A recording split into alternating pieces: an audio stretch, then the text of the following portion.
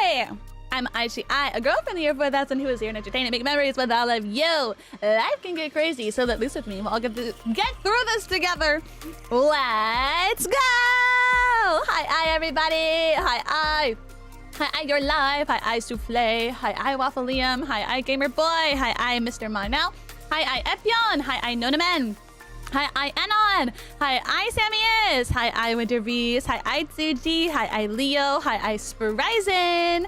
Hi, Lord Penguin. Hi, Tarifa. Hi, Real Rocky Edit. Hi, oh man, what is your name? Your name's in Korean. Please tell me how to pronounce your name. I want to say hi, to you, but hi, let's see, am I missing anyone else? Hi, Reiki. Hi, Direwolf. Hi, Nunaman. Hi, Leo. Hi, Kay. Hi, Kay. Hi, everybody. Welcome in. How's everybody doing? I hope you guys are doing well. Welcome in to the dang heckin' stream, guys. Today is an exciting day. We got lots of fun things planned, and I'm super excited to do all of them with you. Yes. How's everybody doing? I hope you guys are doing well. It is a beautiful weekend. Weekend. Ooh, reverse triathlon. Wait, what is a reverse triathlon? Like, a triathlon, that's when you use a bicycle, right? What is reverse? What does that mean? Chat, help me out here. I don't know. Doing crimes? Okay, I don't think you should do that. What kind of crimes? Is it the kind of crimes where people like them?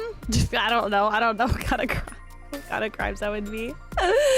Hi, RJ. How's it going? Oh, you go on a 5K run first, then bike riding, then swimming. Oh my god! How are you not dead or literally the Hulk then? Because that's amazing. That is so much. That is so heckin' much. Wow. Glad you do it a little bit better. Yeah, this week has been hard for a lot of people, I feel like. Like, it's pretty crazy. But hey, as long as we're all making do, as long as we're trying to keep our heads up high, that's all that really matters, right? Or at least that's all we can try to do, you know? That's all that we can try to do. Yes. You've been sore for 8 hours? Yep.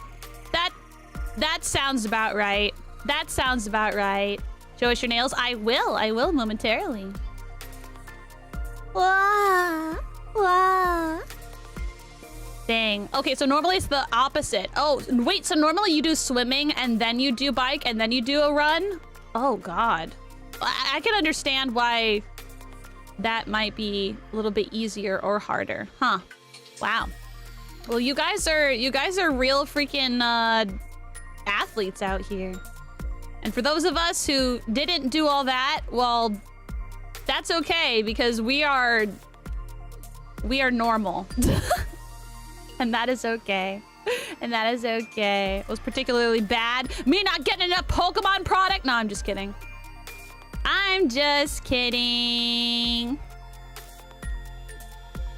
All right, hold on 1 second. I'm grabbing something for you guys. Yeah. Let's see.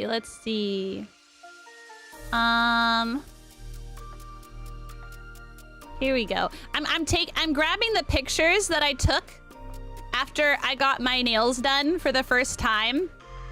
Because I want to show you guys, because my nails grow pretty fast. So my nails grew out just a teensy tiny bit. So I wanted to make sure that I could get you guys pictures right after I had gotten them done. So you guys can see them. Yes. No, your local card shop was broken into and all the Pokemon cards stolen. What the fuck? I hope they catch whatever motherfucker did that, bro. They deserve jail. And no Pokemon for life. No Pokemon for life. God damn, that sucks. That sucks. Chronic pain is terrible. Yeah, it really is. It really is. Also, hi, iProShark, welcome in. Hi, iDoc Retro, welcome in, welcome in. Blah. Okay, cool. I have pictures now. I have pictures. Thank you for waiting. Thank you for waiting. I have some bad, well, not some bad stories, but like some annoying stories to tell about Pokemon. But I'll wait. We'll get the we'll get the good and the bad at the same time, so it doesn't feel like a rough start, you know? It must have been Team Rocket. Oh my god. There was this one video that I saw. It was actually really funny. And it was these two people that came in and they're like, they go to the GameStop, right? And they're like, okay, can we get like one of each or whatever? Right? Also, hi, Ross. How's it going? And they're like, yeah, they're like, or can we get two of each? And they're like, no, you can only get one. And they're like, damn, okay. So then they went home and then they dressed up like Team Rocket. Like they dressed up like, I think, one of them dressed up as like, yeah, like a Team Rocket person. Maybe it was like James or Jesse or something like that. I think the other one dressed up as a Team Rocket person too. Or they dressed up as like Meowth or something like that. It was like really, really ridiculous. It was really, really ridiculous and really freaking funny. And yeah, and then they gave them Pokemon products. And it was great. But yeah, you gotta commit to the bit. Exactly. It was awesome. It was so awesome. Also, hi, TV Gamer. How's it going? Where's the new nail? Where's your patience? I think you left it at home. You ever hear that good things come to those who wait? You ever heard of that? If we just skipped right to the good stuff, then that's instant satisfaction, and then you have nothing else to look forward to. Come on, you gotta have a little bit of patience, my bro. This is a good life lesson. Good life lesson. It would have been funnier if they did the Team Rocket speech too. They definitely did some like silly stuff with it. Like, I forget what it was exactly that they'd said. I honestly, I need to go through like my TikToks again and just like get together a list. Sorry, I'm trying to set up my camera. Get together like a list of like silly TikToks to show you guys. Cause I have so many, you know? All right, there we go. Okay, I'm setting up my camera so that way I can show you guys my nails and also Pokemon and stuff like that. All right, there we go. And then there's this at. Oh, here it is. There we go. Okay, cool stuff. All right, anyway, you have brain rot incoming. Yeah, for sure. All right, guys. So before we begin with everything that we're doing today, I want to tell you guys what we're doing today. So today we're going to be showing off my nails that you guys helped me design on stream, which is very exciting. And yeah, so we're going to be showing that off today. I'll be showing you guys what we designed, and then I'll be showing you guys my actual nails. In fact, I think I have my sketchbook over here. I can show you it, literally. Hold on. Oh, there we go. All right. I got the sketchbook. So, let me show you. All right. So, we have designed my nails on stream the other day. And it was one of my, what's it called? It was one of the streamathon goals that we hit. Yes. And yeah, we designed the nails on stream. And then originally I wasn't going to get my nails done till, I think it was supposed to be like this week or something. But I was able to get them done like the other week because an opening ended up coming up, so I was really excited, so I was able to get them done sooner. So yeah, I'm gonna show you guys what we got. But first, I know I'm just gonna keep putting things off. I want to play, we need some music to play in the background, and so I thought, what better music to play than Deltarune music. Because of course we have to play some Deltarune music. Let's see. Are there like cool music that people have done like covers? Hold on. Deltarune. Wait, I'm gonna get copyright stricken if I if I do Deltarune music. Never mind. Okay, we're not gonna do Deltarune music. We're just gonna do CCC. I forgot about that. Well, it's not that that I can't like do it. Well, actually, no. Actually, it's fine because it just splits the revenue, so that's actually fine. It doesn't like completely take the revenue. Okay, Deltarune, chill music. Here.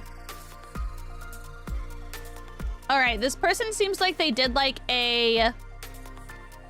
This person seems like they did a lo-fi version. Also, if you hear some background noise, because I have a fan on. I have a fan on because it's warm. All right, there we go. We'll just have this on. Why not? Okay. All right. There we go. It's only ad revenue. There's not a way for supers or bits to be taken by anybody else. Unless they were my former company. Anyway, follow me.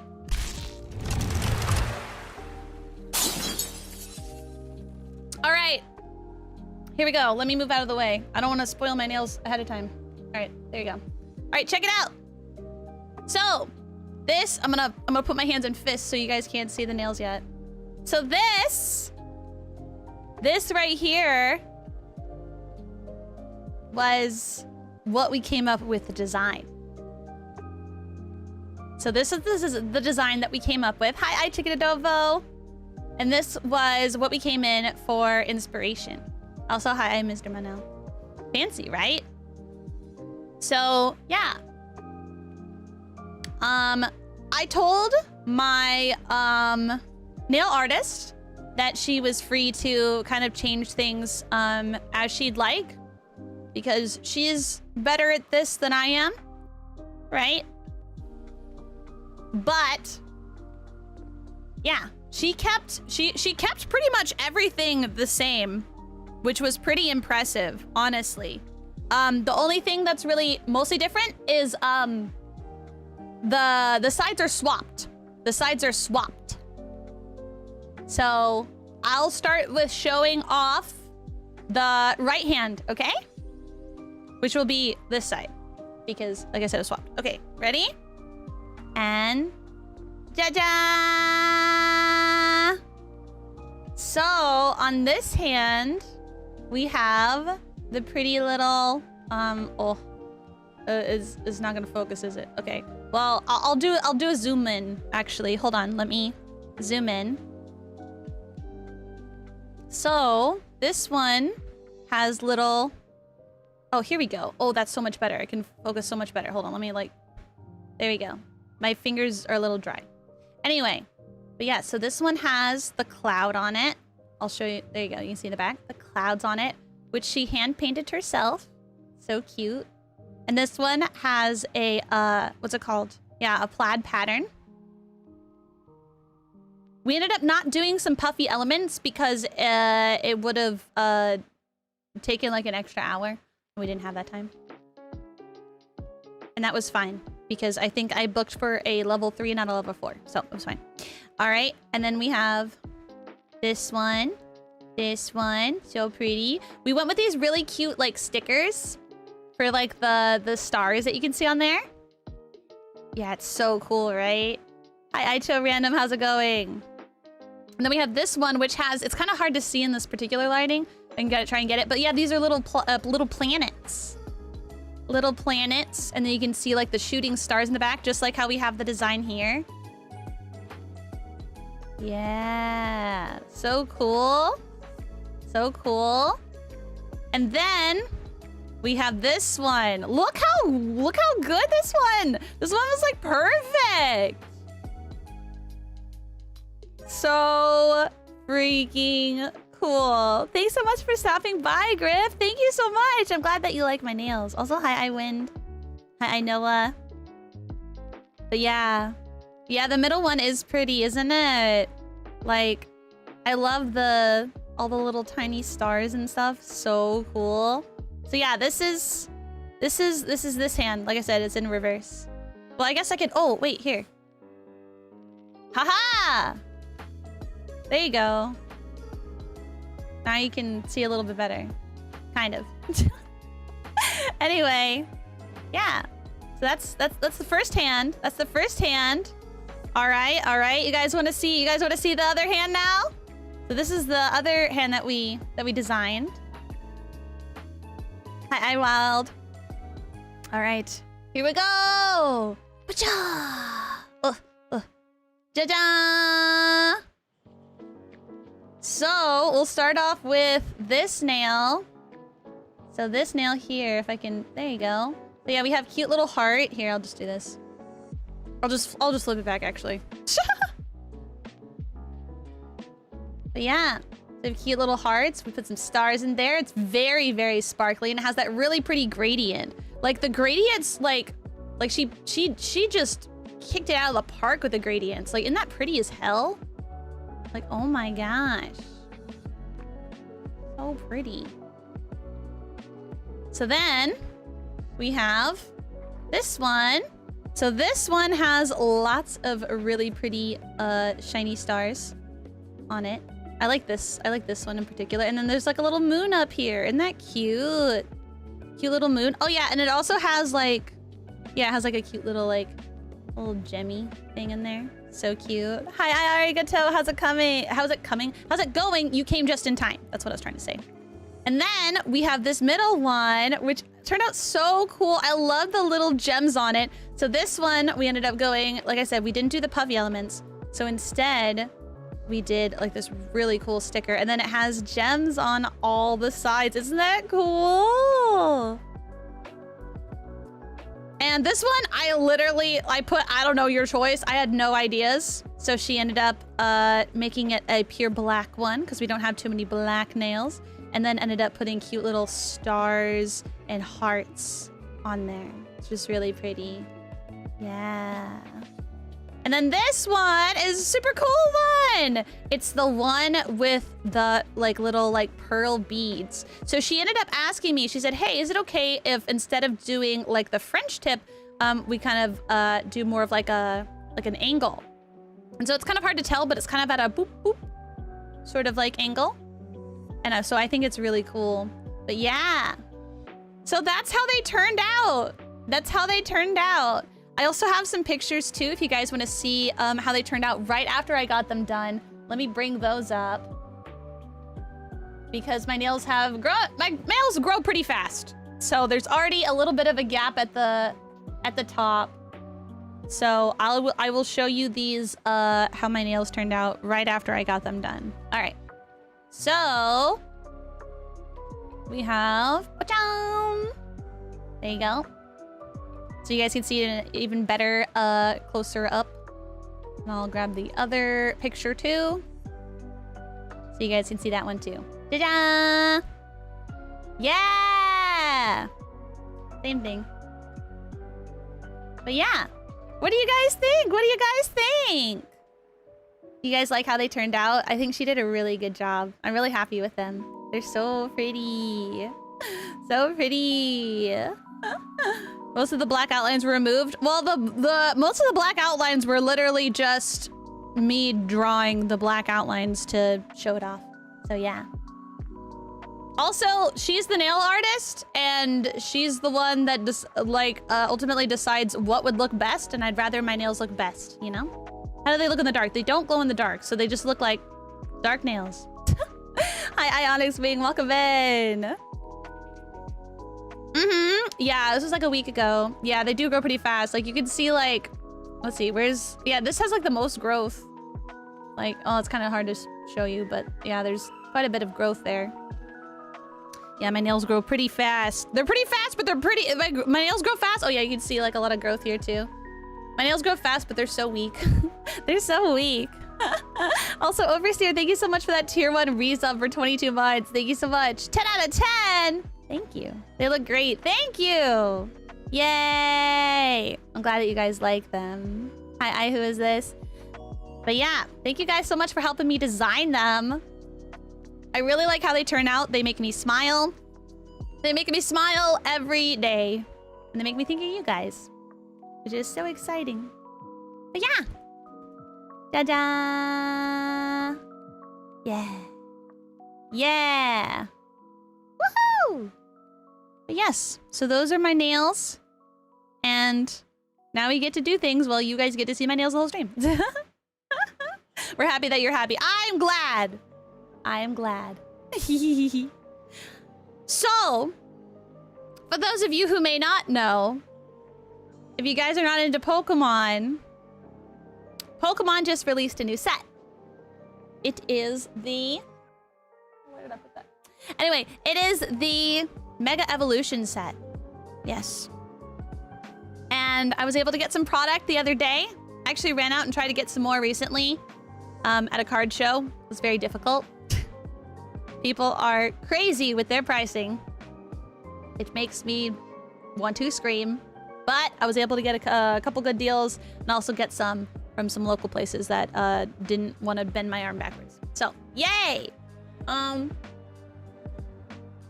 Yeah. I also opened some product before that I want to show you some of my pulls of, but we'll leave that till the very last. Till the very last. MSRP X how much? It's like 2 times to like 15 times right now. A lot of people are selling the ETBs, like the Gardevoir ETB for like 90, which is MSRP 50, and then they're selling like the fucking Lucario one for 110 right now. Again, MSRP is 50.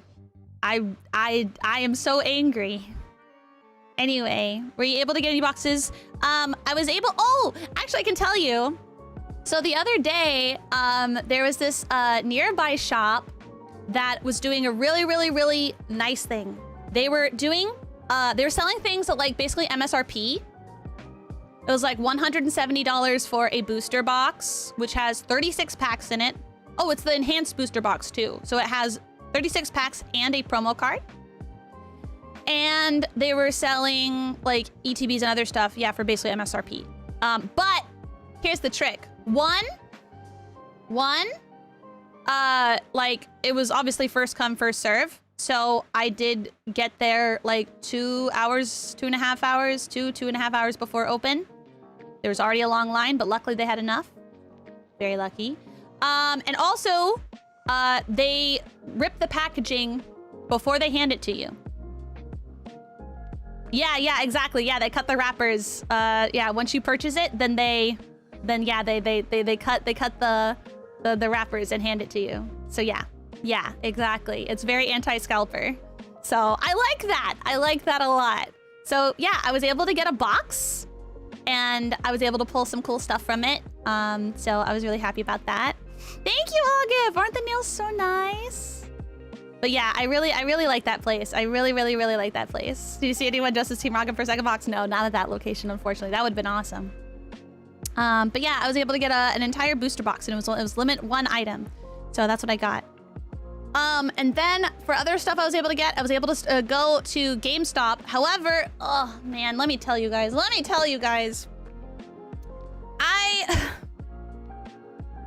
Okay, so here's the thing, chat. Here's the thing. GameStop has it to where you can buy 1 of each item, right? You can buy 1 of each item. Well, for pro members, you get a discount. And pro members, they also have it to where now pro members can get 1 extra item. Now, I thought maybe I'd like that, but actually I don't like it. Because there's a lot of scalpers who are pro members. It also makes the line take a lot longer because there are the associates taking longer to get all of the product out. So I got into a GameStop line that had over 70 people in front of me, and I was there 2.5 hours before open. It took me almost an hour and a half to get to the front of the dang line to finally get something. Yeah, so that was a thing. I was able to get 1 of each ETB. I was able to get 2 tins and then a total of 10 packs. So there's that at least. There's that at least. So I did get stuff. I saved 1 ETB for stream. I opened the other one. I have this ETB. Yeah. I tried to get another one, but yeah. You actually got one? Yes. This GameStop has a large allocation, so they get a lot of product in. And then I also happened to get this. This was sold out in the GameStop line, but I bought this from a vendor this weekend. And then I got this Gardevoir tin. Yeah. And then I got some packs from some local shops, which makes up for the fact that I couldn't get another ETB. I wanted to get another one for you guys. And then I also, one of the shops I went to, I also picked up some Gundam cards. Because they have a Gundam, or sorry, they have a pack like deal. So you get like a free pack if you buy a certain amount, which is really cool. So yeah. Yeah, so we'll open some Gundam too. So yeah. Should you open it? Dude, I don't care about resale value. I don't give a shit. I want to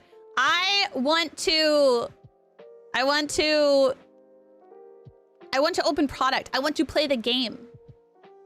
I don't want to make a ton of money. I don't give a shit about that. That's why the hell do you think I opened that Vaporeon box? When I saw the price of that Vaporeon box when I went to a card show like a month later, I was like, that's crazy. It goes for so much. But I don't care about that. I care about the game and I care about the game, and I also care about the cards. Because they're pretty. Yeah. So I'd much rather have the cards in the game than have, I don't know, an extra $50, whatever. Whatever. But anyway, yes. Oh, and I did pick up one more thing. Check this out. Guys, you gotta check this out. Look at this.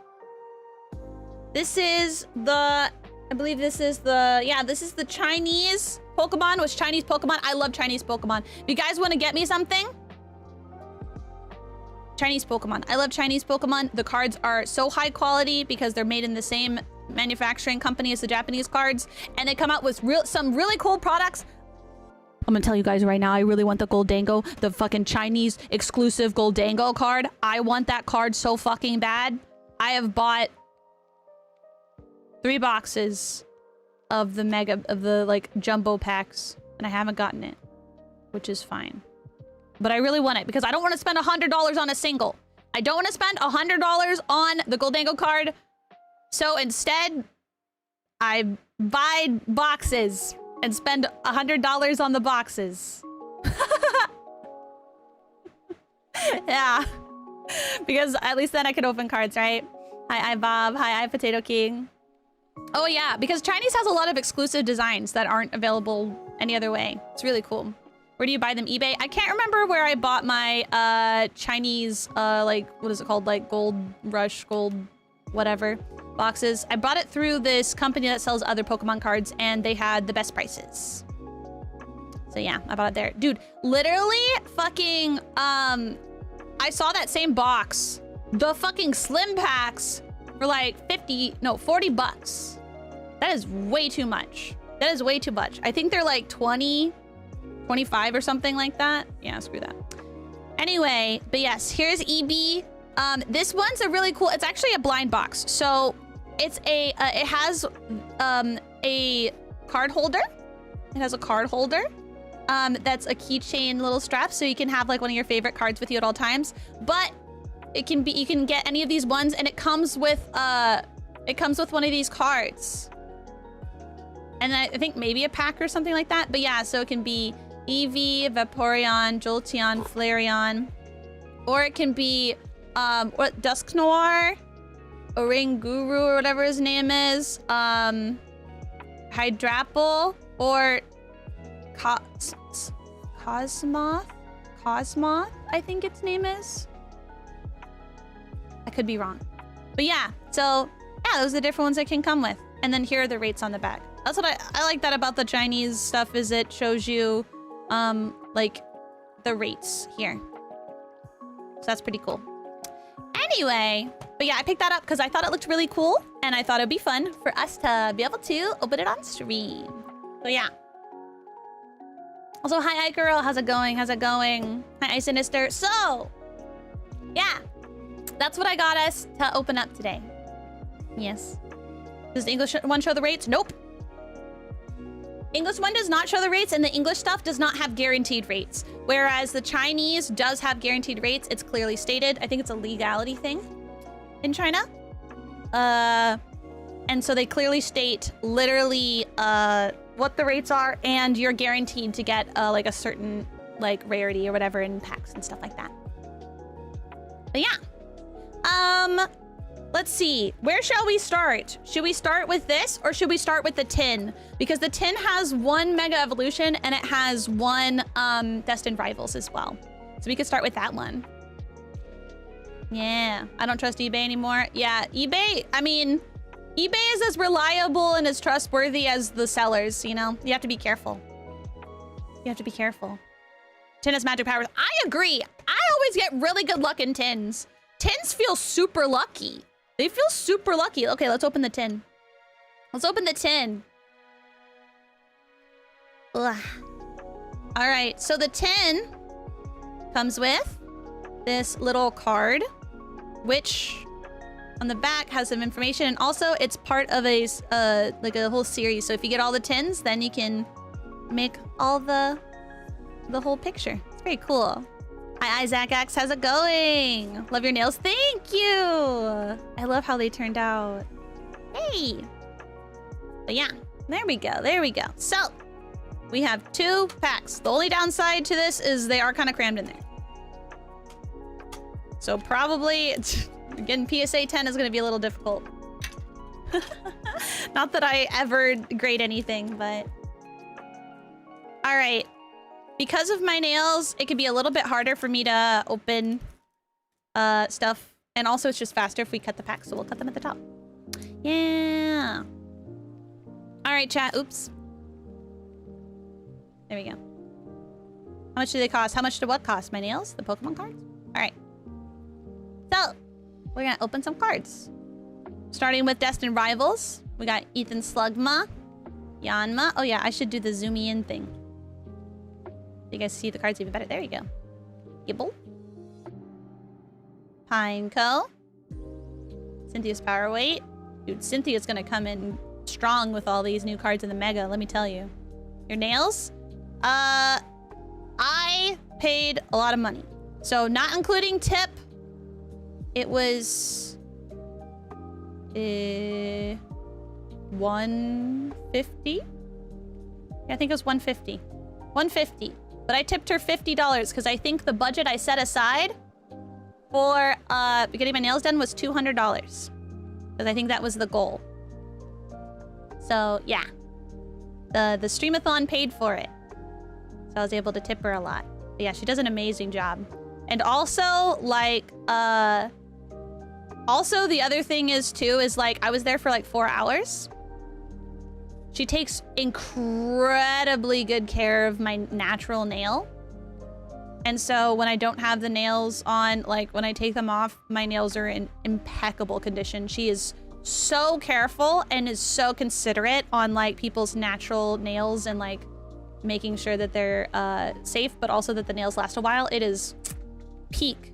She is absolutely fantastic. I'm gonna be really sad that I'm not gonna be able to go to her anymore when I move. I don't know where I'm gonna go to. But yeah, cute nails. Thank you, Sayori. Aren't they? They're so nice. Ah, I love them. I love them. Level 3, level 4. Level 4 costs like just about like $10 more and usually adds on an extra hour of service. And it includes like more puffy elements and like hanging charms and stuff like that. Yeah. All right, we got Arcanine. Okay, we got a reverse hollow Murkrow, reverse hollow Ariana, and an Annihilate. We just need to raise enough money to include the plane ticket to her. Oh my gosh, that would be so expensive. That would be so expensive. You guys are silly. Silly, silly. Take that across the world visit. If she sounds that good, I would too. I mean, to be fair, yeah, I would absolutely take a trip to go see her again and like visit my friends here and stuff like that. I could always do that. Just a big commitment. And expensive. Alright, alright. So, now that we have opened our one Destined Rivals, from now on, it's just Mega. It's just well, and Gundam. Hire full-time and bring her along with you. I don't think that she would like that. She likes traveling and doing her own thing and being an individual and doing lots of different things. I don't think any amount of money would convince her to do that. So, if you guys don't know, instead of having this design, which, let's be honest, is kind of boring, we have this cute Pikachu design now with the logo, the new, well, I guess it's the same logo here, but it's really obvious in the front. So I like this a lot more. I feel like it makes it more obvious what this is for, and also cute Pikachu. The way that they phrased this new one, by the way, the way that they phrased this, like explaining this, kind of looks like they're gonna have different Pokemon over the course of time on these code cards, which is really cool. Yeah, convince? What? I don't make enough money to be able to convince her.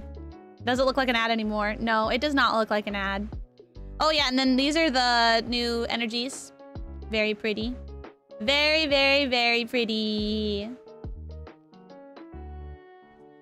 But yeah, but yeah. Dun, dun, dun, dun, dun. Why did you come in my chat and say that you sent me a friend request on Steam? Why would I accept you on Steam? That's weird and has nothing to do with what we're doing. You're weird. All right, anyway. All right, so this is the new set. There's no code anymore. No, there is. Here, do you guys want this code? You can have it. There you go, for you. Ta-da! Yeah, it has a green border on it now. A green border on it now. Curl! You timed out the wrong person! You timed out Waffle Liam. Fix it! You idiot. Poor Waffle Liam. Waffle Liam didn't deserve that. Waffle Liam didn't deserve that. How did you miss, right? How did you miss? The chat moved, uh-huh. Do you even know how to fix it now? Slash unban Waffle Liam. Fix it! Waffle Liam can't talk until you fix it! There we go. Thank you, Shade. At least one of my mods could do something.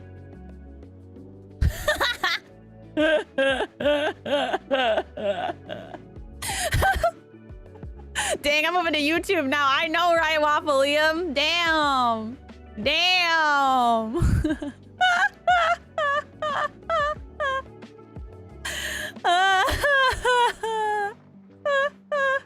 That's so funny. Yes, welcome back, Waffle Liam. All right, anyway.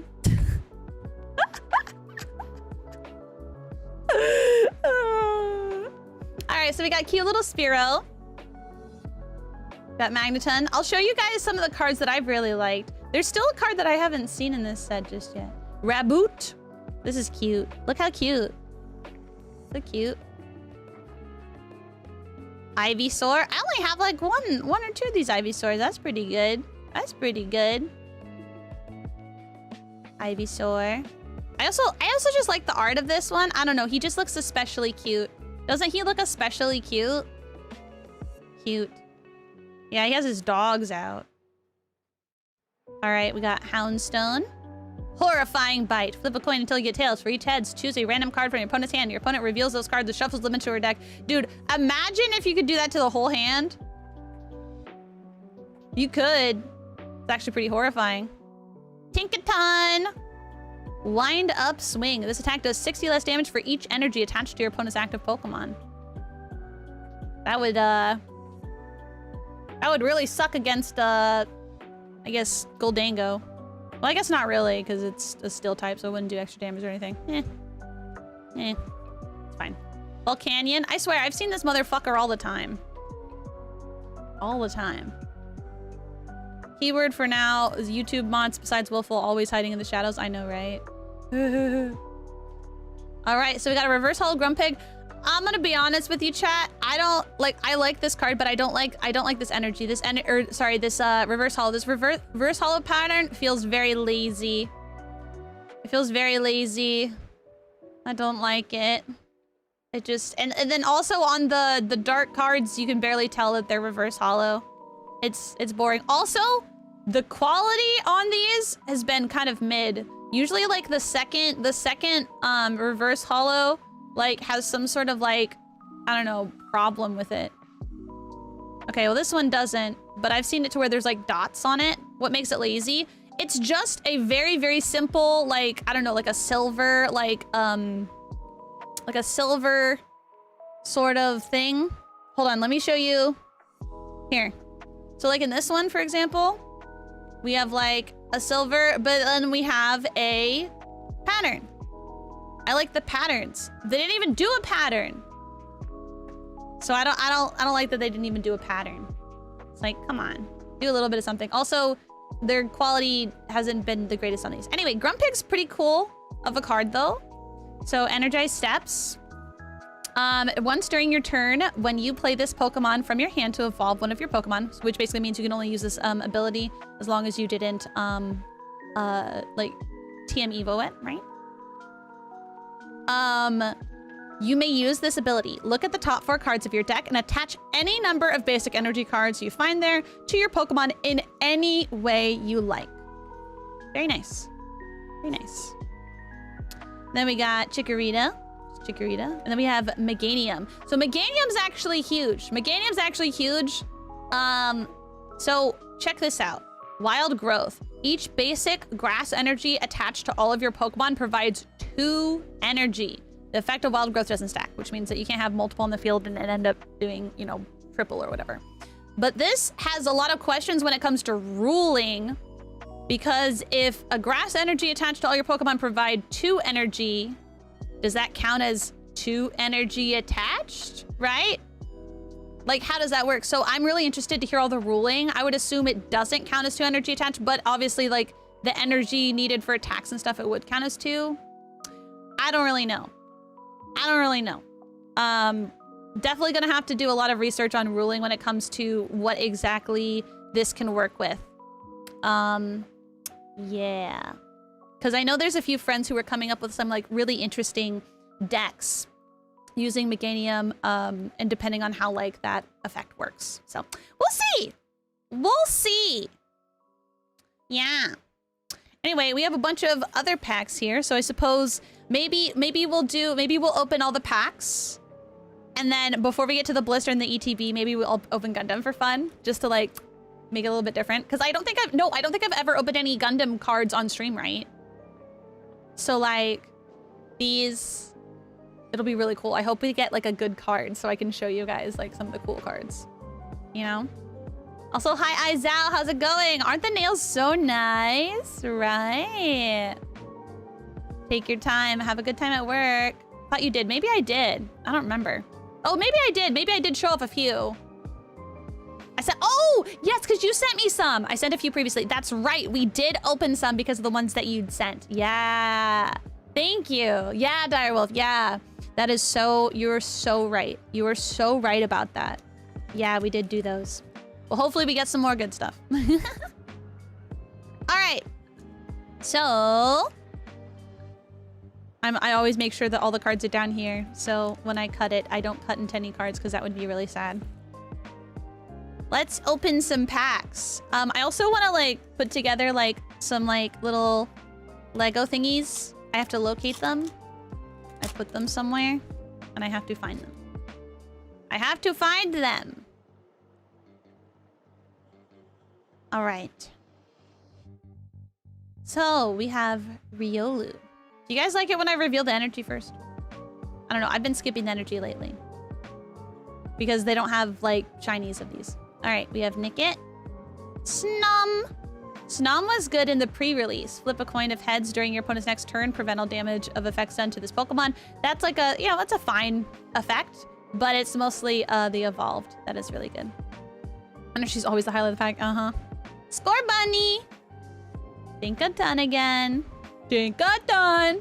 Shiftry. I haven't actually paid attention to this card at all. Flip a coin of heads, choose one of your opponent's Pokemon. Oh yeah, there's a lot of flip a coin things in this new set, which makes me all the more want to build a stupid like deck where there's a lot of like luck involved. Dude, I should open up TCG live after this, and I can show you like this stupid deck that I made that's Goldango, but with Chansey. Like the Chanseys that if they're a prize card. Like it's so stupid. I love it. Alright, anyway, flip a coin of heads, choose one of your opponent's Pokemon to shuffle that Pokemon and all attached cards into their deck. That's just fucked up. Perplex your opponent's active Pokemon's not confused. 100 attack. Boss's orders. This was a huge relief to people who play Pokemon. This renewed boss's orders, even though we kind of figured that it would, because the other boss's orders was going out because it was labeled G, but this one they renewed it as I, so we're good. We're good.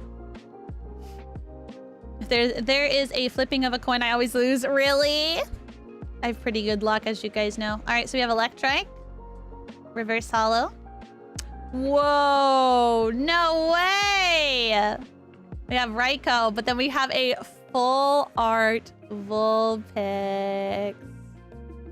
This is so cozy. This is so cozy. Aww, look at it. The way you were saying Tinkaton sounded like how Jack Black says chicken jockey. Yes, that was on purpose. Thank you for noticing. I can't believe you noticed. That's awesome.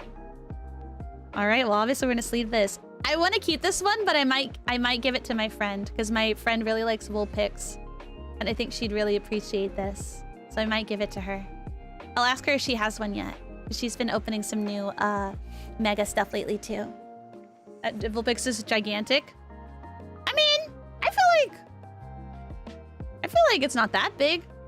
I mean, Vulpix is basically like a little fox wolfy guy, you know? Always imagine a puppy size. I mean, to be fair, Pokemon does say that like, Pokemon sizes vary. So it could be really small, but it could be bigger, you know? You know? Could be perspective. Maybe, it looks a little too close for it to be perspective. Especially with the angle and everything like that. I don't know.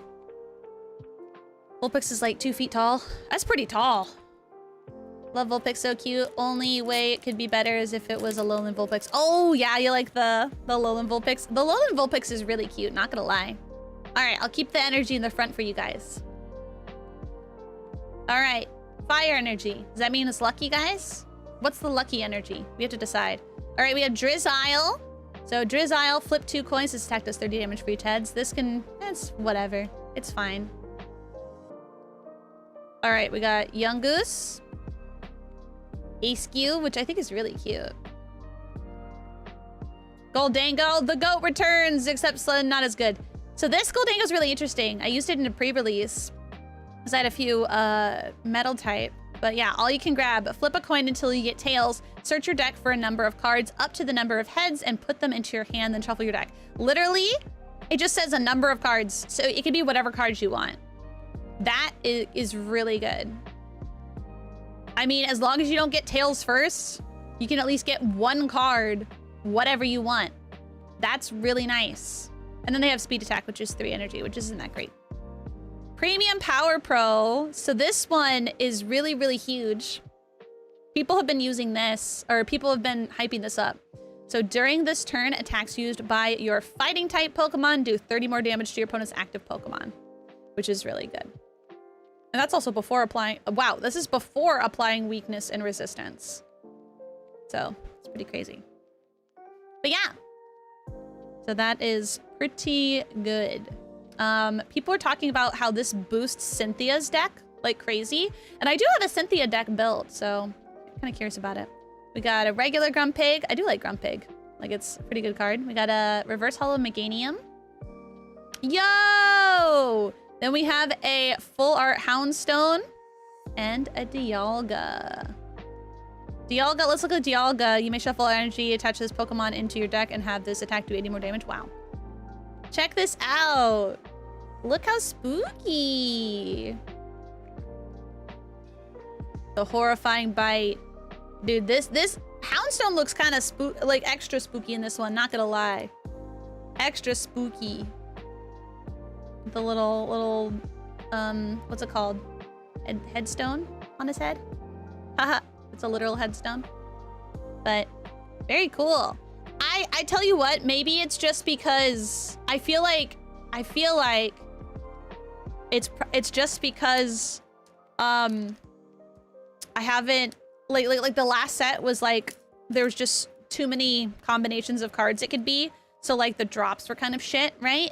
The face is scary, but I feel like Mega has a way better drop rate. Like I've been getting way more like satisfying drops out of Mega, honestly. At least that's just how I feel personally. All right, so we have a Dark Riolu. Vulpix. This Vulpix art is so cute. They have a really cute Pachirisu art as well in this set. Yeah. Tinkatuff. C-Dot. Garganical. I think this guy does something interesting. Attacks used. Oh yeah. Attacks used by your fighting type Pokemon do 30 more damage to your opponent's active Pokemon. Yeah, so it's kind of like it's like what's it called? Cynthia. Dude, what if you use this and you used Roserade and you use, that would be way too much. Then she'd just be doing a bajillion things of damage. All right, we got the Mega Signal. Search your deck for a Mega Evolution Pokemon EX, reveal it, and put it into your hand. And shuffle your deck. That can be really good if you are running Mega Evolution. I don't know if I'm gonna run any. We'll see. I feel like they're kind of just more of a liability than anything. Hi, iCabs. Welcome in, welcome in. All right. Shedinja. Oh yeah, this one. Fragile Husk. If this Pokemon is knocked out by damage from an attack from your Pokemon's EX, opponent's Pokemon EX, your opponent can't take any prize cards for it. So yeah, if it's knocked out by damage from an attack, yeah, they don't take any prize cards when they kill this guy. Yeah. Damage beat is also interesting. This attack does 20 damage for each damage counter on your opponent's active Pokemon. Yeah, the Shedinja is really cute. I really do think so. Did you literally hunt down those booster packs boxes like crazy? I tried to get a good deal on them, and it is pretty difficult to get that, that's for sure. I ended up going to some local places to get the packs for an okay price. But the ETB that I got, I waited like a total of like 3 to 4 hours in line at GameStop for it. Early in the morning. All right, we have a reverse holo boss's orders. Very cool. A reverse holo Frosmoth. Okay, so the Frosmoth is really interesting. This was a card that was in the, what's it called? It was in the build-in battles for pre-release. And so it has Chilling Wings. This attack does 20 damage to each of your opponent's Pokemon. Don't apply resistance and weakness for bench Pokemon. Your opponent's active Pokemon is now asleep. So yeah, it does 20 damage to literally everybody on your opponent's side of the field. Everybody. And then it makes your opponent's active Pokemon asleep, which can be really nice. Be really nice. Hi, Ayoko. Why not just have a Shedinja only deck? Because it is an evolution Pokemon, so you can't just have that. All right, we got Cinderace. So this was huge in the pre-release format for the build and battle as well, because check out its ability. If this Pokemon is in your hand when you're setting up to play, so when you first draw your hand and you're going to go set up the board, you may put it face down in the active spot. So basically, even though it's a stage 2 Pokemon, which would normally take 2 evolutions, you can just have it to where it only takes 1. And that's pretty, or literally it takes 0, not 1, 0. But yeah, that can be really, really good. Turbo Flare, search your deck for up to 3 basic energy cards and attach them to the bench Pokemon in any way you like. That is also really good at starting the game off really strong. So yeah, Cinderace can be a good staple in probably a lot of stuff, honestly. Yeah. The dreaded holiday shopping, the one where shoppers are camping outside stores. Oh yeah. I do love turn 0 cards, right? It's nice. It's nice. My name is not Aiza, but I do voice act a girl named Aiza. I am not role-playing as a girl named Aiza. I'd also appreciate if you not role-play in my chat too. Kinda cringe, not gonna lie. But also, cringe culture is dead, so live your truth. Just kind of weird champ here. All right. We have a Steel-type Pokemon. Or what? Steel-type energy. Yeah, the Cinderace might be meta. Yeah, it's pretty cool. Yeah, in defense mode. Face down. Well, that's what you do at the beginning of a Pokemon game. Is you do, you place the card face down. And then once the board is set up for both people, then you flip it over. Yeah. Yeah. All right. Got a Spearow. I'll just put it here. Magneton. Raboot. Oh, this is the same order that other pack was in. All right. Ivysaur. Stonejourner. Oh yeah, or Stonejourner. This is the unevolution of that other one. Stony Kick. This attack also does 20 damage to one of your opponent's bench Pokemon. So it does 20 active and 22 benched. And then Boundless Power. During your next turn, this Pokemon can't use attacks. Wow, can't use attacks. Just can't use attacks in general. Bye. But anyway, it does 140. Also, that retreat cost sucks too. All right, then we have Lily's Determination. This is a very important card for the new set. People have been kind of talking about how it's like the new Iono, but better. So it works similar to Iono, except it doesn't affect the other player. So it says, no, actually it's just better in almost every way. It's better in almost every way. So Iono, what Iono does is Iono has it to where both you and your opponent shuffle their hand and then put it at the bottom of your deck and then draw the amount of cards that is equal to the amount of prize cards you have remaining. So if you are really late in the game, you might only have like one prize card because you're winning, so you might only draw one, so that can kind of suck. But Lily's Determination is different. It only affects you, and there's another benefit. So it says shuffle your hand into your deck. So it doesn't go to the bottom. All your cards get mixed up, which can be a good thing or a bad thing, depending if you didn't want those cards, because you can always get them again. Then draw 6 cards. So you're automatically going to draw 6 cards, which is the most amount of cards that you could draw if you were, had 6 prize cards remaining. If you have exactly 6 prize cards remaining, so if you have, if you're behind in the game, you have 6 prize cards remaining, or perhaps it's the beginning of the game and you want to have a fresh new hand, you draw 8 cards instead. You draw 8 cards instead. This is a huge, if you are taking your first turn but you're going second, this is huge. If you get this in your hand and you use all the cards in your hand, boom, baby. You can get a fresh new hand. It's awesome. It's awesome. So yeah, Lily's Determination is kind of fucking huge. Very, very important card right now. Oh, Celebi. Celebi is also really cool. Hi, Brian. So Celebi's a card that you could get in, what's it called? The Build and Battle. Yeah, the Build and Battle. And I'll show you what it does. So Traverse Time. Search your deck for up to 3 in any combination of Grass-type Pokemon and Stadium cards. Reveal them and put them into your hand. So for 1 energy, yeah, you can get 3 cards in your hand. That's good for like a Meganium, and I'm sure plenty of other stuff too. Including you get a Stadium card, like what the heck? What the heck? But yeah, pretty good, Celebi. I've heard good things about this card. I think it was. Anyway, this is a reverse holo Xerneas, I think is how it's pronounced. So we have Geogate. Search your deck for up to 3 basic Psychic-type Pokemon and put them onto your bench. That's pretty huge. And then Bright Horns, which is 3 energy. During your turn, next turn, this Pokemon can't use Bright Horns, so it does 120 damage for 3. But that could be really good for setting up your board for like Guardy or anything else, honestly. But yeah. Yeah, this is the reverse holo thing. Then we have Onyx.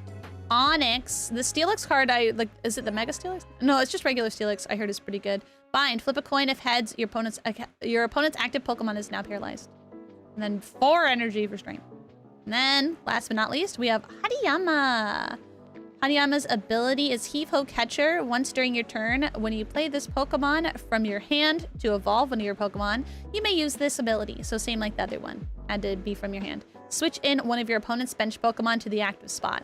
So basically it works as like a, what's it called? A boss or a counter catcher.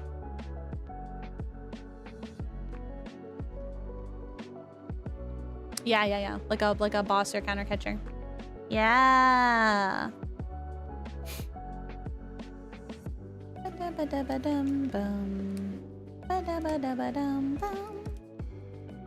Or maybe a free retreat. No, because it's only your opponent's bench Pokemon. Hi, Isaac. Welcome in. All right. Oh, let me turn it the right side. Hi, IOP. How's it going? Welcome in. Welcome in. All right. All right, let's see what we got. Come on. I don't know what I was hoping for, but we have fighting energy. All right, so we have Ultra Ball. Ultra Ball's also been renewed. I kind of expected that, but we don't have to worry about this one going out. This has been renewed with the new eye in the corner. Ultra Ball, Jinx. Is it Jinx? Oh, well, this one can be pretty good. So it's a basic. For 2 energy, this attack does 30 more damage for each energy attached to your opponent's active Pokemon. So that can be pretty good if there's like a shit ton on there. So that can just kind of stack up pretty easily. We got an Onyx, a Skew, Product, Cutting Repost. If this Pokemon has any damage counters on it, this attack can be used for... Huh? What? What does that mean? Oh, for like a single one? So it says if this Pokemon has any damage counters on it, this attack can be used for Dark Energy. I assume that means just 1 Dark Energy instead of 3. I think that's how it's phrased. Forgot to ask, did you check out the new megas for ZA? No, I keep forgetting. Also, thanks, G-Titan. I'm glad you like my nails. Didn't they turn out so cool? All right. Then we have Mystery Garden. This is the new stadium. So once during each player's turn, that player may discard an energy card from their hand in order to draw cards until they have as many cards in their hand as they have psychic Pokemon in play. So this is a card that actually a lot of people were confused about at first. Hi, Art Games, welcome in. So what it means is, say you have 3 psychic Pokemon on the field. That means that if you don't have 3 cards in your hand, you can draw up until you have 3 cards. Some people were confused by this during the pre-release and thought that it meant that they could draw 3 cards if they had 3 there, but no, you can, like, it depends on what's in your hand and what's on the field. That's psychic type, but yeah. It can be good, but I don't really know a use case for it personally. Hi, DK Line, welcome in. Oh, Soul Rock. Okay, Soul Rock?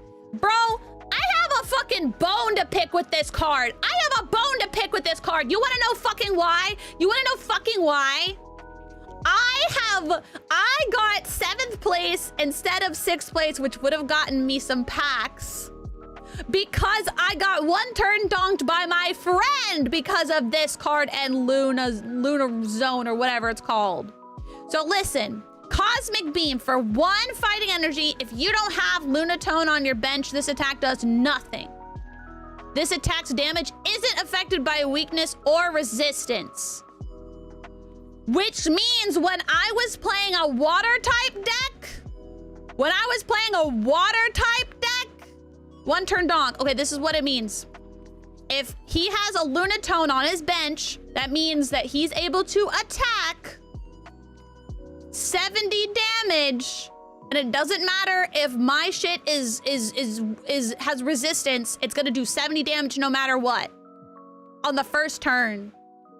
Guess what a lot of Pokemon's like starting HP is? 70. So if I only have 1 Pokemon on the field and it's a 70 HP Pokemon and they're able to get Lunatone and Soul Rock out, I'd lose. That happened twice from the same person! The same person killed me twice because of that! Ah! I literally started like screaming and yelling about it. Not in a mean way, but I started screaming and yelling about it at the pre-release, and all of our friends were laughing. We're plotting payback yet every day. Friend did you dirty, I know, right? At least my friend got like 6th in that first one, so they got packs, so that's cool. But yeah. So screw Soul Rock. You know? Yeah. How long are you going on this stream? I don't know, probably like at least a couple hours. But yeah, so fuck Soul Rock, but also pretty good. Pretty good. You know? Also, it's like a fighting type, and there's a lot of like support fighting cards now. So that's pretty good. And then we have Latios. I haven't actually paid attention to this. Let's see. So Latios, Lustrous Assist ability. Once during your turn, when your Mega Latios EX, so it supports Latios, moves from your bench to the active spot, you may use this ability. Move any amount of energy from your bench Pokemon to your active Pokemon. So it's a way to like build up. It's a way to build up the Latias. Very cool. We got another reverse hollow Chikorita and a Kyogre. So this Kyogre has Riptide. This attack does 20 damage for each basic water type energy in your discard pile. Then shuffle those cards into your deck. Oh, interesting. You have beautiful hands? Of course I fucking do. Look at them. They're so beautiful. Swirling Waves, discard 2 energy from this Pokemon. And okay, I can see how that kind of works with itself. Okay. Interesting. All right. Wasn't a Kyogre that was worth 50 when super trash? Yeah, there was a very particular Kyogre card that I had gotten from an eBay listing. Or not eBay listing, a Goodwill auction that was worth a lot. It's a very valued card. All right, we're starting off with a water type energy. I don't know, with water, I feel like I get good luck with water. All right, we got Shroodle, Energy Switch, which is good to see Energy Switch coming in again. You have Pikachu. I have so many Pikachus. Heliolisk. We have Corphish. We got Ninjask. Cast Off Shell. Once during your turn, when you play this Pokemon from your hand to evolve one of your Pokemon, you may use this ability. Search your deck for a Shedinja and put it onto your bench. Then shuffle your deck. What? Oh, interesting. So the Shedinja is the evolved from this guy. So you just get to skip evolving and you just get to put the Shedinja for free on your bench. And that was the card that had it to where it couldn't be knocked out. Like, or if it was knocked out, it was like your opponent doesn't take prize cards. That's crazy. That's crazy. Marshadow, Shadowy Sidekick. If your opponent's Pokemon is knocked out by damage from this attack, during your opponent's next turn, prevent all damage from and effects of attacks done to this Pokemon. Damn, so you just stay there. Shit, okay. Fighting Gong, here we go. Here's another fighting support type. Yeah, fighting really comes in hard in this set, you know? Search your deck for a basic fighting type energy card or a basic fighting type Pokemon. This is how my friend got out Lunatone. Reveal it and put it into your hand, then shuffle your deck. Yeah, it's really good. Got Riolu. Reverse Hollow, that is. And Reverse Hollow Makuhita. And oh, there you go. We got the evolved. We got Hariyama. There we go.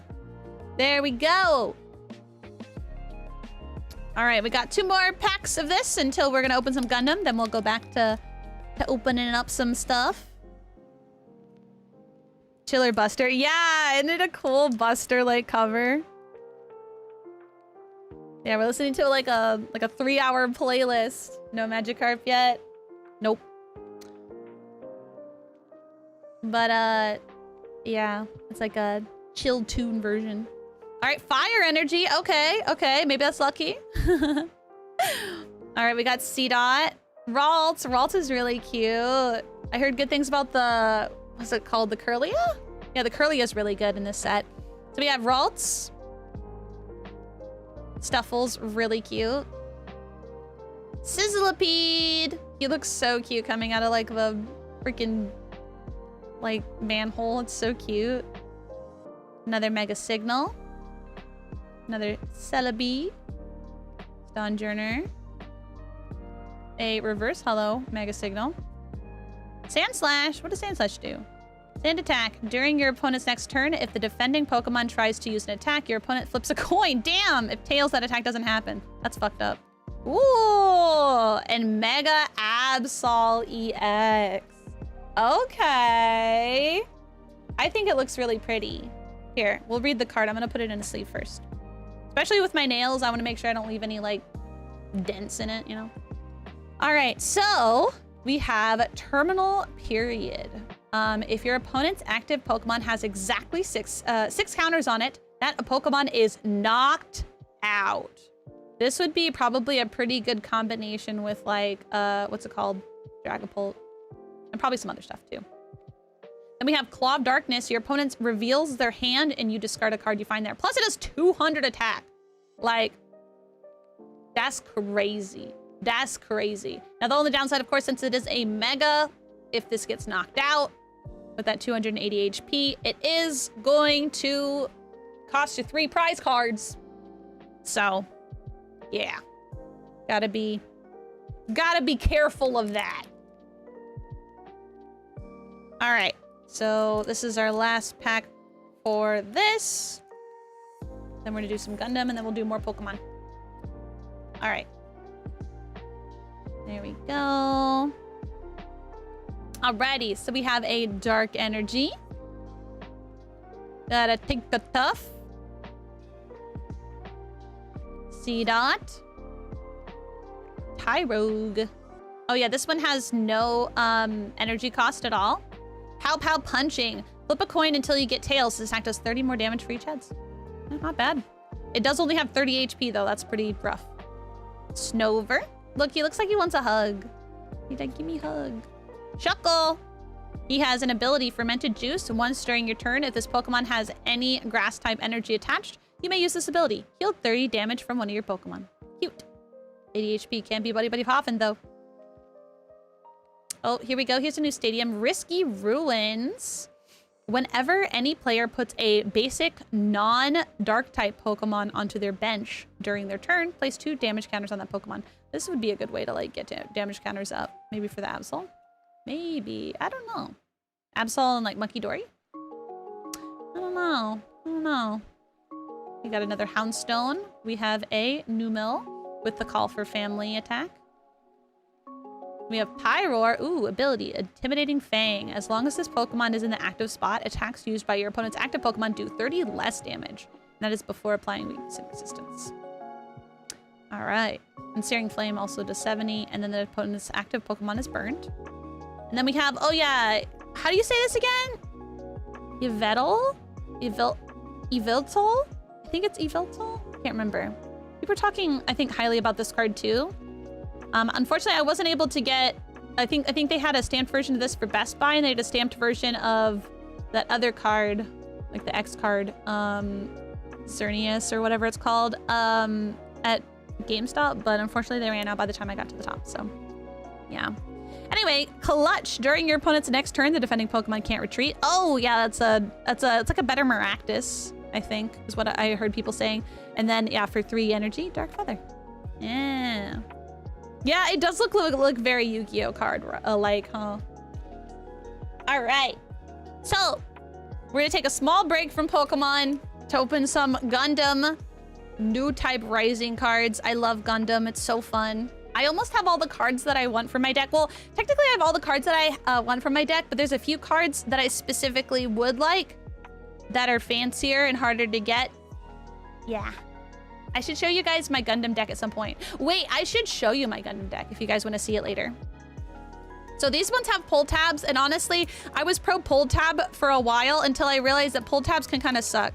Because like, if I want to be careful of the cards on the side, like, it can be really difficult to get the pull tab just right.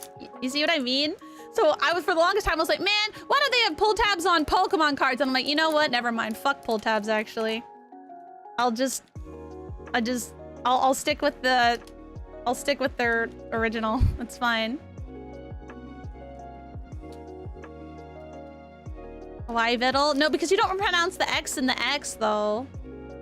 So I don't think it's Y. Alright, so full times are good till they catch a card quarter. I know exactly, and that's what I'm always afraid of. Oh, horizontal pull tab. Oh, Evelto. Oh, Evelto. But yeah, I love the Gundam card game. So let's see what we get. So, okay, you know what? I'm gonna try and pronounce these and you guys can cook me, okay? So we got Yodam Kirks with Assault on Torrington Base. Zuot? I don't know. That's what I'm assuming. I don't know how to pronounce some of these Gundams. We got Dirka Elfman. He looks like a fucking fuckboy. We got Gundam. The RX-782.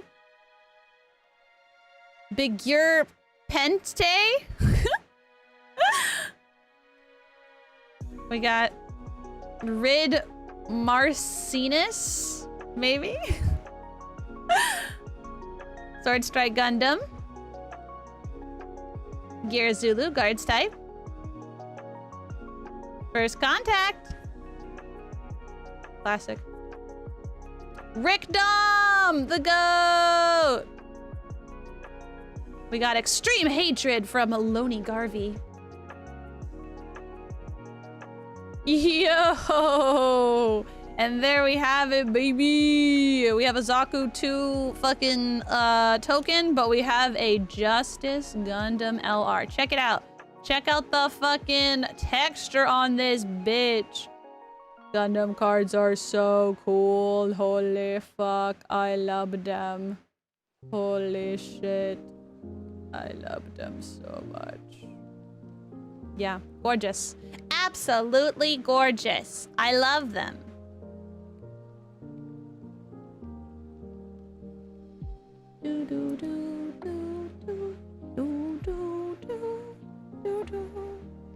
All right. I'm cutting it. I ain't doing this. I can't wait for the second booster packs to come out. Comes out October? Yeah, October. The new starter deck just came out, but Bandai shorted a lot of people. They didn't have enough product for everyone, so who knows when I'm gonna ever get a fucking starter deck for that one. They have new purple cards now. Introduced a new color. Bandai Classic. Yeah, that's what I hear. I hear it's very Bandai Classic. Like, come on, man. Come on, man. Get your shit together. Get your shit together, Bandai. Here, I'll just keep the pile of cards here. Oh well. Oh well. All right, Demi Garrison. We have Stark Jagan, or Yagan maybe? Sometimes J's are pronounced like Y's. Gallus K. Goof. Goof. I think I've heard people say goof. My Sora only got enough to run an event. Dude, some people didn't even get enough to run an event. Isn't that crazy? I think some people got shorted like everything. But yeah, that makes sense that you only got enough. The store that I usually go to play, they didn't get it in time, or maybe they did get it in time for the launch, but they only had enough to run a future event they're gonna do, so alas. All right, path to victory or defeat. Duos Leo, Xeno, Michaelis, probably Michaelis. We got Bonner Lynx, Gyaradoga, heavy arm type. Need to get my hands on these cards. Yeah, are you tempted, Damien? Are you super tempted? So we have a Duo Maxwell. This is the holo. Bandai isn't great at supplying products for their games. No, they are not. And then, oh my god, we got another LR. We have a Buster Gundam, which, as you can see, is fucking awesome. Like, look at this. So cool. I got a Buster Gundam LR Plus the other day, and it has like, it literally has the words like Buster in the corner, and it's so fucking cool. So fucking cool. And then we got ourselves another token. So cool. My Gundam luck is still cracked. Given that Gundam Wing was my intro to Max and Gundam, I need them. Oh my god. And I think Gundam Wing is one of the most sought after cards right now, I think. Gundam Wing like has a pretty high amount of people wanting to get their hands on those. So good luck, buddy. Good luck, buddy. All right. Here we go. We got G Sky Easy. We got good old Dop. We got M1 Ashtray. I'm just kidding, Astray. Mining Asteroid Plow. Rizal, I guess. Strike Gundam. G Sky was Easy was my name in high school. Yeah. What did it stand for? Go on. We have Guljaturk. Was actually just finished the ability of the Tall Geese the other day too. Nice! Dude, the Tall Geese tokens are fucking rough. Oh my gosh, guess what, guys? Guess what? I played in a like a local tournament for Gundam, and I got second place. I got second place with my deck. I want to show you guys my Gundam deck. I think it's pretty good. I think it's pretty good. But yeah, I got beat. But the guy that beat me, he was pretty good, and we ended up kind of like essentially replaying like the last turn, even though I gave him well, obviously he earned the win. But he was like, you could have played that differently, and he like went and explained how I could have done it differently, and I really appreciated it, because the sequencing of Gundam is a little hard because I don't have like phases really. Basically, you could do everything in your main phase, and so sequencing can be a little difficult for me sometimes. I wonder if you have the same colors as mine. I run red and green. Cracked. I'm trying my best. I think I have a pretty strong deck. My deck is definitely glass cannon. Glass cannon for sure, but that's, you guys know me. That's my method of playing. All right, we got, I don't know how to say this guy's names. Isaac Jewel, maybe? You're my worst matchup. Oh, really? What do you run? Blockers are pretty annoying with my deck, but I do have a lot of ways to deal with them. I have a lot of good ways to deal with them. All right. Ooh, I like this one. A Show of Resolve. Guljaturk again. We have good old Gian. Then we have Legao. Lego? I think it's Lego. Yeah, I run Xeon and Neo Xeon, red and green. I'm playing green-white, so my only out is Wing 0 to wipe the board, but that takes like 7 turns. Okay, but I did have a hard time against that kind of deck, though. I did go against like a green-white deck where they did clear the board. And it didn't clear the board, but it got rid of a lot. It got rid of all but I think 1 or 2 of my units, but yeah, it was so deep into the game at that point that I could bring out anything I wanted. So yeah, that is a little rough because it does take 7 turns. Unless you have a way to get more resources, you should, can you put those cards that get you more EX resources? Isn't one of those like a white card? But maybe I'm thinking of blue. I don't have it memorized yet. Anyway, we have Recede's orders. Recede Kurama. G-Sky Easy. Side 7. Dop. Pervert Operative. This is Shadiq Zanelli. I have a few, but I lack blockers since I didn't get one of the starter decks. Ah, yeah, that's rough. Yeah. With the way the game works, like, you pretty much have to own 2 of every single starter decks if you want to play whatever deck you want. Have you played the game Gundam? I only play the TCG for Gundam. All right, we have Elon Saris, Enhanced Person number 4. Chong Wufei, Midair Modifications. Gundam Heavy Arms. Darabald, I think. I'm excited for the 00 cards to hit in January. Gundam Sandrock. And Choo Choo's Demi Trainer. And oh my god! I'm so happy! I want this so bad! The Sharzaku C+ fucking resource! Oh my god! I was just accepting that that 2 of the packs I got had LRs and 2 of them just had regular rares, and here I am. This is literally perfect for my deck. I don't have any of the C pluses of the Sharzaku resources. I just have the regular ones. And I've been wanting to trade for these. Oh, I'm so happy. I'm gonna put this right in my deck. Ah, I'm so happy, you guys. I could get nothing in the rest of these Pokemon like packs and I wouldn't even mind. I got the baby. I'm so happy. Yay. Yeah, it has a bunch of texture on it. It's really fucking cool. Like, look at that. It's so awesome. Zaku's pretty cool. Oh. I need to try to pre-order the 00 stuff. Yeah, do it. I want to see if GameStop will do pre-orders for them. I know they did pre-orders for the packs, but we'll see. I'm so happy. Wow, I'm so happy. I'm putting this here. Yes. Oh, so happy. Ah! What a good day. What a good day. Yay! All right. Well, back to Pokemon, you guys. Back to Pokemon. Wow. All right, let me open up this blister. I have to be careful how I open it so I don't damage anything. Blech. Or I can just open the back and not actually look. Great. God damn it. I gotta be careful of like the promo card too. I can use my scissors, but it's gonna be risky. Oh, here, I'll just do this.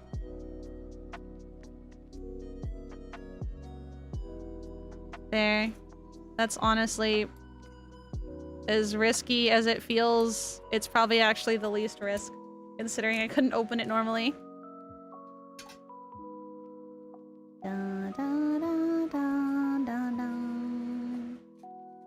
There we go. Nice. I'm currently opening my box of Mega, and a coworker came in and nabbed a pack and immediately opened a Mega Absol, which is her favorite Pokemon. Let's go! That's so lucky! Let's go! Let me know what you get for the Mega.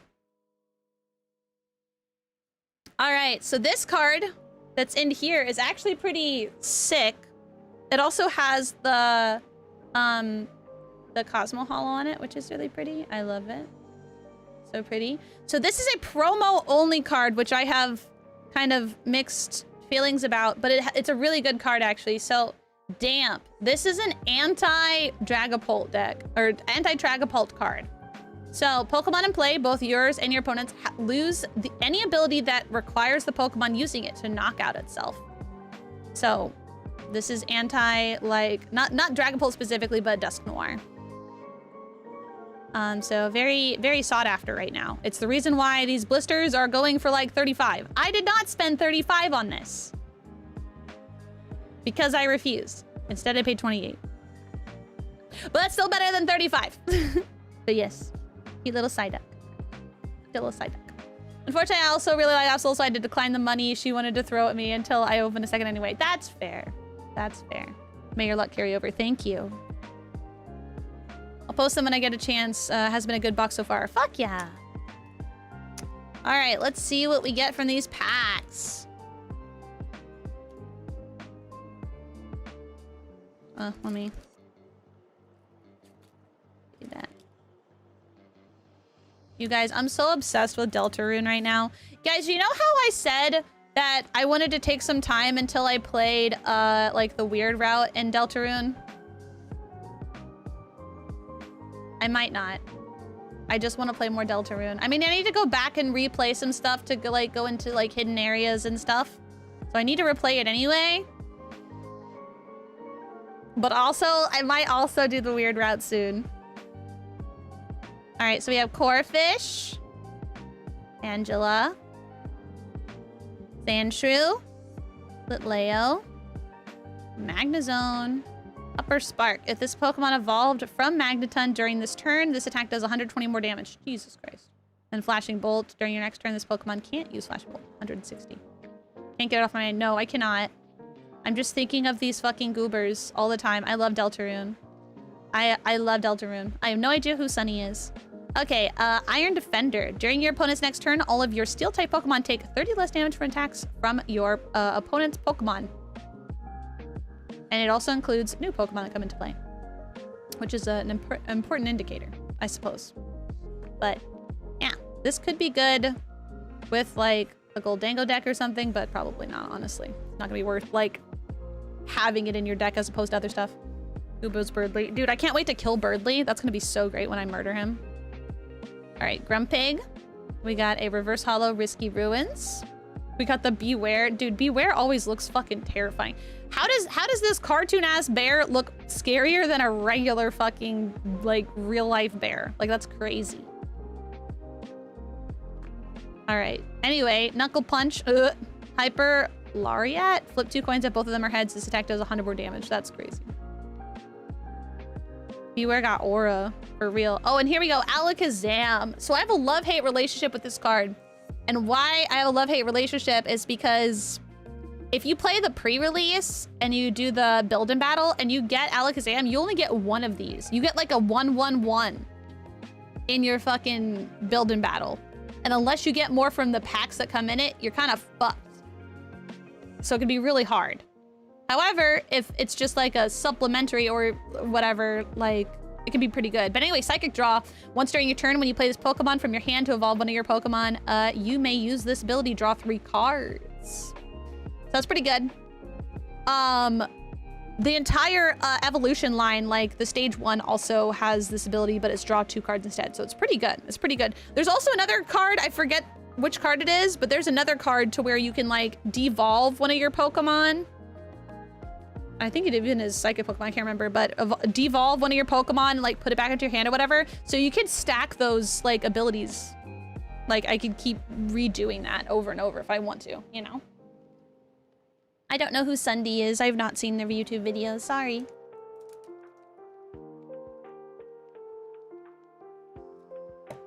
Woo!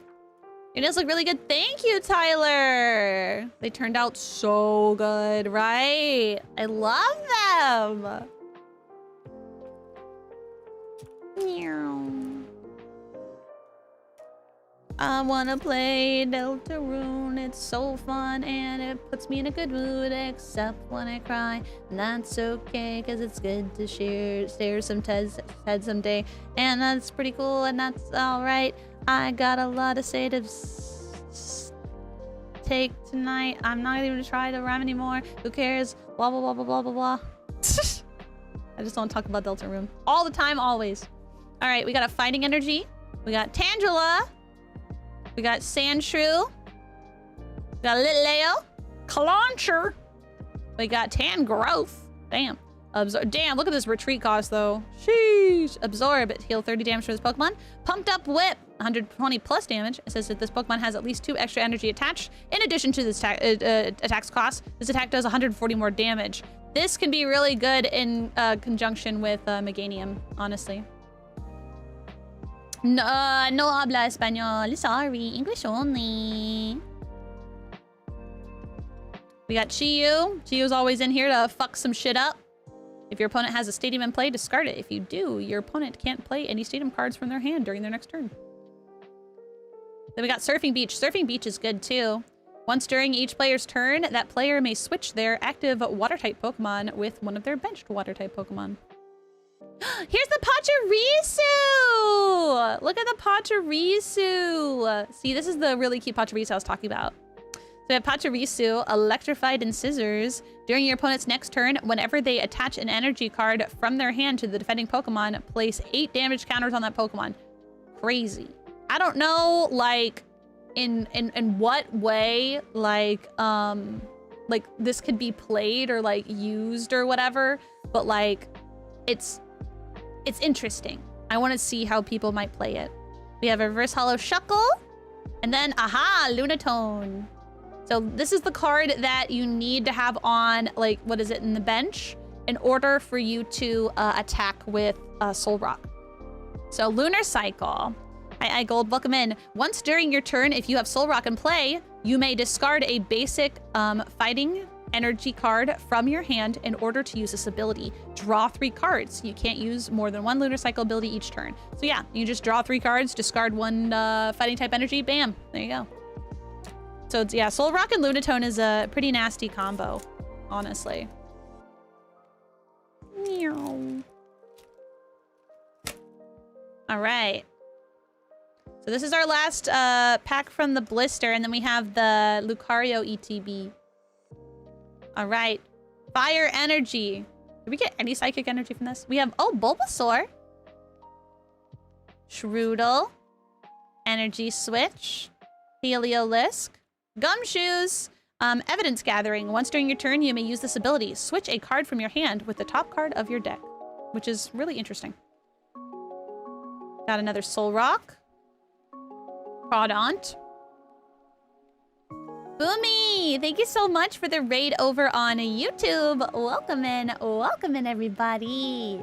I hope you guys are having a good time, and hopefully you had a good time in Boomy's stream. Welcome in. Hi, I am Aishii Ai. I'm a girl from the year 4000 who is here to entertain and make memories with all of you. Life can get crazy, so let loose with me. We'll all get through this together. Welcome in, welcome in. Hi, I guys. We're just revealing my nails, and we're also opening some Pokemon cards. I can show you guys.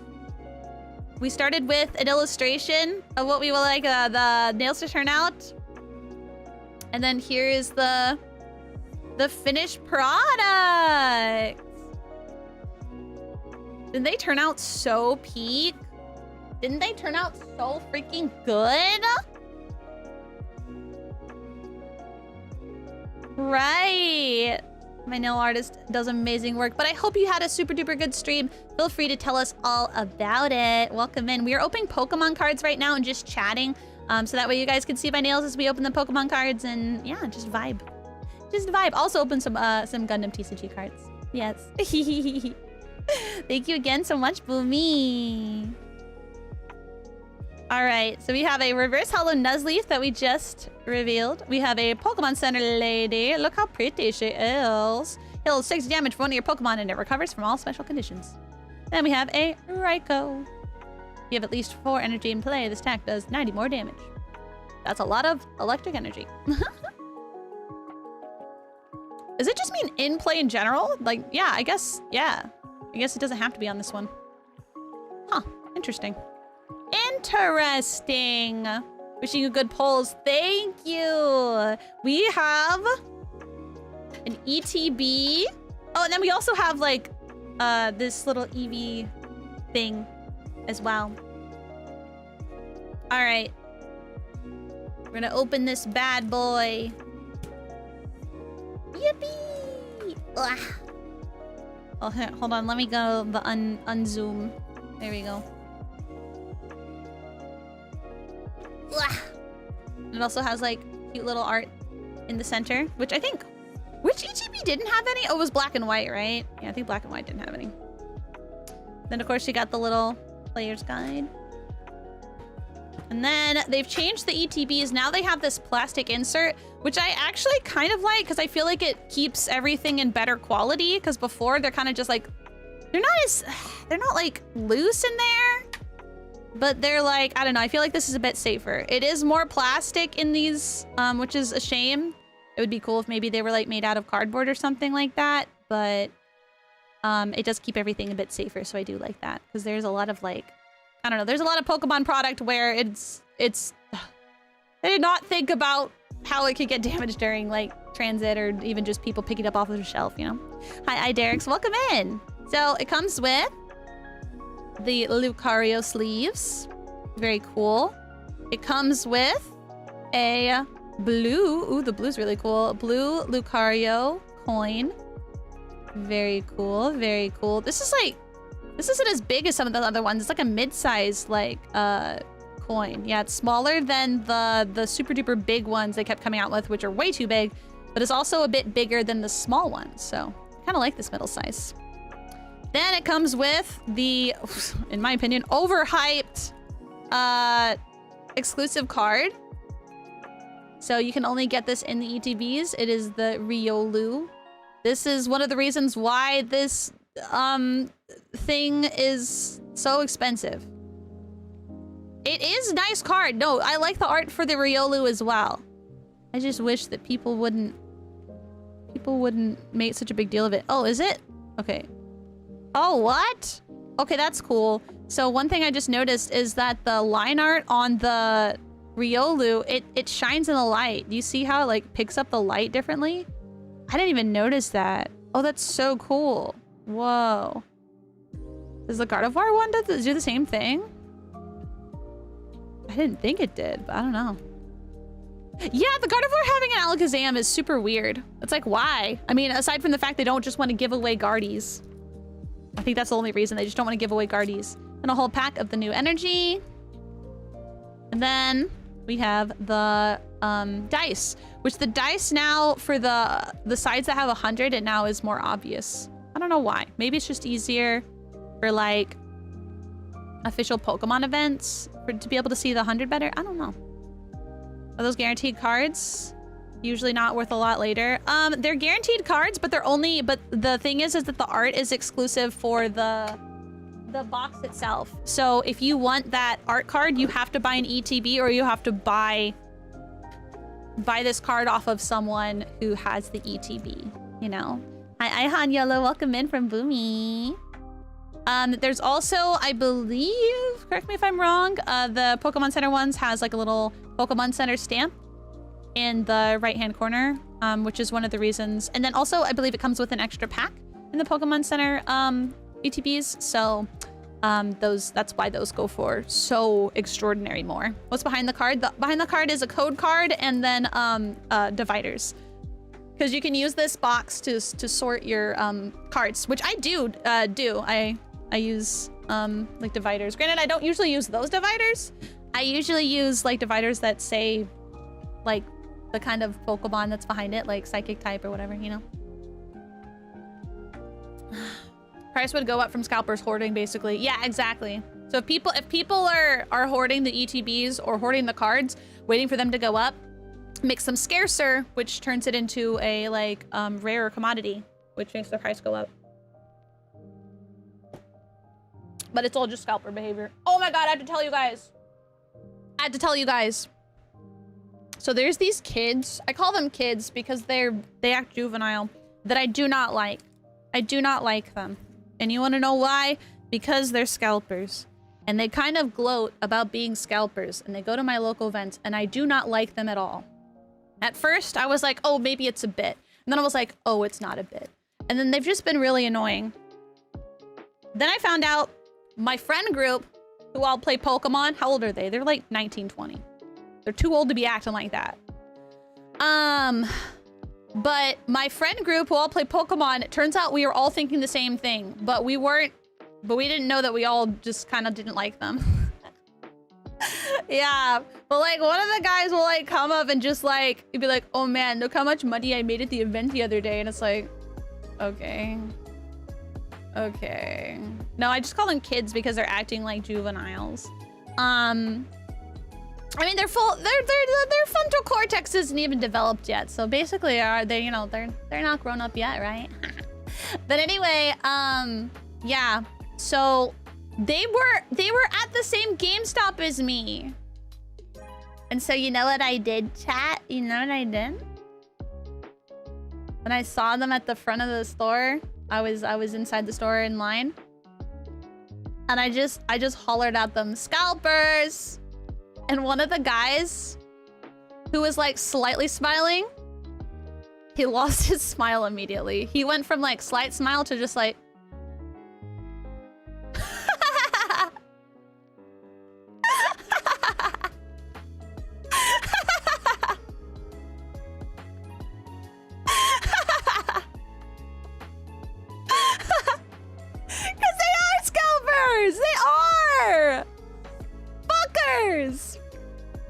I don't feel bad. If you're scalping, then you know what? You have to own it. You have to own it. You know? They get kicked out or something? No, but I did hear from another GameStop associate that if the associates know that people are in fact scalping, they can refuse to sell them anything. So all I'm saying is, I do chat. I do chat with the manager of that GameStop store occasionally. So, could potentially get them banned from that store. From being able to buy anything. Just saying. Just saying. Nah, it's okay. I move in a month. I move in a month. If they piss me off, then maybe I will. Do unto others as you want to be treated. If I was being a fucking scalper asshole, I'd want what's coming to me too. Anyway.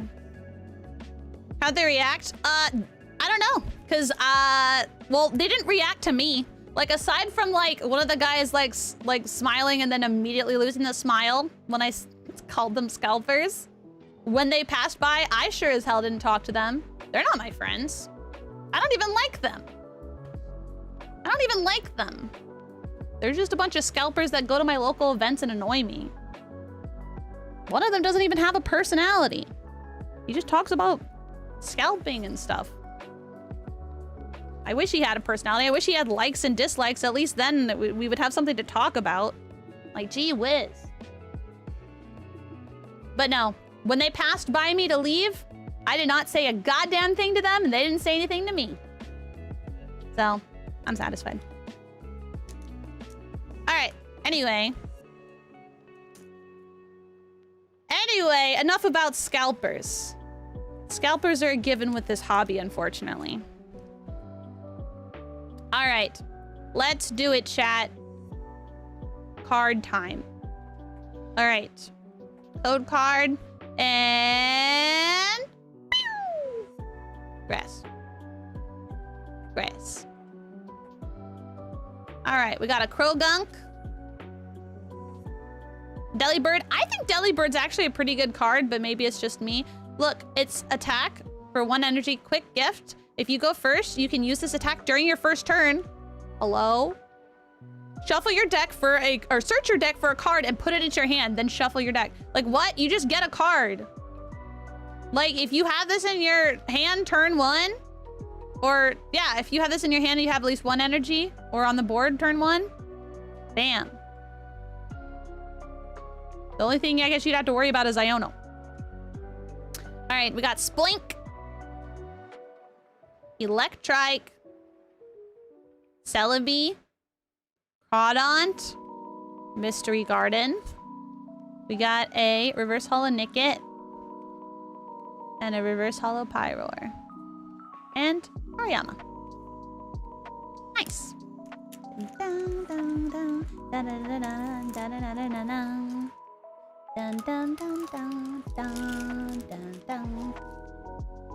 All right, here we go.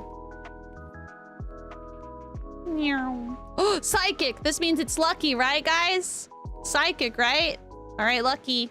Young Goose, Tangela, Clauncher, Pachirisu, Shiftry, Boss's Orders, Stonjourner, Sparrow.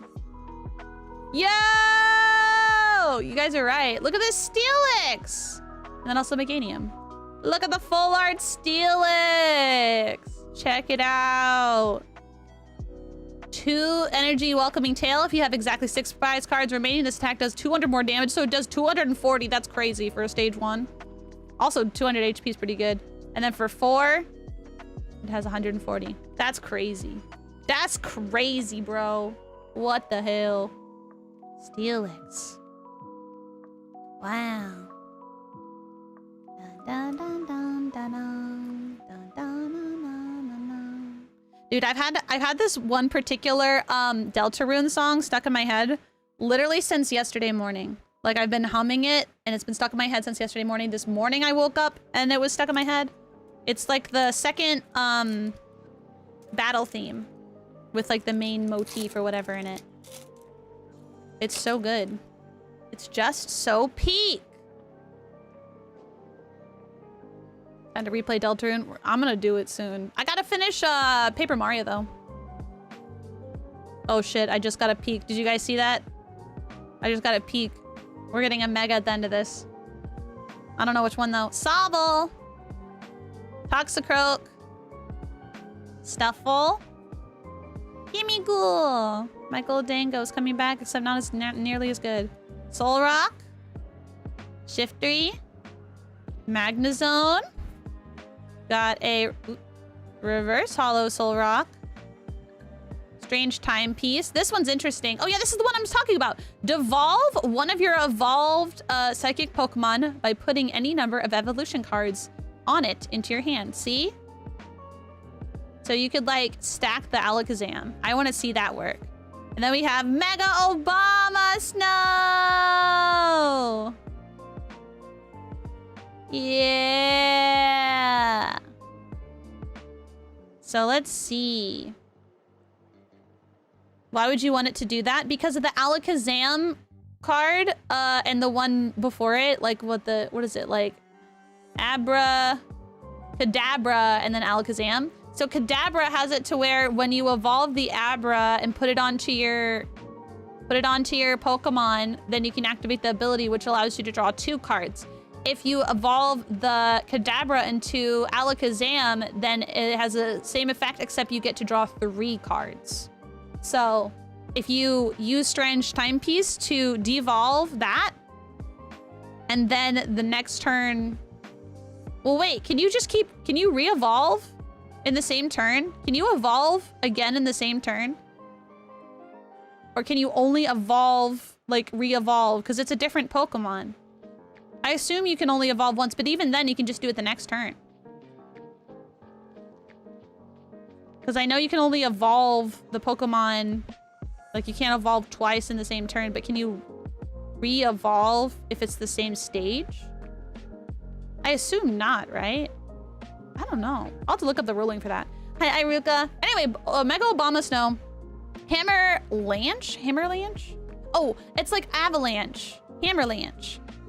Discard the top 6 cards of your deck, and this attack does 100 damage for each basic water energy that you discarded in this way. Oh, so you can kind of like pair that up with that other card that has to do with like putting cards from your discard pile back into your deck. Oh, so that's what this is meant to work with. Okay. And then Frost Barrier. During your opponent's next turn, this Pokemon takes 30 less damage from attacks. And yeah, 200 damage, but then that 100x. Yeah, okay, Bombasnow is pretty crazy. Also with that 350 HP, it is gonna stay alive for a pretty long time. So up to 600 damage? Yes, up to 600 damage.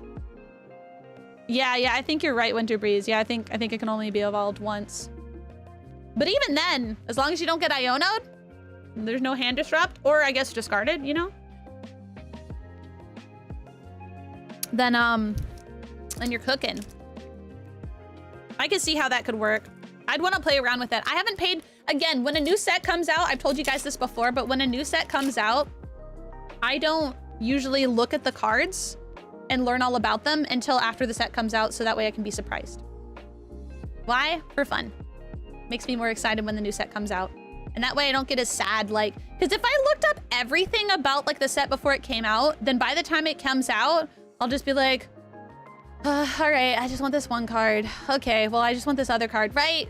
And then like, okay, now I can finally build these decks, right? I'd rather like continue to learn and like appreciate little things as they come, because I feel like I'm the kind of person that if I don't appreciate the little things as they come, then I'm gonna grow tired of it, and then it's more likely that I'll feel a bit selfish, right? I'll just like want those things. But if I make it more of like a fun journey by making the unboxing experience exciting, not looking up exactly all the card, art in advance, then I'll be surprised and like, be able to learn a bunch over the course of time instead of having it all just like immediately available to me, Yeah, as long as I'm not a pro. Yeah, if you're a pro player, no, you should be looking things up sooner than later, because the new stuff from the set is going to be active by the time there's like regionals and stuff like that. So you do have to be on top of it. But at that point, yeah, you should probably already be learning about the cards by the time it comes out in Japan. But for a casual player like myself, yeah, I like to kind of take my time, So I wouldn't know if we told lies about the set. No, I just wouldn't believe you. Specifically you. I get to a point where I can shred a box of cards in a few minutes and only look for money and the few cards I want. See, I don't want to ever get to that point. Because I know that I could get to that point if I allowed myself. You know what I mean? If I allowed myself to get to the point where like I'm only looking for certain cards and I'm only opening to get those certain cards, one, I'm an idiot because if I want certain cards, I'd save way more money by just going out and buying singles. Really, guys, if you want certain cards, just buy singles. But if you enjoy the process of like opening cards and stuff like that, and you can find enjoyment in that, like do that. You know, do that. If there's certain cards that I need for a deck, I will absolutely like trade with my friends to get them, right? Otherwise, I'll buy singles. But usually there's not certain cards that I usually need. Usually, I needed those Genesects, but I was able to get pull one, and then my friend gave me the other one that she got, so I was happy, you know? Does Pokemon have a draft format? Kind of, they're build and battles. That's how I learned, that's what honestly got me super duper hooked into Pokemon was after the pre-release. So the pre-release tournaments that they do, they are a pre-release, so you can only get the cards from like certain game stores that are like basically like Pokemon approved stores basically. So they get the product in early, and what it is a build and battle set. So it comes with a base deck that has like the same cards, like for example, there was one base deck that had Meganium and a few other cards, another one that had like the Inteleon, and like another one that had Alakazam, and then another one had that like Lunatone and Solrock, right? And so they have a bunch of like base cards in there that are pretty good. So the deck is pretty good by itself, like against other decks like that. But then you get, what is it, 3 or 4 packs in the build and battle box. And so then that's how you do the draft. And so you get to choose whatever cards you want from that and play with it. There are no limits to how many cards you can have of the same like Pokemon or type of card because of the draft format. And you only get 4 prize cards as opposed to 6 prize cards. So yeah. That is the best way that I've learned about stuff from a new set, and it also makes me really excited to play because I'm playing with people that, like, I would say like at least half of them or more don't know the new cards in the set. And I play, when I do the pre-release, I often play with people who also like don't normally play a lot of Pokemon or haven't played in a long time and are either just getting back into it or just really wanted to play at the event for fun, and they only play pre-releases. Otherwise they just, you know, they collect and they keep to themselves. And so it's a really fun experience. I highly, highly, highly recommend when the new set comes out, like Phantasmal Flames, see about playing at a pre-release.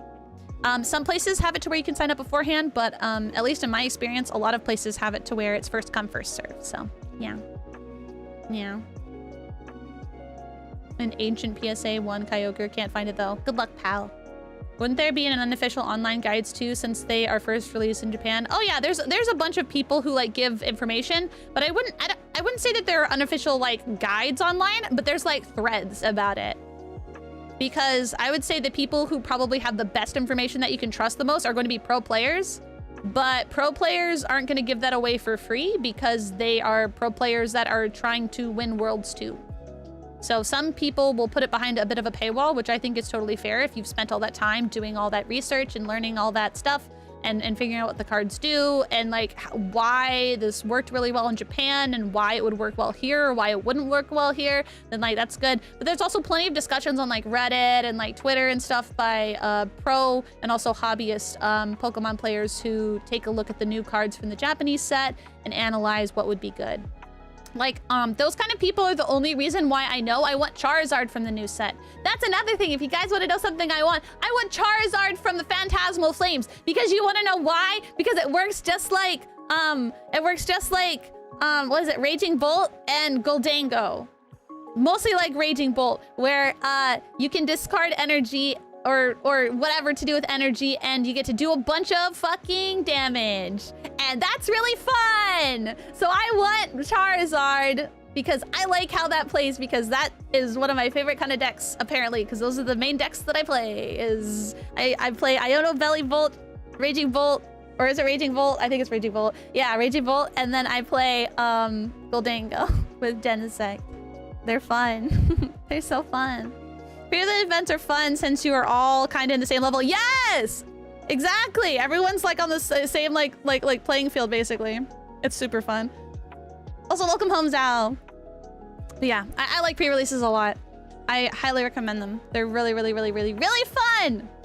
Alright, what is it? Graphii? Is this guy me? This guy looks terrible.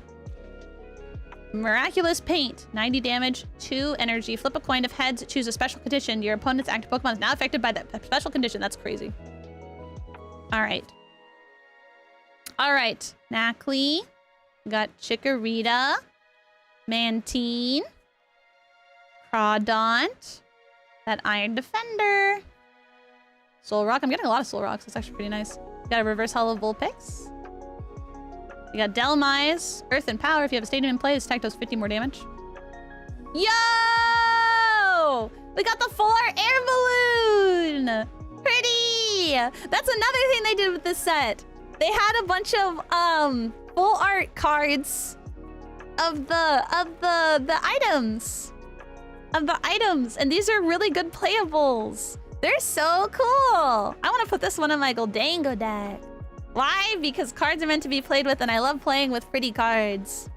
Yay! Yeah. 99 red blues. What are you guys talking about? What reference are you making? I don't understand. Yippee! I'm so happy. I don't understand. It's a song. You just need 98 more. Yeah, I don't know the reference. I don't know the reference. Da, da, da, dun, dun, dun, dun. All right, we have Electric Energy, Sizzlipede, Nuzleaf, Sandslash, Abra, Wally's Companion. Heal all damage from one of your Mega Evolution Pokemon EX. If you healed any damage this way, put all energy attached to that Pokemon into your hand. So it's a pretty good card. I mean, you do lose all the energy on that, but it's fine. There's enough ways to get energy back, to be honest. All right, Pyroar. We got Executor. Oh yeah, what is it? Doesn't this guy do something interesting? During your opponent's next turn, this Pokemon takes 30 less damage from attacks, and then Stomping Wood. This.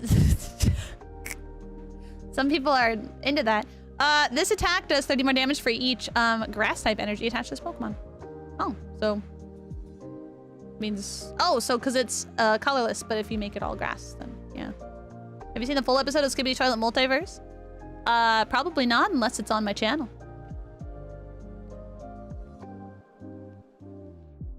So probably not. Grumpig, and then Premium Power Pro. And Xerneas. I think that's how you say it. All right, we have 4 more packs, and then we have that that Chinese box to open. Yuff. Dun, dun, dun. Okie dokie. All right, we have a Dark Energy. I feel like that's lucky, right? Right? Okay, we got a Milk Tank. Belly full of milk. Flip 2 coins. If both of them are heads, heal damage from one of your Pokemon. Dang. But the both of them, though. Man, screw that. Shroodle. Heliodisc. Nincada. Shuckle. Risky Ruins. Houndstone. We got a Reverse Hollow Drizzile. Reverse Hollow Sobble, and a Kyogre. Dude, I haven't gotten many Inteleons from this. You know what other card I haven't gotten? I thought it was in this set. The patch, the Psychic patch. Is the Psychic patch not in this? Hold on, I'm gonna check. I'm pretty sure the Psychic patch is supposed to be in this, isn't it? I have never once ever gotten that.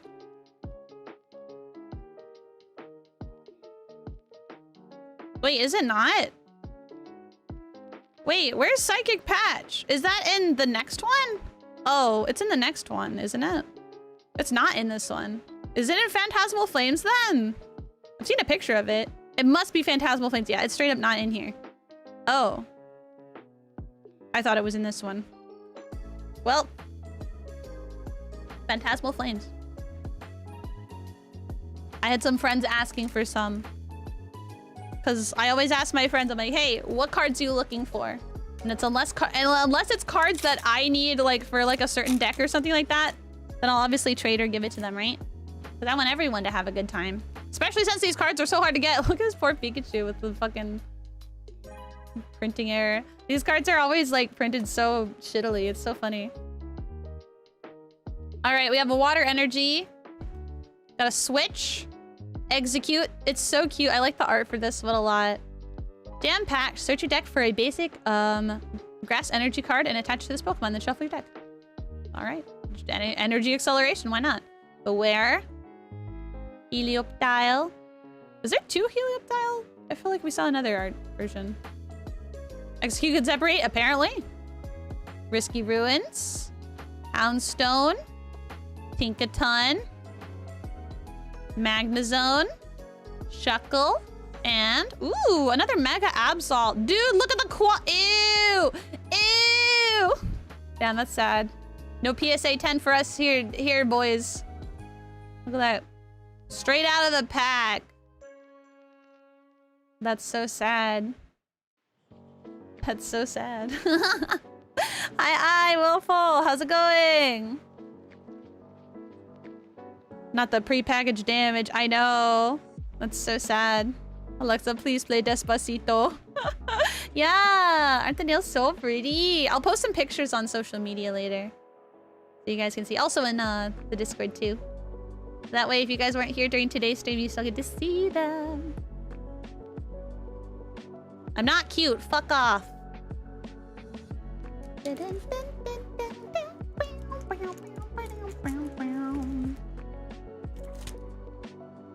I like the song, one of the last songs that we got to hear in the latest chapter with like the rain. I like that one a lot. All right. Here we go. All right. Grass energy. Corphish. Hero. Flip 5 coins. This attack does 30 damage for each heads. That's actually, I feel like it's a pretty high chance that you're gonna get at least a few from that. Like 30 damage is kind of a lot. But I guess it is to stage 1. Litleo. Tinka-tink. It's okay, chat. We're gonna get a gold card from this, obviously. Magnezone. Acerola's Mischief. Oh, I got a lot of these like during the first pre-release, but I haven't seen a lot in a while. So it says you can use this card only if your opponent has 2 or fewer prize cards remaining. Choose one of your Pokemon in play. During your opponent's next turn, prevent all damage from and effects of attacks done to that Pokemon by your opponent's Pokemon EX. So yeah, it's only the Pokemon EX, but still pretty good. Her head is kind of huge. Has a lot of hair. Don't be jealous because you don't have as much hair as her, bro. All right. Centiskorch. Coiling Crush. Flip 2 coins for each head. Discard an energy from your opponent's active Pokemon. Fucked up. For 4 damage, 140. Oh, not that much. Like a clutch card when you're on the back foot. Yeah. Yeah, that's true. That's true, actually, yeah. But I guess it's like... Let's see. Choose one of your Pokemon in play. Oh, well, kind of. Yeah, it's like clutch, like, because you can only choose one of your Pokemon in play. So if they boss's orders, then you're kind of out of luck. But they can't boss and also, what's it called? They can't boss and also, what is it called? That A-Spec card. Shoot, I forgot the name of it. But the A-Spec that basically is like a boss, but you also switch your Pokemon. You can't do that because it says choose one of your Pokemon in play.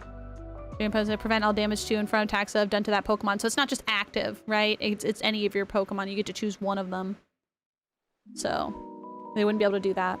So that's true. Yeah, it could be really clutch sometimes. All right. So we got Reversal Leo, Pokemon Center, and Eviltal?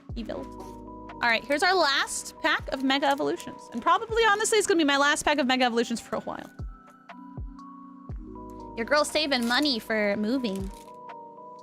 But this was within my streaming budget. Because I had to open some fun stuff with you guys. Duh. Alright, come on. What do we got? What do we got? What do we got? What? Psychic energy, guys. This is the one. We're gonna get the gold Gardevoir. Totally. Alright. Well, we got Ralts. Okay, Ralts. Makuhita. We got Thievel. Oh, Thievel, Greedy Hunt. You may draw cards until you have 6 cards in your hand. Nice. And Pitch Blackfing's kind of whatever. What would you want to get again for this set, though? Another box? Honestly, I would love to get another booster box. Because one of the things that I love about opening booster boxes, especially since I've only opened like, what, 2 or 3 ever in my life? I just realized how familiar this BGM sounds. Yeah. It's Deltarune remixes. Like lo-fi. Is because it feels like it goes on forever.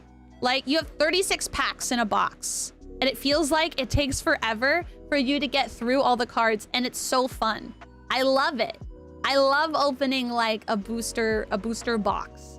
And also, not gonna lie, the full art Bulbasaur is cute as fuck. But I do have one. 36 packs sounds kind of daunting. Dude, it is so fun. Every single time I think, okay, I probably opened enough packs for it to be over, right? And I look at the box and there's still a ton more. I'm like, what? What? It does feel that way. Just finished mine. Yeah, that took you so long to finish yours. That's awesome. I love it. Like the nails, thank you. But yeah, I would like to open like a Mega Evolutions like booster box, to be honest, but I know that's kind of hard considering I got really lucky to be able to grab one box for the 170. But honestly, I guess I'm just gonna have to hope I'm lucky and hit up a Pokemon vending machine. Yeah. Do boosters give better or worse cards than the ETBs? There are no guaranteed rates at all. So you just get more product out of the booster boxes. Yes. Young Goose. Ball Canyon. Premium Power Pro. Tangrowth. We got a Spoink. We got Klotzer. Here we go. It's our first Klotzer. Fall back to reload ability. Once during your turn, when this Pokemon moves from the active spot to your bench, you may use this ability. Attach up to 2 basic water energy from your hand to this Pokemon. And then Aqua Launcher takes 3 water energy, 210 damage as a stage 1, and discard all energy from this Pokemon. There's a 100% chance you'll get at least 1 card. True. And then we have Steelix. Nice. So, here are all the hits that we got. We got 2 Mega Absols. We got 1 Full Art Air Balloon. Sorry, I'm just looking at it. Okay, yeah, it's part of the art. I was scared that was like some sort of weird stuff, but no, it's part of the art. We got a Mega Obama Snow. We got Steelix. The Psyduck, which is that blister exclusive. Houndstone. This Clodsire is taking too long. And we got Vulpix. Full Art Vulpix. Gorgeous.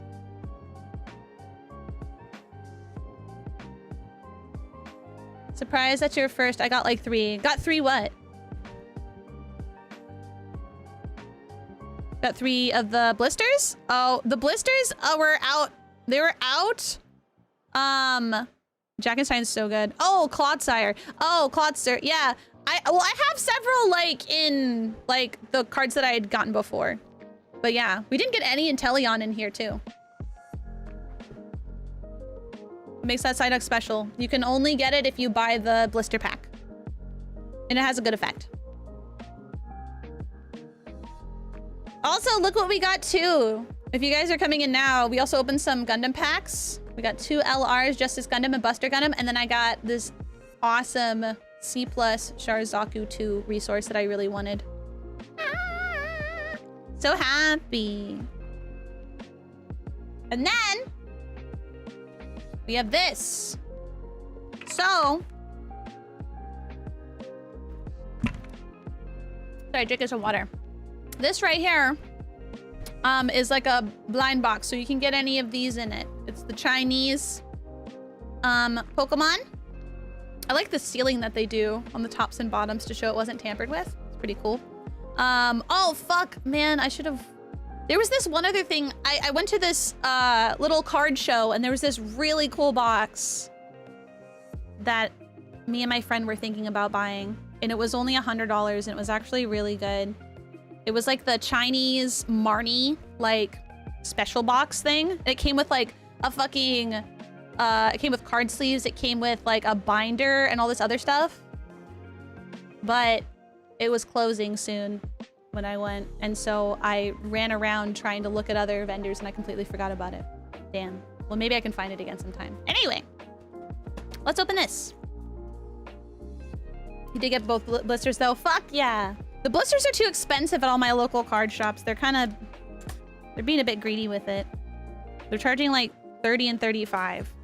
And I don't want to pay that. All right. Here we go, chat. Oh gosh, I'm like catching the plastic with it. Okay, there we go. You're taking too long is taking too long. Oh, whoa, wait. Oh, this is the Dusk Noir. So we got the Dusk Noir. So, whoa, it actually looks really sick though. Wait. Okay, so first off, it comes with this card. So it's the trainer, like trainer gallery card. It also comes with its own like sleeve, which is kind of cool. 30 for a 3-pack blisters is crazy, I know. So then it comes with this. Let me see. Yeah, it's just a regular kind of like holographic. So cool. And then it has this, which has a... Oh, that's actually nice. It does have like a harder plastic like casing. Oh, thank God. I was really hoping... Oh man, I'm so glad. So one of the things that I worried about a little bit is that maybe it would only loop through like the plastic here and it would wear over time, but there's plastic, like this harder acrylic here. It loops through that too. So now I'm not worried at all about it like being safe. That's cool. I'll actually put something cool in this and I'll carry it around with me, because now that I know it has like extra like protectiveness with that, I'm not worried about it like tearing through. That's really cool, actually. I kind of regret not getting another one. That's so cool. Wow. So yeah, I could put this card in there if I wanted. Here, let's put it in there for fun. Let's do it. Very thoughtful product. I know. Thank you, China. China's so inventive. Innovative. That was the word I was looking for. China's so innovative. Okay. How do I open this? How do I... Kind of looks like I... Oh! Yeah. There we go. Yeah. Oh! Do I lift it? I don't want to break it. Maybe this is as far as it goes. Honestly, that's fair. Let's see. Okay. Spooky month, true. All right, I'll use their card sleeve too, because it comes with a sleeve too. Look, they're so mindful. They want to make sure that your card is kept safe. That's awesome. Yeah. Looks great. We'll put it in their sleeve that they provided. Oh, it's like a perfect fit. Oh, it is a perfect fit. What the fuck? I mean, I guess it kind of has to be to go in here. So then, yeah, we'll slip it in here. Make sure that we don't clamp any of the corners. Let me see it close up. All right, we're good. And then seal it up. There we go. So cool. And then... Yerk, yerk, yerk. There we go. That looks awesome. And it's like, yeah, it's like, obviously it's made custom, so it's gonna fit it perfectly. That's so cool. And then it comes with this matching, like, keychain holder. This is actually so cool. What? This is so cool. Let's see. I need to... Hold on. Hold on. Saw someone say China's run by engineers, and it kind of fits. They're doing so much good so fast. I know, they're really smart. They come up with like really fucking cool shit all the time. It's awesome. All right, there we go. I got it through. That's so sick. Wait, I want more. These are so cool. Okay, but what if we got like an Aishii Ai one? What if we got like an Aishii Ai themed one? And then we had like an Aishii Ai in the back. I don't know what card would go here. Probably like the limited card. I don't know. That some people are gonna get. I don't know. That'd be cool. I feel like it wouldn't be too hard. You know? I'll take your tire stock. Oh my gosh, my tire stock. Dang. The only thing that I'm slightly worried about is I'm worried about this here. Because this isn't gonna be as strong. So honestly, what I might do, I might at some point, probably some point soon, I will attach, especially since this part gets really thin here, I might attach this part directly to this. Because this part here is, this part is a bit flimsy. So I'm probably gonna remove that and then just attach it directly to there. Because I don't know about that. I don't know about that. But that's so cool. And then it also comes with, oh, it comes with a, wow, it comes with a one of the thick packs. Or whatever it's called. It's not called a, because they call it a slim pack for the smaller ones that only have like 5 cards or whatever. This is a jumbo pack. It comes with 1 jumbo pack, which also has really good, they have really good guaranteed rates for jumbo packs. So it looks like they're gonna have single strike, rapid strike, and fusion strike in here. So yeah, let's do it. They have the pull tabs. I like their pull tabs. Oh god. There's like cards at the top that are gonna get bent if I'm not careful. Their pull tabs are a little bit better than the Gundam ones, the Bandai ones. All right. Skitty! I love Skitty. I think I already have this Skitty art, but I'm still gonna keep it because I love Skitty. And the Chinese cards have there's such good quality. One thing I did learn is that the Chinese cards is they're made with thinner cardstock. I didn't actually know that. I think it's just because America had to put, like, in case you don't know, America had, like, on the American cards, if you split a card in half, you can verify that it's real with this inner layer. And I don't think they have that in the Japanese cards. I don't think they have that in the Japanese cards or the Chinese cards. I think it's only the English cards that have that. I think that's part of the reason. Also, the fact that, like, at least with the English cards, I don't know if they do that in the Japanese cards. In the English cards, they also weigh each card. Like, some of the energies are heavier than others, so that way people don't think... People don't weigh packs. Yeah. Oh, I don't want to spoil... Okay, here we go. Anyway, Skitty! We got cute little Swablu. Let's see how many Pokemon I recognize, since I can't read Japanese. We have, what is it named? Dredigin? And it has, like, this, but it's not a holo. It's just a regular. Drillbur? Zigzagoon, Galarian Zigzagoon, Meltan. This is what, Galarian Corsola. This is of course Rotom. Mushrana. Do you need to keep EN and JP energy separated then? Yes. Japanese and Chinese energies are not legal to, like, you can't play them during an official event because the card stock is thinner, and so arguably, if you pay enough attention to what card sleeves you use, you could tell which ones are the energies, which is obviously cheating. Hi, Rip. Welcome in. Mushrana, I think it's called. Japanese cards have guaranteed rates, so the shops pull the hits and sell the rest of the boxes. I believe that.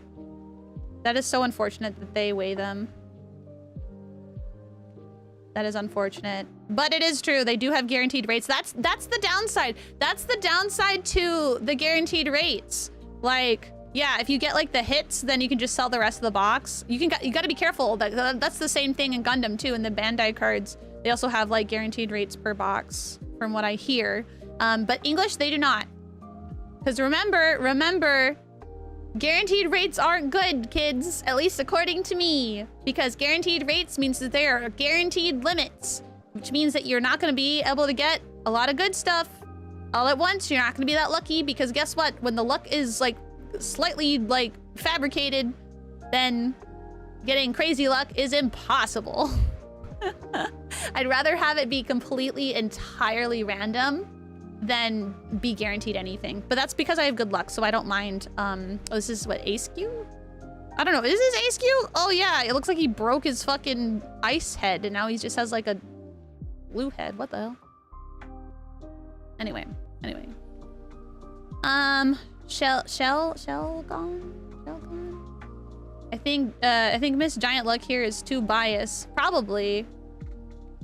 All right, and then we have Galarian Daruma. Yeah. It isn't truly random though. Ain't ever gonna get a pack of only Holo Charizards. Well, yeah, it's like, it's random according to an algorithm. But there is always a chance that depending on the like how the cards are sorted in like the rares and stuff like that, they actually could be, you could get like a god pack of Holo Charizards, right? Because the god packs exist because of a manufacturing error. That's why I got a Gundam god pack once, and all of them were like high rarity cards, because likely what happened is they were probably all printed like in like the same assembly line or something like that, right? So yeah, that can happen. Same with the I got a god pack in Gundam. It's my only god pack I ever got. And that's why when people get god packs in Prismatic Evolution, their god pack is every single evolution, like kind of in order, because it's a god pack and they were like, likely they're all made in the same, like, you know, like assembly line or whatever, which is why you would specifically get like those. Like a god pack is generally going to be like whatever order something happens, because it was a mistake. It wasn't supposed to happen. It's so interesting, depending on who's judging. Some Magic the Gathering tournaments don't allow different language cards because some people lie about the card effects, and on the off chance they don't remember the exact wording, which can affect the game. Yeah, in so in Pokemon, they don't allow any other language cards, I do believe, except, oh no, they allow other language cards if your entire deck is comprised of them, and you're able to read out the effects, and then a judge is able to confirm that information.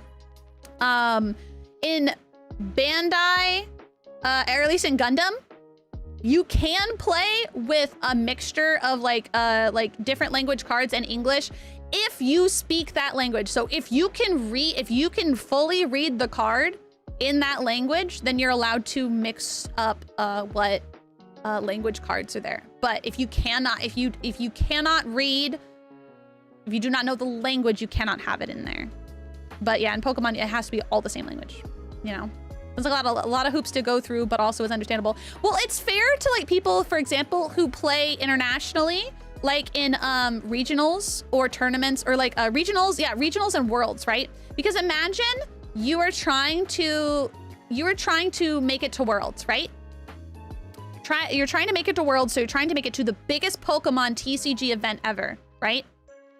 Well, if you can only play with English cards, that's going to make your job a lot harder as a non-English speaker, right? And say you're playing in an English-speaking, you know, country, that's going to be so hard for you to play. You're probably not going to play, right?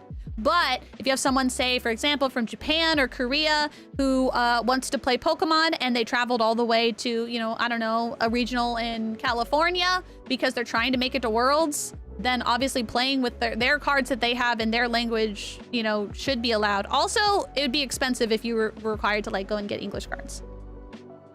So it's allowable because it would be ridiculous otherwise, because that would not be fair to anyone who doesn't just speak that language, right? And imagine, say, because here's the thing.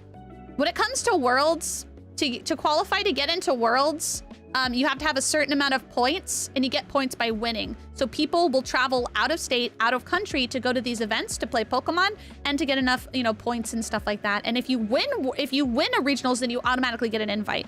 So, you know, it's kind of an encouragement too for people to go out, meet other people, you know, travel, have a fun time, and then also, you know, try and do this accomplishment, right? Try to get this achievement. So yeah, for some people, going to another country or going to another state, going somewhere where you don't speak the language to try and get that win is make it or break it for their, you know, career in Pokemon, you know? I got the 151 Charizard SIR line in a pack. Very, very, very lucky when the set came out. That's awesome. Congratulations. A few of my friends grind the regionals when they can. Yeah, I know a lot of people who do as well. Because, I mean, listen, the best way to learn is by playing, and the best way to win is by playing as well, and obviously winning. Calling it out, I get to Holo Charizard, only God Pack in the next 3 card streams. Who knows? Who knows? All right, let's see. I don't remember the name of that Pokemon. I don't remember her name. That's yeah, is that, no, that's Drift. Let's see, it goes Applin, something, and then, oh shoot, Hydrapple's the last one. It's Applin. Fuck, what is the middle one? Applin. I can't remember. I can't remember the middle evolution. He looks like a pirate ship though, because like this guy's in the front and like his arm is out. And like, I don't know, it looks like the pirate ship over here. Flapple. Yes, Flapple. Flapple. Thank you. I forget the name of this one. It's a stadium card. That's the Cosmoth thing. Oh, this is Corvisquire or something. And then this is something. And then I don't remember the name of this one. All right, we have a Holo Latios. Oh my god, why does this Mew look so... Why does it look so scary? It looks like he's gonna take my lunch money. He's scary. This Mew looks so funny. What the hell? Mad Mew. Mew's done fucking around. For real. Damn. He's scary. Oh. Yo. Look at this one. This is so cool. It's a Genesect V. Look at the fucking, like the background is so cool. I've never seen this art before. Is this art you can get on any of them? I don't think it's a Chinese exclusive, but it looks awesome. I've never seen this Genesect with this background before. That's awesome. So cool. All right, and then we have a Pokeball. It's like mountain climbing gloves, or I don't know, it's some sort of gloves thingies. And then, aww, look at him. It's the Totodile, and he's so cute. He's having fun playing in the water. And it's got cute little water on there. Aww. Yeah, I got Genesect recently. It was the same Pokemon, and it also had like the border with that, but it was a newer card. This is an older card. Unless it's a exclusive, then technically it's a newer card. Anyway, that's so cool. But yeah, those are like the guaranteed hits, so you get those guaranteed hits at the end. Very cool. Of that move on the card is Splash since he's splashing. Right! Quick, someone who can speak Chinese or read Chinese. Does that say Splash? Or someone who can take their phone and translate it. Wow. Dude, this song sounds spooky. The song sounds spooky. It sounds like a Halloweeny song. You know? So cool. Len says splash water. Oh my god! Let's Totodile, not splash. I'm gonna beat you up. Yay! Oh my gosh, we got so many cool things. But wait, I want to show you more stuff. But wait, there's more! Oh no, I thought I brought my... Hold on, I need to go grab my, my binder. I left it downstairs. Also, I can bring my Gundam deck, so hold on. Let me go on BRB. BRB.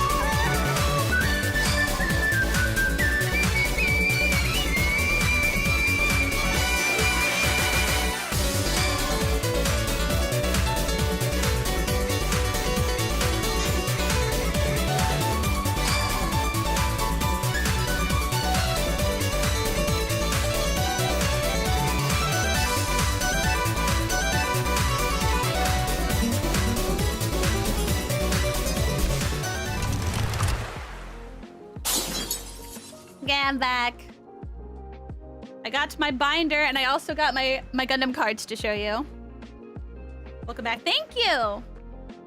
So, guys, my binder is becoming a thick boy.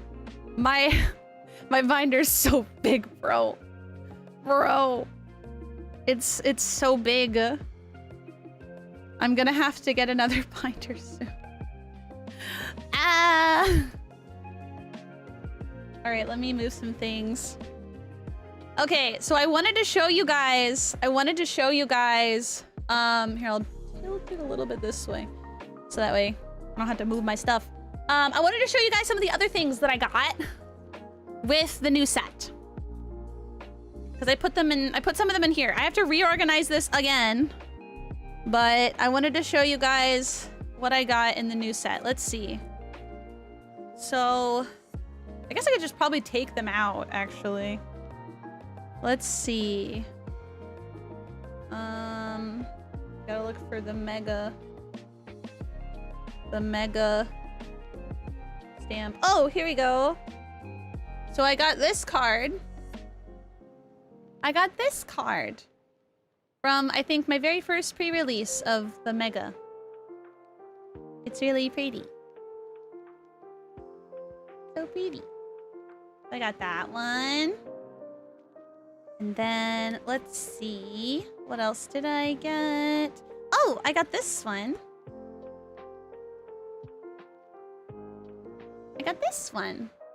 Marshadow.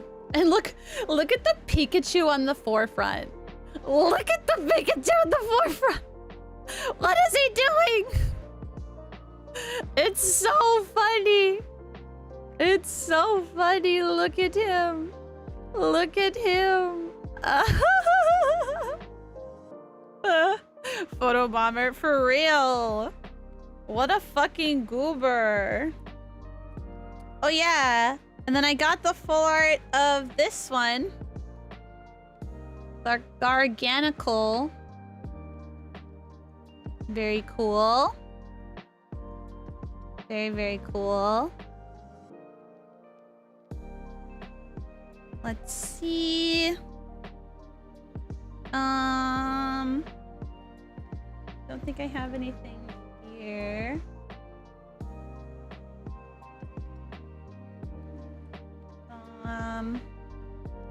Let's see. I'm looking for it. Oh, here we go. I actually traded for this. So I had a full art of, I think it was Lit Leo. Yeah, I had a full art Lit Leo. But one of the people that it was one of the people that worked there actually. They really wanted the Lit Leo and they had their trades with them. So they went and showed me all the cards that they had up for trade, and so I traded them the Lit Leo for this full art Intellion. Because I kind of, after you play with a deck during like pre-release, like, I don't know, I kind of like have a somewhat of a bond with it, right? And so I was running the Intellion deck, the water deck. And this full art card looks really fucking cool. Let me zoom in so you guys can see. Like, it's so cool. So yeah, I have that. All right, are you guys ready? I don't think you guys are ready. I pulled a really fucking cool card. In fact, I pulled the entire line. Chat. Look. Look. I got... I can't even show you guys. Ah! I got the Mega Gardevoir and the illustrated rare and the special illustrated rare. Give me, I want it. I got it from my prize packs from winning, or not winning, from just playing pre-release. And yeah, my jaw was on the floor. Which, by the way, guys, I think this is at least like when everything launched at first or whatnot. It's like number 3 or number 4 on the most expensive cards. People were paying like $800 for this bitch. I don't think they are anymore, and they shouldn't. That's way too much. But yeah, it's a really, really, really pretty card. Like, look. I know several people who have pulled one. Honestly, I think the rates on these are good.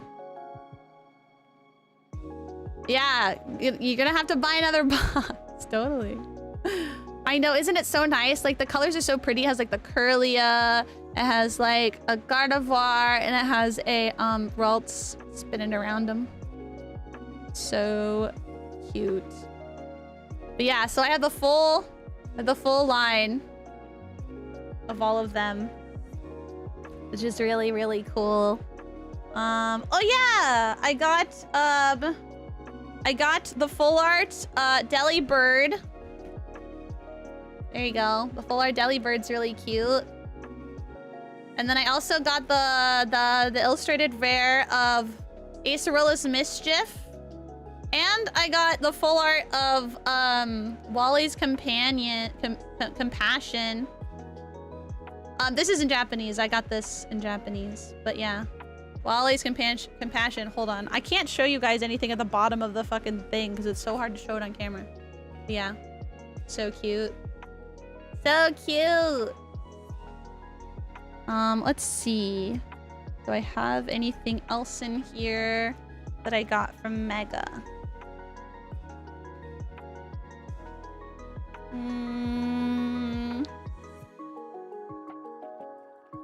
Oh, yeah, I got some Megas here. I got Mega Camerupt and Mega Lucario, just the regular versions of it. I also pulled this Intellion V from a pack, so I'm holding on to it because I pulled it myself.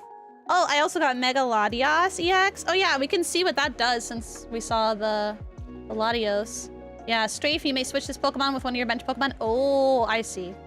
And then the Illusory Impulse, it takes three energy, which are all different energy. Discard all energy from this Pokemon for 300. Yeah, that's a lot.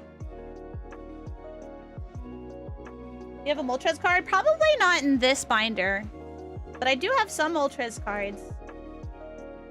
Oh yeah, I'm using like an oversized, like, what's it called? An oversized thingy. Sleeve. So it was hard to put back in. Let's see.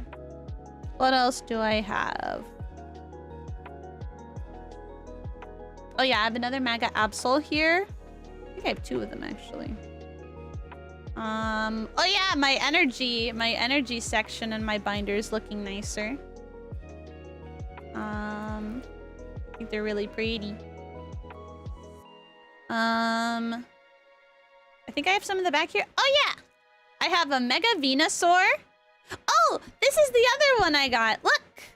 I got the Mega Kangaskhan! Hold on! Let me show you. Look! Look at the baby! The baby's gonna fight too! Isn't that cute? I got the regular, and then I pulled this from my box. This is what I got from my booster box. Was the Mega Kangaskhan EX. Yeah, the blush on the cheeks is really cute. Like, look. Mama and baby. Mama and baby. They're so cute. I don't think I'll ever trade this. It's just too precious. The art style is really nice. I want that art for the Mega Kangaskhan too. I got the less cute art. Oh, the IR. That's fair. Yeah, and then here's the Mega Venusaur. I think I pulled one the other day too. I need to reorganize my entire binder though. It's downstairs, the cards that I pulled the other day. And then Bulbasaur. This is the one that's has the Mega Evolution stamp from the enhanced booster box. Yeah, these are all the cards that I pulled from that booster box and my pre-releases. These don't include the cards that I pulled the other day. Wait, do you guys want to see the cards I pulled the other day? I'll go grab those actually. I'm not gonna BRB stream though. Hold on. Let me grab.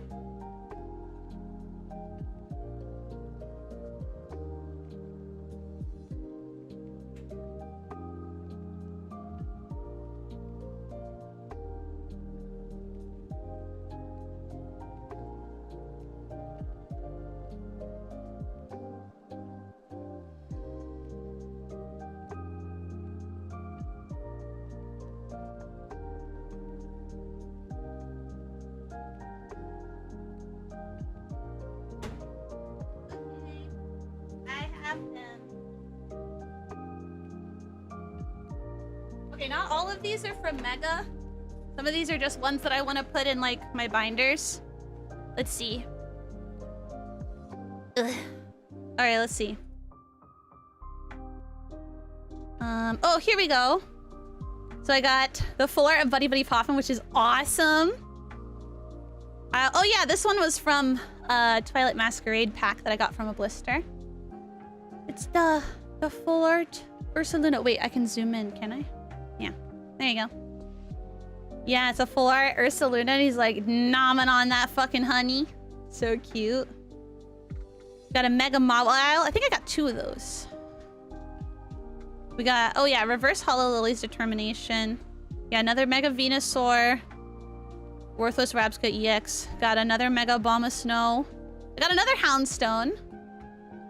Oh yeah, there's the other Mega Mawile. Oh yeah, Reverse Hollow Kirlia. The Kirlia. Also, Star Mayhem. Thank you so much. I'm so super late. What did I miss this whole stream? I'm sorry, loudly crying. You're all good. Thank you so much for that that super chat, that green super chat. Thank you so much. Thank you. It's okay. We showed off my nails earlier, but you can see them this whole stream. That's why we have a hand cam, so you guys can see them no matter what time you show up. Welcome in, welcome in. I'm showing off the cards that I pulled the other day. So yeah, I got this Reverse Hollow Kirlia. Oh yeah, the Kirlia, the call sign. Search your deck for up to 3 Pokemon, reveal them, and put them into your hand. That's crazy. The Plaid Nail. Yeah, do you like it? Looks so awesome. Thank you. Got a Mega Manectric. Oh yeah, I got 2 of them. Flash Ray. During your opponent's next turn, prevent all damage done to this Pokemon by attacks from basic Pokemon. And Riotus Blasting. You may discard all energy from this Pokemon and have this attack do 130 more damage. That's 330 total. That's crazy. Oh yeah, I got a Shroodle. Oh, I got 2 Shroodles. I gave one to my friend because I had more than one. Shroodle. And then Stuffle. So cute. This is the Alakazam that came with the Gardevoir box. And then this was another hit that I got from a single Journey Together pack. But yeah, those are all the hits that I got the other day from the ETB for the 2 tins. And I got 1 unrelated blister pack. Is that it? Oh, and then 10. No, a total of 12 packs, I think. Yeah. But how doesn't that call sign break the game? What call sign? Was that what it's called? Hold on. Oh, because it's attack, and once you attack, then your turn ends. So you search your deck for up to 3 Pokemon, reveal them, and put them into your hand, then shuffle your deck. The next turn, someone could hand disrupt you. So they could use an Iono. And also, they're revealing them so your opponent knows exactly what cards you get. So they could hand disrupt you and Iono you, which would force you to put all the cards in your hand back into your deck and shuffle it. Or sorry, not shuffle it. Put your cards to the bottom of your deck. So there's also cards that make you discard cards from your opponent's hand and stuff. There's a lot of ways to disrupt them when you put cards in your hand. That's why if I'm playing Goldango, I have to be careful not to, if I use my Ace spec, like Energy Search Pro, which gets all the energy from my hand, or sorry, from my deck into my hand, basically, one of every kind. If I don't use them that turn, then that leaves me open for my opponent to use Iono. And then all that energy that I use that Ace spec, which you can only have 1 of in your entire deck, and I don't think there's a way for you to get items from your discard back into your deck easily, if at all, right now. Then yeah, then all those go back into my deck, and then I don't have another way to get all of them out easily again. So that could really ruin the game. In fact, I went against one person who was foolish enough to use their Energy Search Pro on like one of their very first turns. Maybe they were new. I don't know, but they used Energy Search Pro. They only attached 1 card and then they used like their Genesect to get 2 Goldangos into their hand, but it was their first turn, so they can't evolve on their first turn. So then on my turn, guess what I did? I had an Iono in my hand. I fucking Iono'd them, and guess what? They conceded. Because they realized, oh, fuck me. Oh, I wasted my Energy Search Pro, and so they just give up. Yeah, that was a really, really, really big mistake on their end. Should not have done that. And yeah. Bye, Ainoa. Thank you so much. Yeah, make sure to leave a like. If you guys are watching on YouTube, make sure to leave a like, please. Hi, Ainala. But yeah. Anyway, so that's my Pokemon stuff. Do you guys want to see my Gundam deck? You guys want to see my Gundam deck? So first off, look at this. Look how cool this deck box is. I don't think I've ever showed you this. So this is like a custom deck box that this local guy has been making using his 3D printer. There's like some 3D modelers who have made like 3D like sculpts for these, and he's been using his 3D printer to make these. Isn't it cool? So I actually won this during like an events raffle, and it literally matches my fucking entire deck scheme with the Zaku's. So when my name got pulled out of the raffle, I chose this first because I wanted it. But yeah, it's really cool. Look, isn't this cool? Isn't that cool? It's so cool. I love it. So yeah. So that's my deck box. Isn't that cool? So that's that. I'm gonna move my binder now. I love the shutter open. Right! Me too! It's so cool. Can you hear it? But yeah. So then, with the way the card game works... Oh, I have some of my what's it called, tokens mixed in. So you have different sleeves. So these are my tokens, and I use these really cool like hollow sleeves to put little hearts, and then I put like little sparkles. So yeah, I have Zaku and Char Zaku tokens because I have some cards in my deck that allow me to get several tokens. So I want to have enough. But yep, so we have those. And then we have the resources. The resources are basically like energy. So as you can see, we got some cool ones. This is my C++, my only C++ card I ever had. It's very cool. In fact, hold on, these are in outer sleeves. Or sorry, perfect fit sleeves that add like this texture on it. But this is what it actually looks like. But it's still really fucking cool. Yeah, this is so fucking cool. But yeah, so I got the crashed glass one because it matched it. But yeah. But everything else is like just normal. Except now I can swap out this. Hold on, where's my resource? The resource I just pulled. Yes! Now I can swap out one of my basic ones with that one. Goodbye. And now he can go in here. Yes. Yeah, baby. So cool. Upgrade time, right? Ah, I'm so happy. Just one, but I'll take it. I also have some Kshatriyas in here because I run Kshatriya in my deck. But yeah, so I have my two little fancy ones. I just have this in my deck because it's pretty and I want to show it off. It does not match my deck, but I don't care. But yeah. Ta-da. Those are my resources. These are an EX-based and EX resource, which you need to play the game. And then these are my cards. So I'll show you. So if you got it, flaunt it. Exactly. So I run... I'll put all the cards out actually so you guys can see how many I run of each. In case you guys want an idea of what I'm doing. Let me move things. See, doesn't this sound kind of like spooky Halloween-y? Alright, cool. So we have Tanaju, Sharazaku 2. This is a different kind of Sharazaku 2. This one is... Oh, wait, no, it's the same one. No, it's different. Sorry, my bad. Because this one's from the starter deck, and this one's not. Anyway, oh yeah, I recently traded for this. I got full arts of the Citizens, the full art, the R plus. For the Citizens Take a Stand. I traded for that recently. This music is taking too long.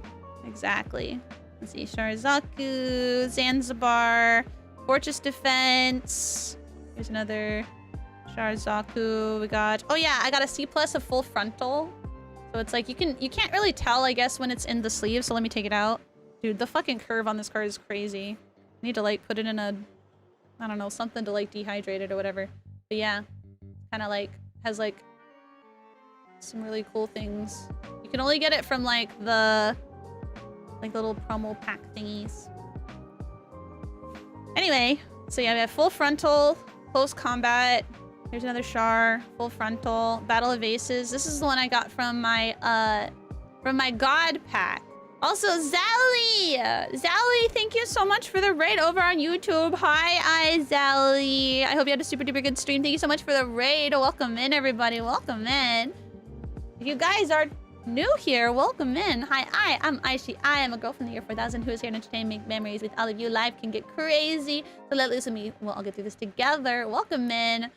I'm showing off my nails, and then we're also doing, like, I'm showing off, like, some cards. We also open some cards, because that way you guys can see my nails the whole stream. But hi, guys. Welcome in, welcome in. I hope that you guys are having a super duper good day. What was Sally up to today? All right, so we have, yeah, Battle of Aces. This is the one I got from my God pack. Relula. Here's another close combat. Merida. Oh, yeah, this one I think I just pulled from a box. Very, very, very pretty. Here's another Zanzibar. I read a lot of 4-of stuff. I try to keep it consistent. I looked at like a few people's decks like online, and then I kind of tried to like get an idea of what I wanted to do. And I've been doing this, and like I said, I won second at a local tournament just the other day. So that's pretty cool. Here, I'll put everything in order so I can show you guys, and then we'll go through everything, because that'll be easier, because I don't have enough room on the camera space to be able to show you everything up close. patterns and stuff came out nice. Thank you. I'm glad that you like it. Oh, Elden Ring DLC. Dude, Zelly's such a gamer. It's like amazing, really. I like my little plaid nail. My nail artist did such an amazing job. All right, let's see. Kshatriya. Dude, do you know Kshatriya is still a $13 card? I learned that the other day when I was trading with someone. Oh yeah, here's the LR Plus version of the Shares Galagoog. It's so cool. I traded for that. All right, almost done, and then I can show you everything. All right, ready? I love the one with the star pattern. Oh, this one? Oh, I love this one too. Turned out so good. All right, so in my deck, I run, is it 6? Oh yes, I do run 6.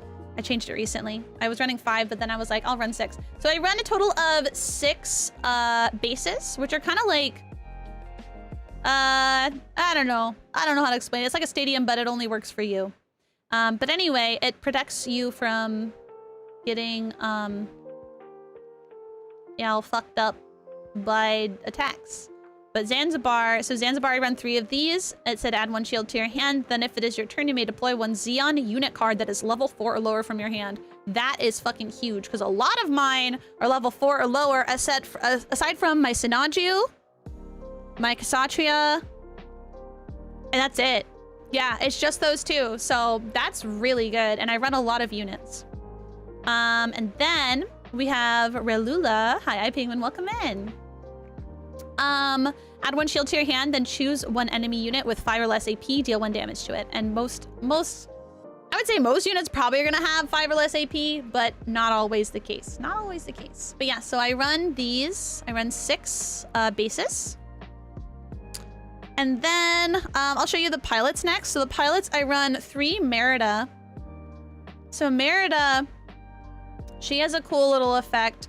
She goes with Kshatriya. So she links with Kshatriya here. Kshatriya, I run 3 of these. I have 2 of the regular LRs, and then I ended up pulling an LR Plus, which is really, really, really cool. So Merida, what Merida does is during link, which she links to Kshatriya, and when she attacks, choose 1 enemy unit whose level is equal to or lower than this unit to deal 1 damage to it. So, yeah, level 5. It's not often when the level is going to be higher. However, there are cases in which it is. In fact, that happened to me the other day. In fact, I think that was one of the reasons why I lost. But yeah, and then Kshatriya, when paired with a cyber new type or new type pilot, choose 1 or to 2 enemy units. You choose 1 or 2, basically. Deal 1 damage to them. Huge. Basically, the way my deck works is I do a lot of damage. I do a lot of like little tiny damage like here and there to take out the units before I even have to face them, so I don't have to touch them. And I'm pretty strong because this is a 5/4, and when you have a pilot on it, it makes them stronger. For example, when this guy is paired with, linked with Merida, then it's a 7/5. That's crazy. There's also Baby Kshatriya. These ones are the alt art ones that you can get from like the play packs, and I was given I was given one or traded one. I can't remember. And then the other one I got from when I participated in another tournament. But yeah, this one's just a 3/4, and it can pair with any cyber new type person. Then next up, we have here. Actually, we'll show you guys the commands next, because I don't have a lot of commands. So next up we have Battle of Aces right here. So Battle of Aces, this card, so you can activate it during the main or action phase, and you get to choose 1 damage enemy, so they have to be damaged. So they have to try and they can't be like completely untouched. They have to have some kind of damage on them. Deal 3 damage to it. This can take out so many units. Very, very, very, very, very handy. The only downside, of course, is like the 2 cost, which isn't too bad. But when you only have like 10 energy usually per turn to use, it can be a little rough.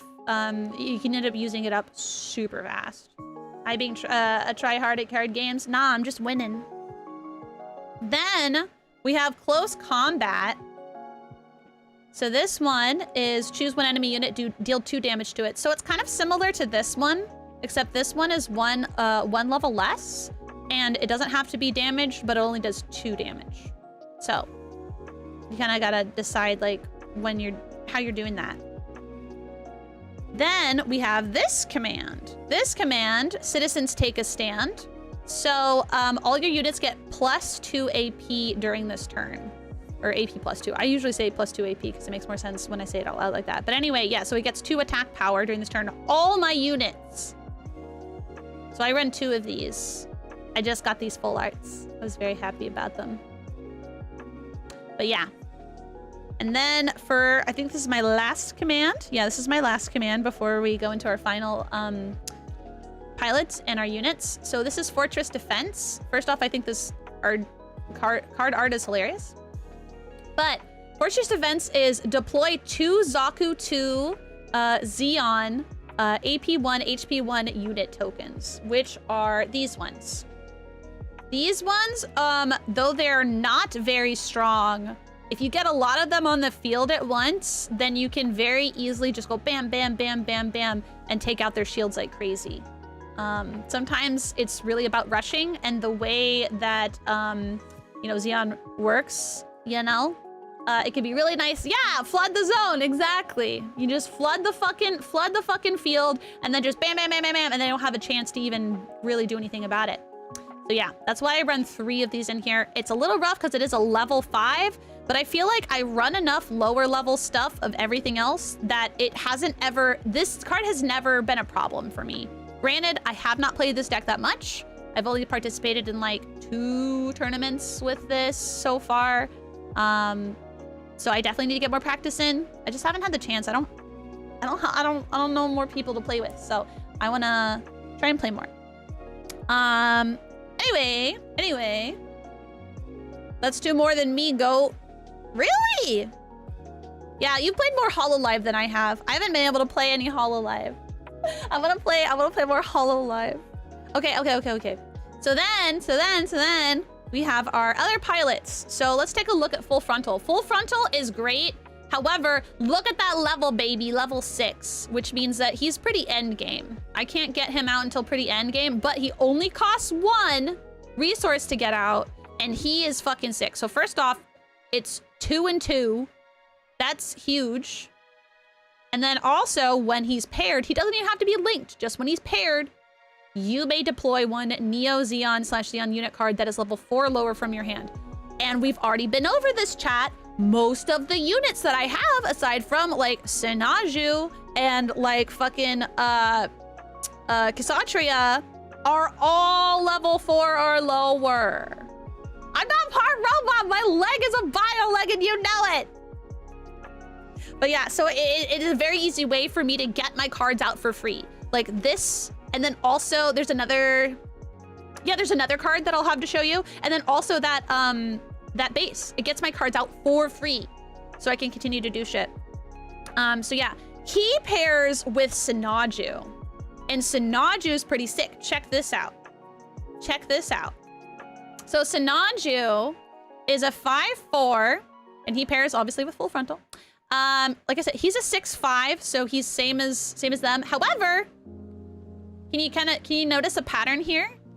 They're both level 6, cost 5, cost 1. So once you get to level 6, if you don't have anything else to do or don't want to do anything else and you're in a good spot, you can just go boom, and you can bring both of them out at once if you have them both in your hand, and then you're ready to cause some havoc. That feeling when Ai sits across from you, looks you in the eyes and says, Full Frontal. Shut up. Okay, but check us out. What Sinaju does is crazy. Okay? In 3 turns, my opponent had 6 guys out and I had 1 blocker. Ooh, that's rough, Onyx Wing. That's rough. So during pair, and again, this is during pair, not during link. So it could be any unit. It doesn't have to be Full Frontal, just during the pair. But anyway, during pair, this unit gains high maneuver, which means that this unit can't be blocked. So he basically, he goes over the blockers and he attacks the whatever he wants to, basically. So that's pretty cool. And then during your turn, when this unit destroys an enemy shield area card with battle damage, so that can either be a base or it can be a shield, which is why usually with him, I'm not going to be attacking units. I'm going to be attacking the shield area. Because if I destroy an enemy card, destroys an enemy shield area card with battle damage, choose one enemy unit, deal 2 damage to it. You see the pattern? You see the pattern we have going on with this deck? So I'm just going like pew pew, pew pew, pew pew, pew pew, and I'm just taking shit out without even actually having to like directly attack it. I'm just doing like little damage here and there, just saying you know? Honestly, I might change my deck up a little bit if I want to go a little less Char heavy. I'm going very Char heavy because I think it's fun. So let's focus on Char. So next up we have Char Aznable. I think that's how you say his last name. I don't know, I should pay more attention. I am currently watching the anime. More Chars because he's hot. I mean, I'm starting to get it. He is kind of hot. I just watched the episode where he was in the shower and he walked out and I was like, whoa! Whoa! Oh my god! Oh my goodness! Anyway. Char's husband material, so it's fine to go heavy on him. Hell yeah. Wasn't he Miliardo Peacecraft from the first Gundam anime? I don't know what that is, so I have no idea. But he is Char from the first Gundam anime. So his is attack during this turn. This unit gets AP +1, and if it is a link unit, it gains high maneuver. So high maneuver can't be blocked if it is a link unit. And yeah. He's only 1/1, however, he only needs level 3 and cost 1. Char can go heavy on me anytime. Fucking same. All right, so now let's show you the Char cards that I have. So I run 4 of the LR starter deck Char Zaku 2. I run 3 of the Char's Gelagug, and then I run 3 of the Char Zaku 2 that you can get from packs. So they're all different. I'll show you how they're different. So let's start with the ones that you can get from the packs. So this one is like a worse version than the one that you can get from the starter deck. So this is a 3/2. And during pair, when it's destroyed, so it has to be paired with a pilot. It has to have a pilot. Otherwise, you can't do this. But if it has a pilot, that's paired to it and it's destroyed, you get to deploy 1 rested Char Zaku 2 Xeon AP3 HP1 unit token, which is this one. Yeah, you get to deploy that on the field. Yeah, so I run 3 of these. It's a low-level unit. It does something that I may or may not actually take advantage of. Really, I just need like lower-level units that can actually be on the field and just, you know, be there to do shit, basically. I don't take advantage of this all that much, which could be a reason for me to maybe toss some of these and instead put in a few more commands. But having too many commands is really bad. Having units so you can actually do something is way more important. So that's kind of like, or at least that's what I find. So that's what I'm going with. So then we have the Char Zaku 2. This one is the one from the starter deck that is a lot better because, let me show you. Well, I don't know. I guess it's not necessarily better. It's just different.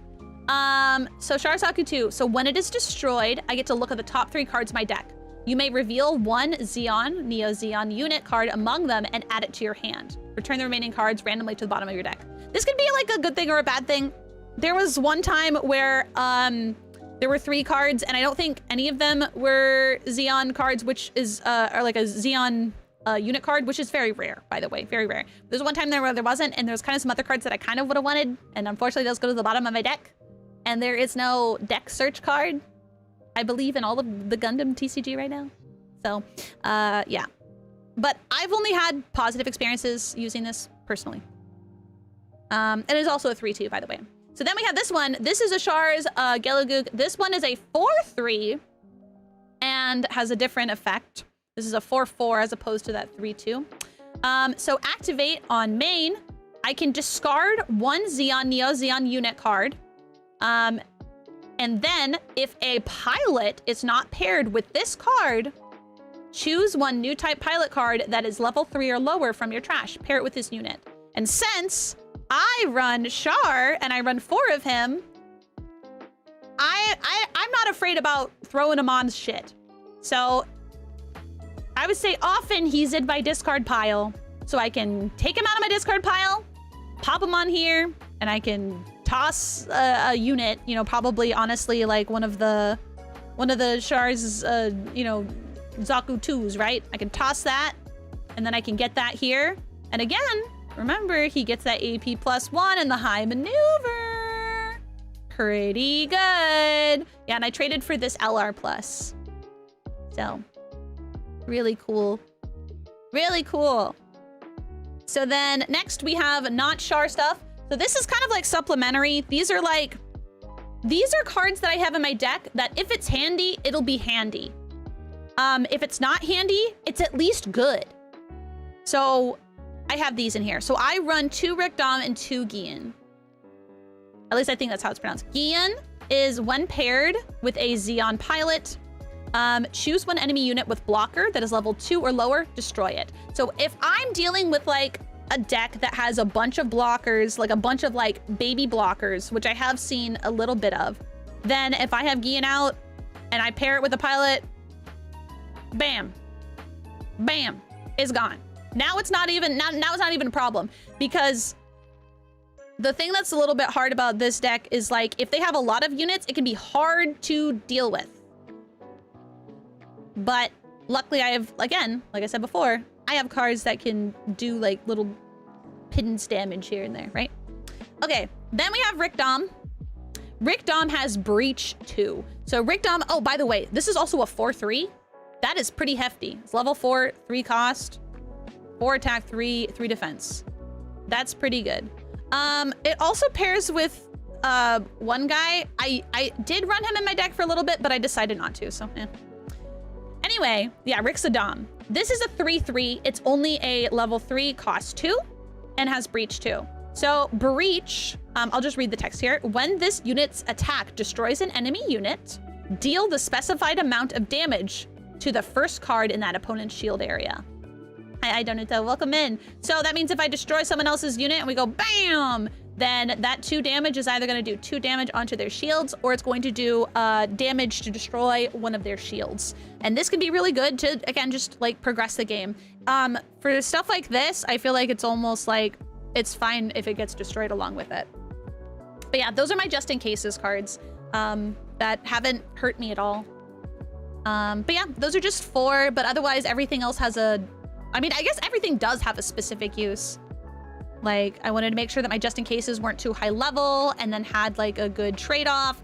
But yeah, otherwise my deck is super duper consistent to just like basically do damage quickly, bring out my big boys, and just fuck people up.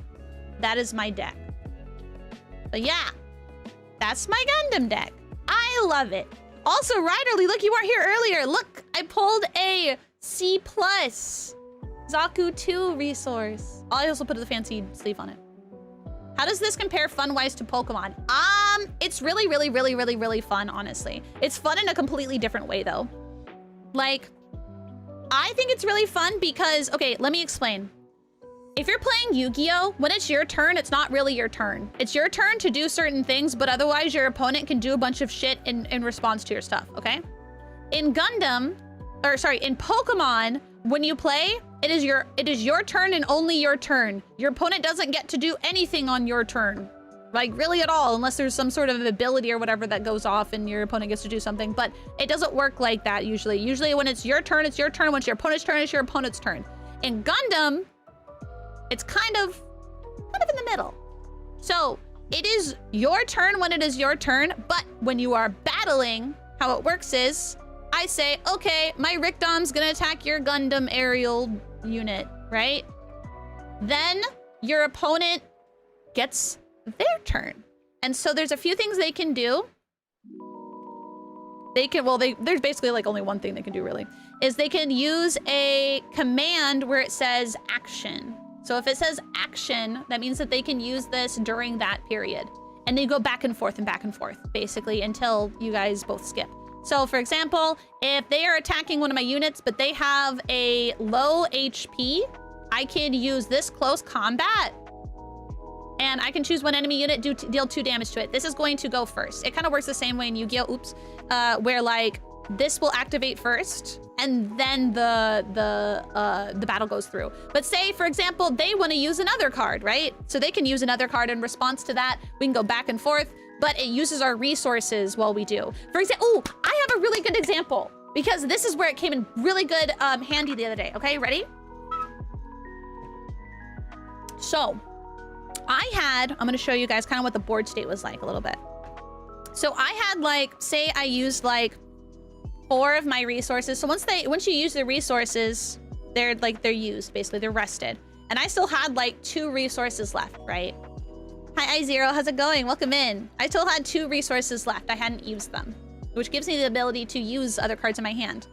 I believe the card that I had in my hand, oh, I know exactly what card I had in my hand. I had a Battle of Aces in my hand. Also, hi, I. So what this card does is, on either main or during the action phase, I can choose 1 damage enemy unit, deal 3 damage to it, okay? This costs 2. So what I did is, one of their units attacked my unit, it died, and it did damage to the other person's unit, right? So that had damage on it. Then they went to attack another one of my units with another unit, right? So I used my 2 resources to use this to deal 3 damage to the unit that had already attacked me before and took damage. So that guy was destroyed. It was destroyed, right?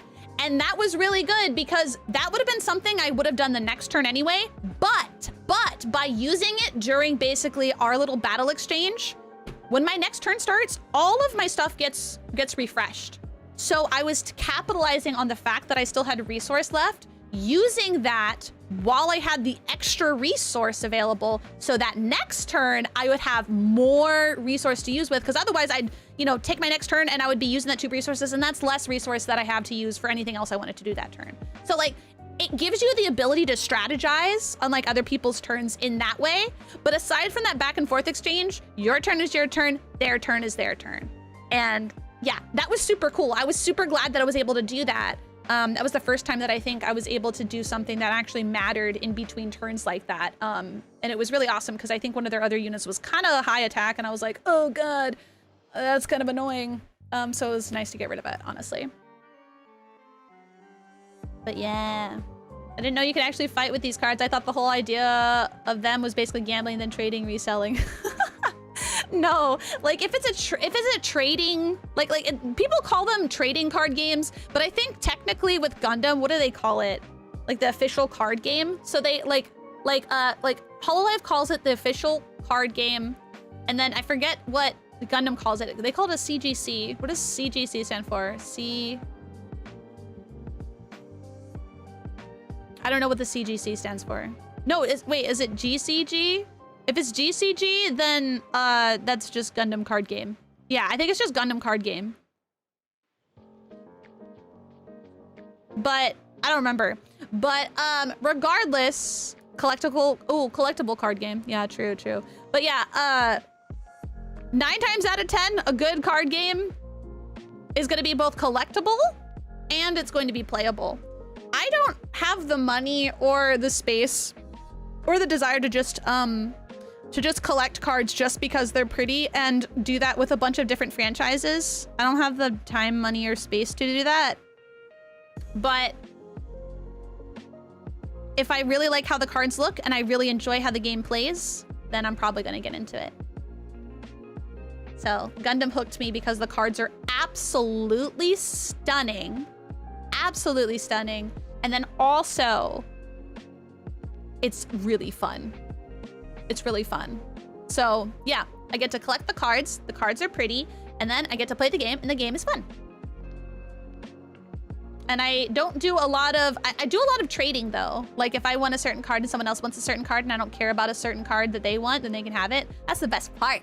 That's the best part about playing like card games and stuff. Like, Ah! I basically do that for Pokemon, only buy because the cards are pretty. Yeah, I do want to learn eventually though. You should, it's so fun.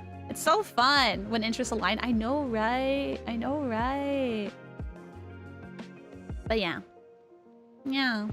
I love trading. It's so fun to seeing people's binders. Yes, I love seeing people's binders. It's so cool to see the kind of things that they collect and like how they've organized them. I've gone to a few card shops where the owners will keep their personal collections there, and like we'll go through each other's personal collections and just look and like talk about our favorite cards. And like it's so fun. It's so fun to be able to get together and like hear people be like, oh my god, I love this card, or like, oh my god, I got this card because of blah blah blah blah blah. Oh my god, someone traded me this card because of blah blah blah blah blah. You know, it's like so fun. I love it. It makes me so happy. This makes up for whenever I get frustrated because of fucking scalpers. But yeah, that is my Gundam deck and my cool little Gundam case. I also have really cool Gundam like little markers too, but they're downstairs. I'm not gonna grab them. My algo is like 40% trading card content now. I blame Aishii. I would get nothing. Yippee. I'll put it back in here.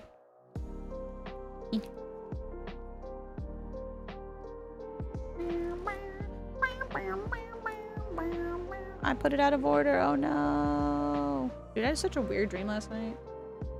Bro, come on. I usually put them all in here. This is why I don't... Why am I doing it this way? I never put them in individually. I always put them in as a chunk. I was just lazy this time. There we go.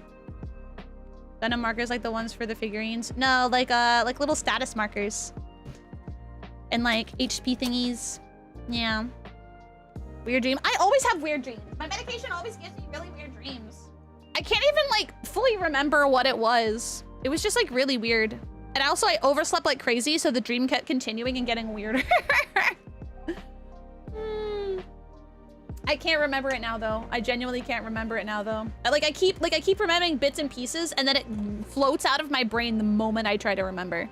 You know what I'm talking about? I guess that's dreams in general though. Yeah. Okay, let me see. I want to see if we can build just one little Pokemon thingy, because I've been wanting to build it for a while. Where did I put them? Hold on, let me see. Oh, they're over here.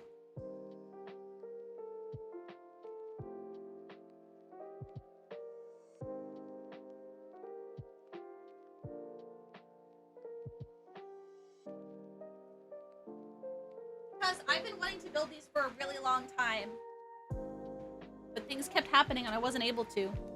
And these are really easy. Susie would definitely be a Yu-Gi-Oh player. At least she's not a Magic player. I feel like she would be, just because of the dragons and stuff. I don't know, I feel like she would get into Pokemon. I feel like she would get into Pokemon because Rouse really likes the cute Pokemon. Oh, I'm stuffing my face because I'm really hungry.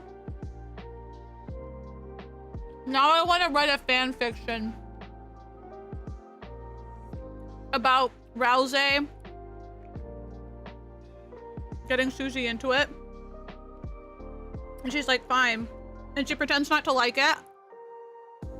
But she secretly really likes it, and then she becomes a Charizard player. I feel like that would be so in character. Since she likes Dragon Blazer, she definitely would like Pokemon. True, but like, compared to Yu-Gi-Oh though, she would absolutely start with Yu-Gi-Oh! And then just pretend not to like Pokemon. And then she'd find a Charizard card and she'd be like, oh my god, it's really cool. But she would never admit to it. She's such a massive tsundere, she is. Dude, I got up so late and I was running around. I didn't even check Twitter. Did my post that I drew really late last night of Susie ever go up?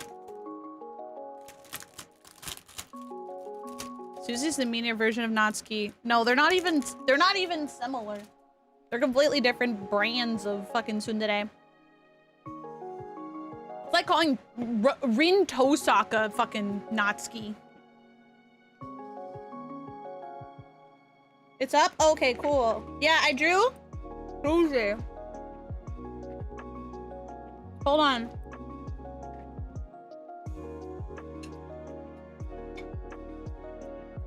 I'll show you guys. I'm becoming a scaly.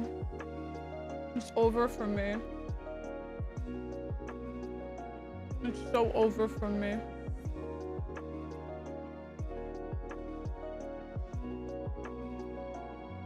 Let's see. I don't have my keyboard plugged in. I'll resave it to my PC.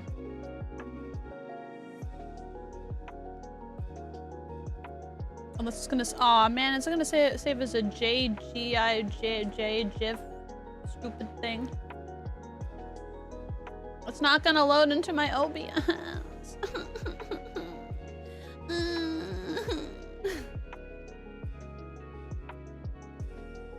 God damn it. Okay, hold on. I know what to do. Hold on, chat. Hold your horses. Hold your horses. I'm being really stubborn. I do not want to plug in my keyboard. So I'm gonna do everything within my power. Let me just open Paint and like save it or something. Become a scaly, or did you find it you've been a scaly the whole time? I don't know. I don't know how to draw animal parts though, like snouts and stuff. So I'm just gonna draw Susie like Toby Fox draws Susie. And I'm just gonna I know how to do this. And I'm just gonna draw her from like a slightly sideways, like sideways position the whole time, so that it doesn't technically make sense, but like it's fine, you know? Okay, cool. I have a way to do this.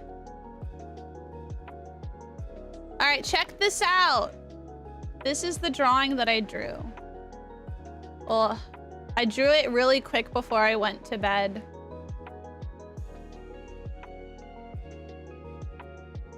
She's blushing. She's mad. She's being flirted with, and she's mad about it. And so she's so angry. She's gripping her hands because she's like, fuck, what the hell? Need her to punch me, don't we all? Don't we all? Dude, I saw this comic on Reddit. Oh, I wonder if I can find it. I saw this comic on Reddit, and the way that they drew Susie was so perfect. Because Susie's big. Susie's a big girl, you know? Look at her. And so, like, the way that they captured, like, how much bigger than Chris, like, she was, it was so good. And, like, seeing, like, how big her arms were, especially in comparison to Chris, like, I was like, whoa, this is Susie. This is my headcanon Susie right now. And I'm like, whoa, this is awesome. She would tower over you. Any of our arms would be like toothpicks compared to hers. Hold on, now I had to plug in my keyboard because I gotta show you this comic. It was so good. It was so good. Oh yeah, she's way wider than how I draw her. I am not in the practice of drawing different body types. I've drawn a lot of like skinny, medium titty anime bitches and very feminine looking men. That is a majority of what I have drawn. I need to practice. All right, let's see. Reddit Deltarune. I'm gonna find that comic. I'm gonna show it to you guys. Because it's so good. All that effort to plug in a keyboard anyway. I know, I was being really stubborn, but then I realized it was worth it. Oh, there's this really good GIF too. Guys, that's how you guys know I'm in deep, is when I'm going to the Reddit. I spent like a few hours just like scrolling through the Reddit and seeing fan art, and I was like, this is awesome. And then I couldn't stop thinking about Deltarune, and then I had trouble falling asleep. Let's see. There are some people who are so obsessed with some of these characters, and I'm like, I'll probably get it. I'll get it a little bit more after I play the weird route. But also there are people that are like talking about characters I don't even remember being from fucking like Undertale.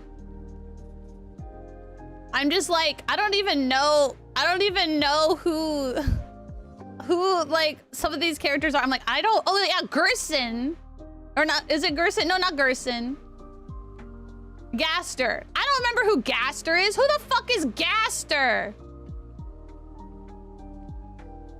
Like, I straight up don't remember who that is.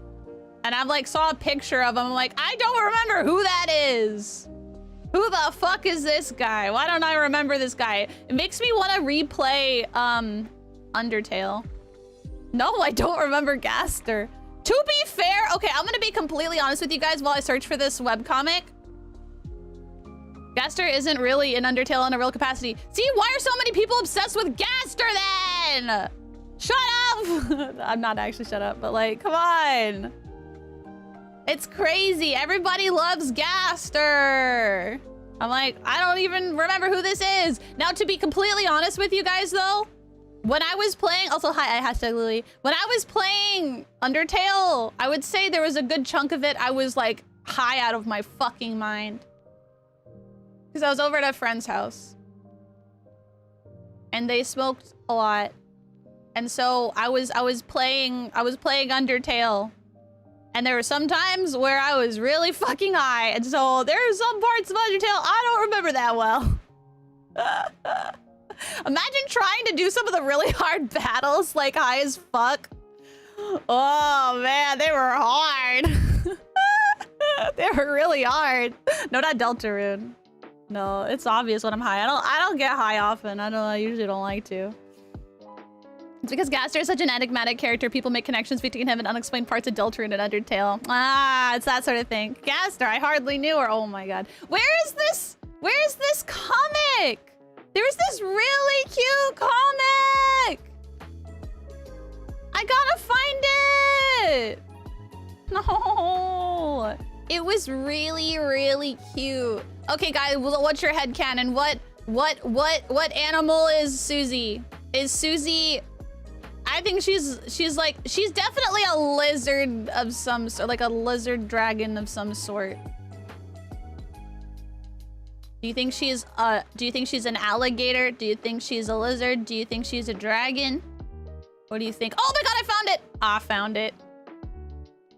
I found it, I found it, I found it.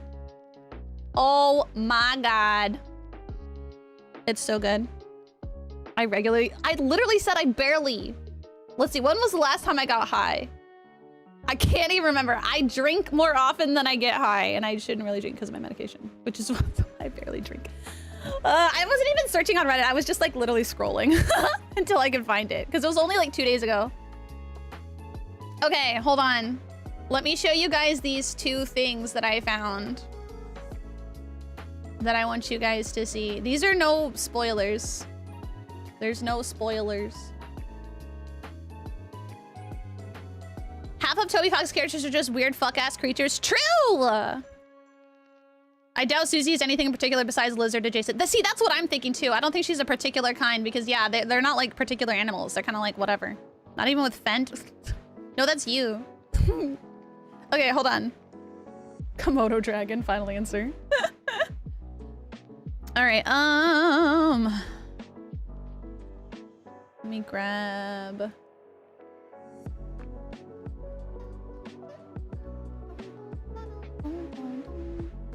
All right, here, I found it. I'm gonna have to crop.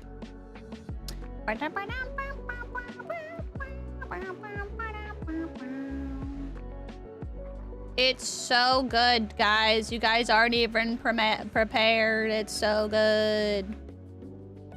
Check this out. Okay, there we go. I love it already, right? You saw this one? Oh yeah, you know this one. Yeah, look how big she is. And that's true. That's so true. Other frames show it better. Yeah, she's like, dude, I hate it when it gets rainy and cold. I feel the chill in my bones. Or like, get under the covers. That'd be weird, which is something totally like she would do. Also, Chris isn't even under the covers either.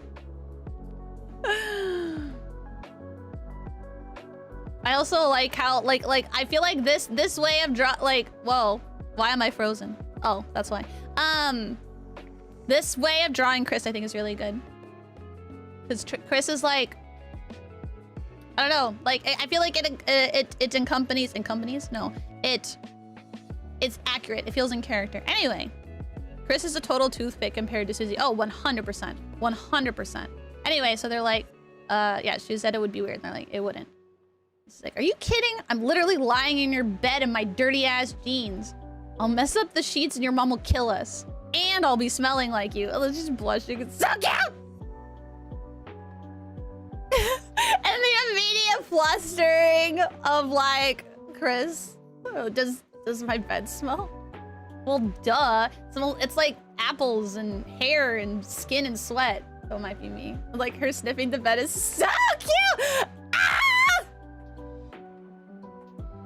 And then Chris just like fucking like shoves her face away. Okay, you're right. It's cold. Let's go set ourselves on fire. In the rain? I'll make you hot chocolate. Sure, go for it. Are you hiding something? No. Scared I'll sniff out your dirty secrets, huh? It's so cute. Look at them! I love how they did this like frame too. So it was like almost like it was opposite frames to like do like the, so you know what order to do the word bubbles in, but having like the full frame. But like seeing how big her body is compared to Chris, like Chris long, Chris tiny though. Chris very tiny. Oh yeah, well Chris is much smaller. I mean, that's pretty obvious. Yeah, like she was a bit smaller than an adult and he's like 10. I don't know, I think that she's like bigger than an adult. I mean, no, Susie's one of the tallest characters in all of Deltarune. People were putting their, or at least one of the main characters. Chris doesn't be putting in so much effort at keeping her off work. I know! It's probably gonna be so hard to shove her off. All right, anyway, yeah, I was like, scared snows, I'll sniff out your dirty secrets, huh? It's weird to sniff someone else's bed, you weirdo. Whoa, you asked me what it smells like, weirdo. I did not. Hey, watch it, I'll fall off. You should sleep on the floor, it doesn't stink. I didn't say it stinks, you did. I did. God, you annoying little. And then starts tickling him like crazy, which is honestly so fair, but also really adorable. Take that. And there's like, oh shit, you're actually ticklish. Oh, I like the little like lizard, or like yeah, the little like I don't know, almost like snake-like tongue. Wait, Susie. Hey, I didn't know you could sound like that. Also an accurate thing for Susie to say, and also really flirty. And then it's like, not so high and mighty now, huh? Like there's like kicks going on. Funny. Crack. Gonna fucking fuck up the fucking. God damn it. Haha, silly me. Hey, it's good luck. Yeah, there's fucking shit going on. Anyway, and now they're all fucking super close together and flustered and like, oh shit, we're gonna get caught. And it's so cute. Is the other one? Yes, the other one is Susie proposing. Yes. How'd you know? How'd you know that was the other one? Anyway, and their faces are super close. Ah! And then Chris is like, hot chocolate. And then Susie is like, nah, I'm all warmed up. Thanks. And then they both turn away and like, you can see Susie like half of her body's like off and then says, yeah, legs dangling off the edge. Anyway, I kind of love this comic, and also like, yeah, I like their size difference a lot. It's good. Like I like this frame. Yeah, this frame. And I feel like this frame, and I really like how they draw her arms. Like, wow. They know anatomy pretty fucking well. Like, look how well they draw like the muscles in her arms. And like this pose too. The arm to like the fucking shoulder, and like, they're really good at anatomy. It's really good. I like how they draw hands too. I just like this art in general. I need to follow this artist. Like, oh my god, it's so good.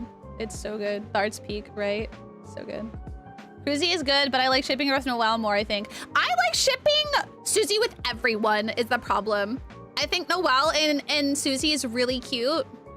I think Chris and Susie's really cute. I think that Susie and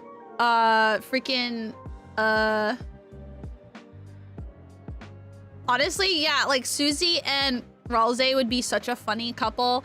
Obviously, her best bro,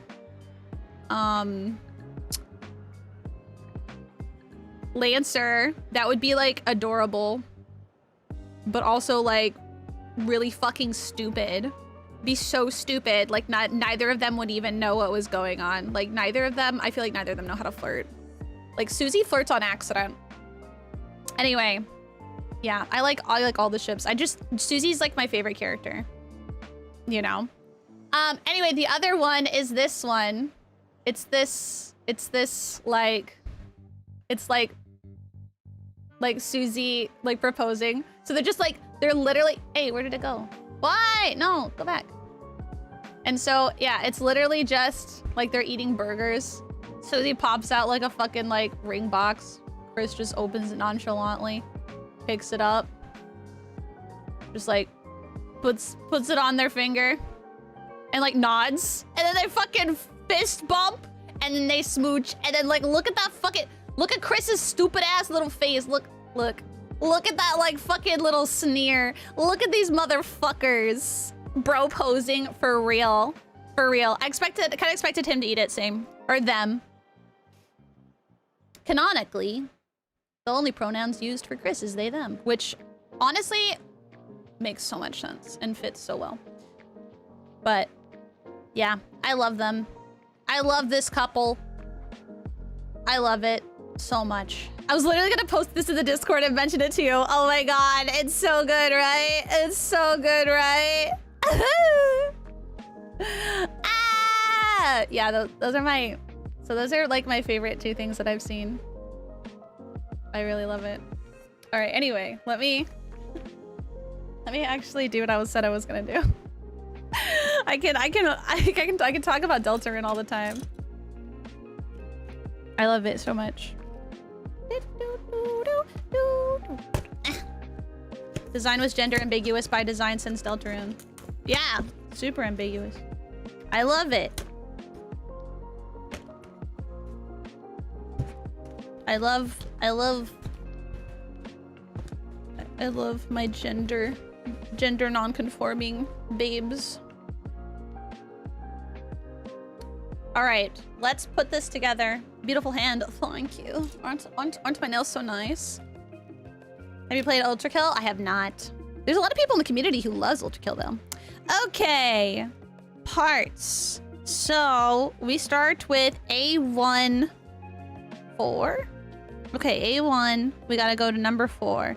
1, 2, 3. Wait, where's 4? Oh, this is 4. All right. Nice. There we go. Woohoo!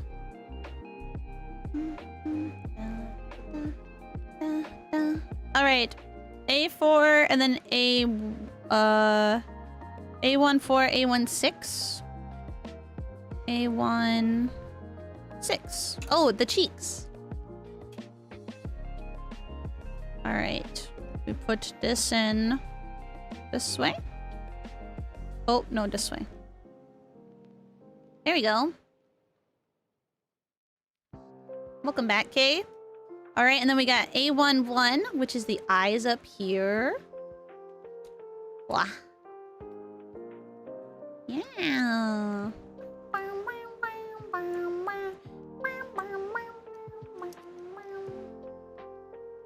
I love Deltarune so much.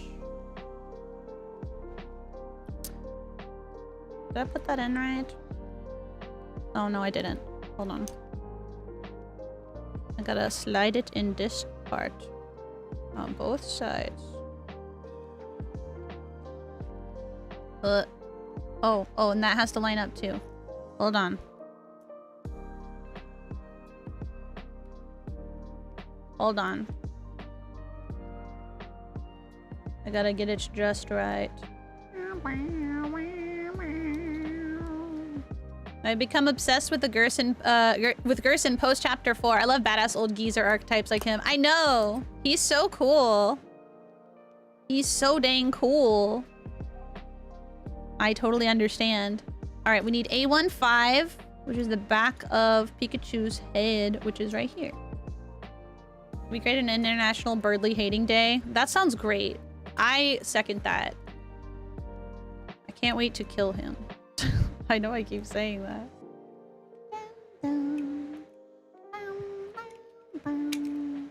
I've been trying to tell, like, my friends about who haven't played Deltarune yet, like, things that I love about it without spoiling them, and it's very difficult to find that balance. It's very difficult.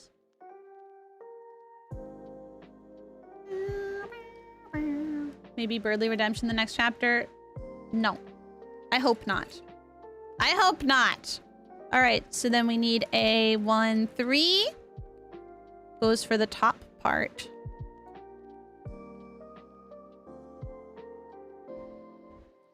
I want to know if his arm's broken or if it just is all... if it's just, like, dead now. And then A1-2. Deltarune as a concept is simple. You can only get how good it really is by experiencing it. Yes. I agree. That's why I don't want to spoil. But just like talking about how obsessed I am. Let's see. A18 and A17. Look at this Pikachu all cheeked up. Depending on how you fight Queen in Chapter 2, Birdly will have a broken arm or a completely fine arm. Wait, really? Wait, that's awesome. I'm glad that his arm is broken. I'm so glad that I fought the way I did. Fuck him. I'm so glad. I regret nothing. All right, so we put these two together. Dude, Monster Kid isn't even annoying. Monster Kid's just kind of funny. Like a little annoying. Birdly is way worse in every fucking way.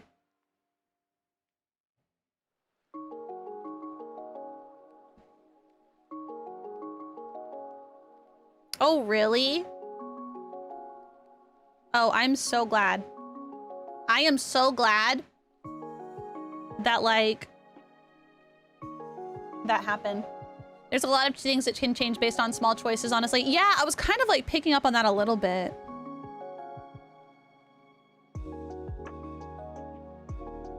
Let's see. Yeah, Monster Kid is just a kid. Exactly. Exactly. Monster Kid's fine.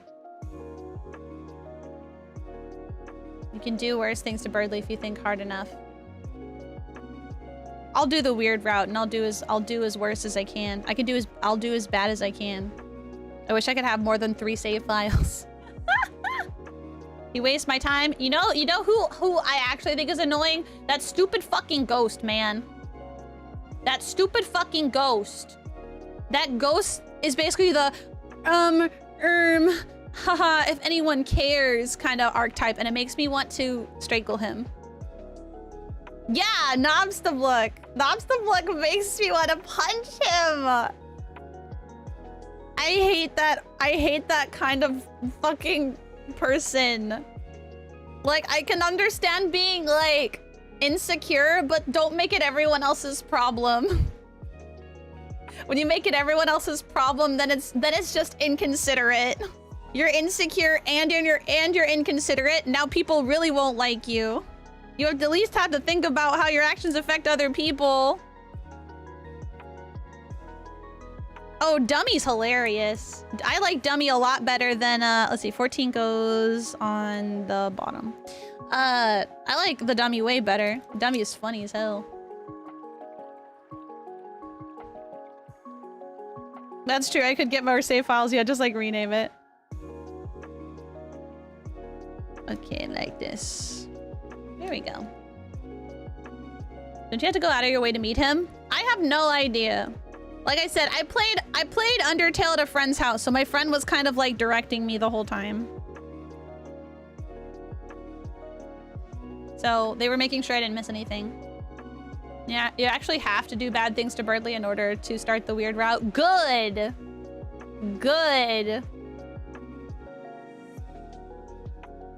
The annihilation of the dummy during the Geno run was one of the most satisfying things ever. Post-pacifist, not sure why. I mean, It's probably just because Dummy was a hard battle. So it felt good. Because I think, yeah, because all the hard battles that you had to do in the regular route, in the genocide run, most of them weren't hard, and all the easy / non-existent battles in the original run were very hard in the genocide run, you know? Okay, next up, we have to do the tail. Oh, we take the 2 pieces of the tail? Hold on, A2. A2, 15, and 10. 10? Where's 15? Oh, it's the part that fell out. This part.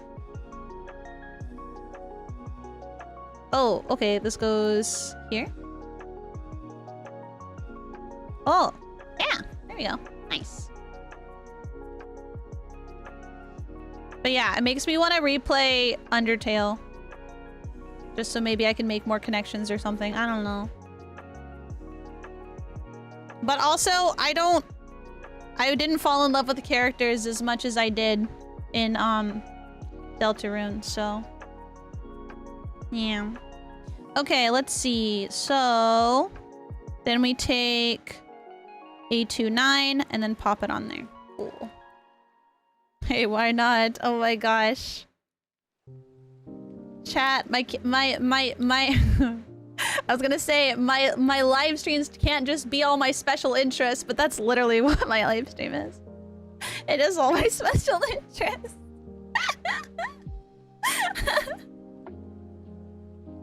You know, I was just thinking the other day, because like Pippa's going through a like period where she is spending a lot of time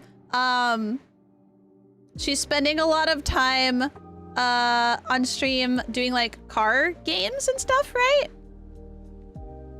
And so I was just thinking about how I love it when like one of my favorite streamers like gets really obsessed with something and like spends all their time like talking about and doing nothing but that, and like being a part of that journey as a viewer, and like seeing like your favorite streamer like go through like waves that could last months, could last, you know, like weeks, or it could last like just like days, right?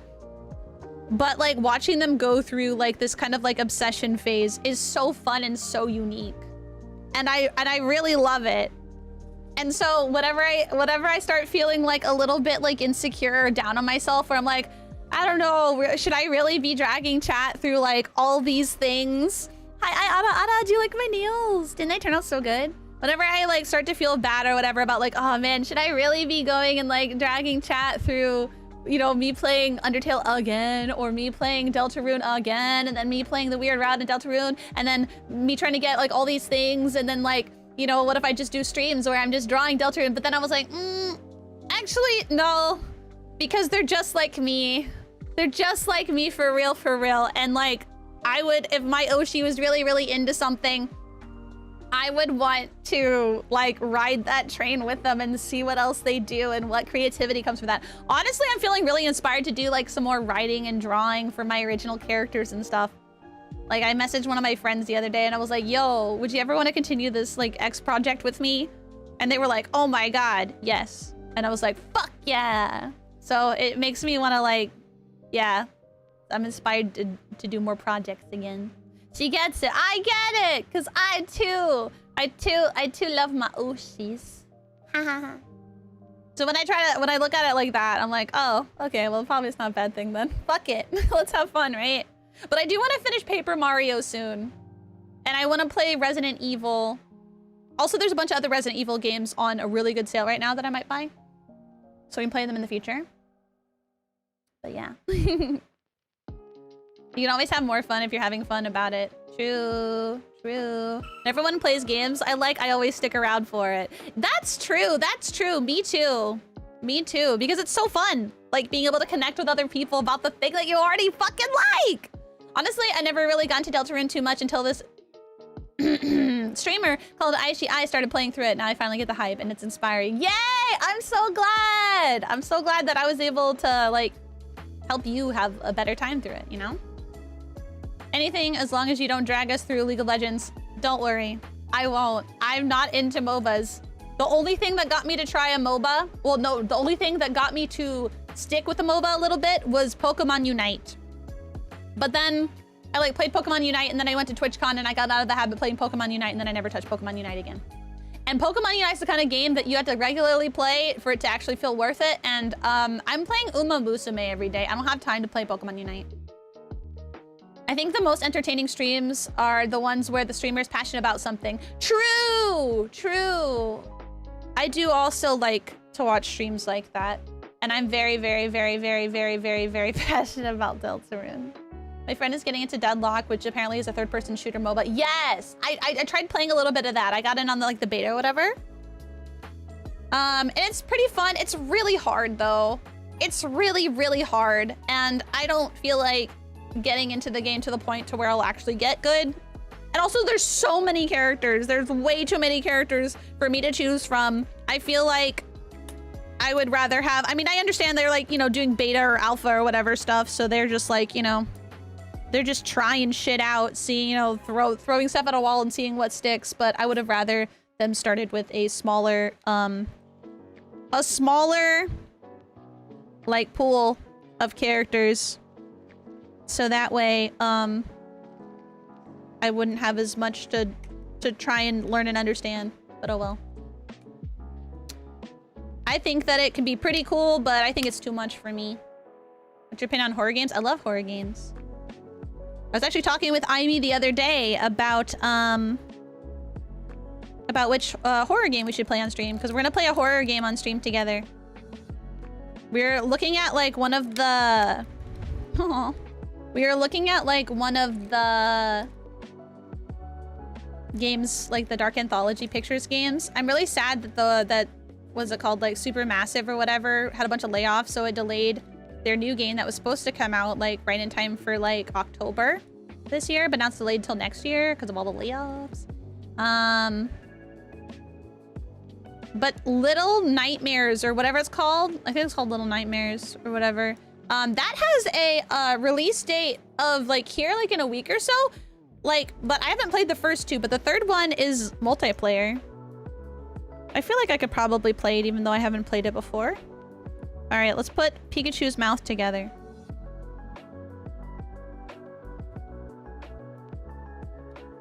All right. Ugh. It's so hard to like show you guys what I'm working on because of my camera setup. Wait. It's pretty good.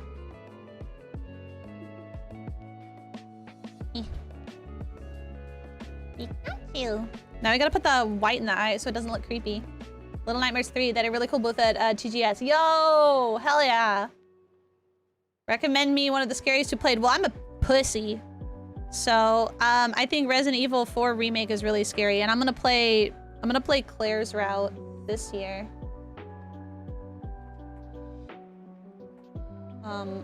In October. Which is so soon. Can you believe it, guys? October is almost here! Where is our time gone? Ah! I hate how fast time is passing. It's really stressful. Yeah, I heard really good things about the Little Nightmare series. I used to watch like Zentreya play it a long time ago. Wow, look at how not creepy Pikachu looks once we finally put the white in the eyes. Cute, look! Aww, it's so cute. Pikachu. Pika.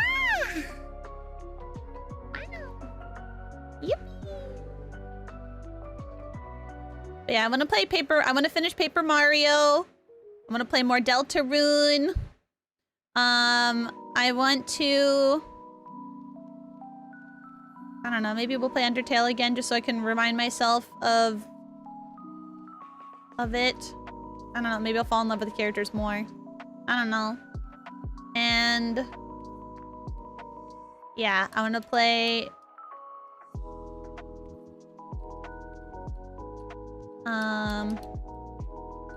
scary game with Aimee and then Resident Evil.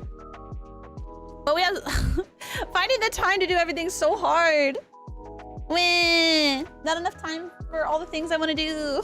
I wish there was like a whole other 24 hours in 24 hours. All right. Let's put together this one. And I think I'll hold off on this one until after I move. Because I'm worried that this might not stay together when I move. So I'll keep it in there.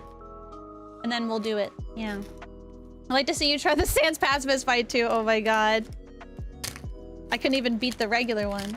Isn't the pacifist one harder? No, I don't know. Probably not.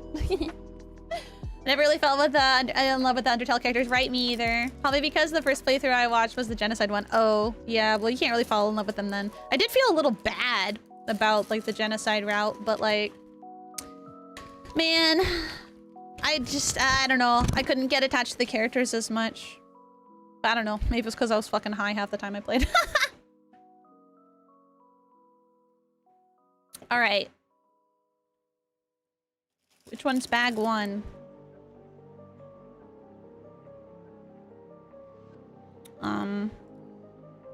I don't think they're labeled like that. I think they're just the pieces. Okay. Let's see. I mean, if you were high and being guided through it, I can kind of see why you didn't connect with them. Yeah.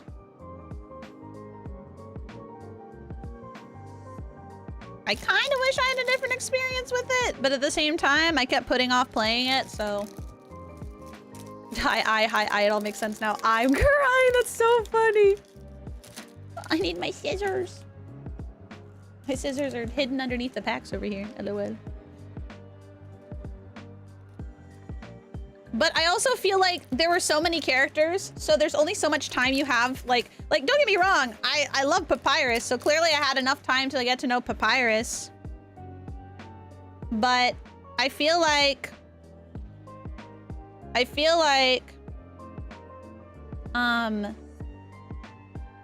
yeah, there's just so many characters versus like in Deltarune. Sure, they're like the characters you see and, you know, and then fade, but since you have a party, you always have like certain people with you. And so you get to know them a lot better, and I really appreciated having them. Because then I can get to know them. Yeah. Deltarune is pretty much an improvement on every front, right? I agree. I think Deltarune is far better than Undertale in every way possible. Personally. Except you can't really fully compare like the battles because they're all unique. And so I think those are good being what they are. Not being overly attached to Undertale is what put me off Deltarune for so many years. Dude, me fucking too! But I played it recently since it's a big inspiration to a project I'm working on. Really? Wait, I want to know. I want to know what project you're working on. Did not regret it. Yeah, I know. Like, I only played, like, Undertale, like, just, like, a few years ago. It was, like, I don't know, 3 or 4 years ago or whatever. So I was kind of new to Undertale anyway, because I put it off for so long, mostly because Homestuck, I was tired of the Homestuck community, and they all moved to Undertale, and I was like, oh, I'm sick of these people. I'm gonna come back when this shit isn't as popular. I'm tired. I'm tired of these people. I'm tired of this shit, Grandpa. And so, yeah, I avoided it for a while. And then, yeah, I was like, it'd been enough time. I was like, okay, sure, I'll play. And I liked it a lot. I was like, wow, this is amazing. Like, I get why people say, like, it's so good, because it is so good. But I was glad I waited. But with, yeah, that was the reason why I kind of avoided Deltarune for so long too, because I'm like, I know it'll be good, but I wasn't at the point where I'm like, I don't want to like play this game that's going to be pretty good, right? It'll be fine, but I won't really like get attached to the characters. But then I'm gonna have to wait several months, you know, for all the game parts to come out, whatever. Like, I really honestly was thinking about not playing the game at all until it was fully released, which would have been a really long time from now. But then I was like, you know, fuck it, I'll play it on stream. I will, you know, I'll try. I'll try it out, right? And I am so glad I did, because yeah, it is just that good. It is so fucking good. It is so fucking good. Like, I did not expect to fall in love so fucking hard, and then every single time where I thought I couldn't love it more, I just kept loving it more.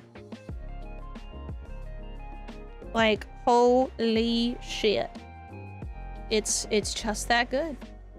As someone who is kind of a part of the Homestuck community, I completely understand you. Yeah, you get it. You get it. I also got into Homestuck late because I joined Tumblr really late because the Tumblr people were terrifying. And I'm like, dude, I don't want that on my fucking feed. That looks like fucking cancer. And then my friends were like, no, please just join. Like, you know, you can curate your timeline. So then I was like, okay, fine. I'll curate my timeline. So I did. And the only time I didn't have a good timeline was during election season. And my feed was nothing but that.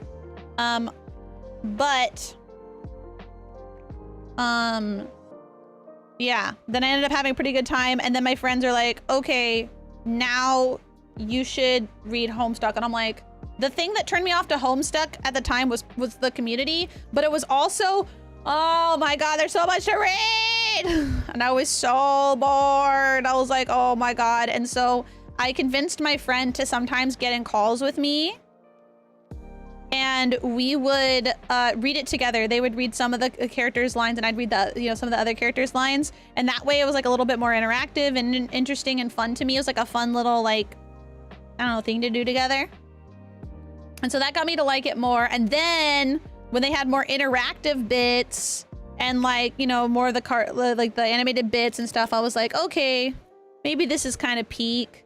And then I was into Homestuck, and then I had my friends, some of my best friends were all cosplaying Homestuck. So I was like, okay, sure, yeah, I'll do some cosplay too with Homestuck. I really like Terezi and Jade a lot. So those are the ones I cosplayed as. I also liked, oh god, what is her name?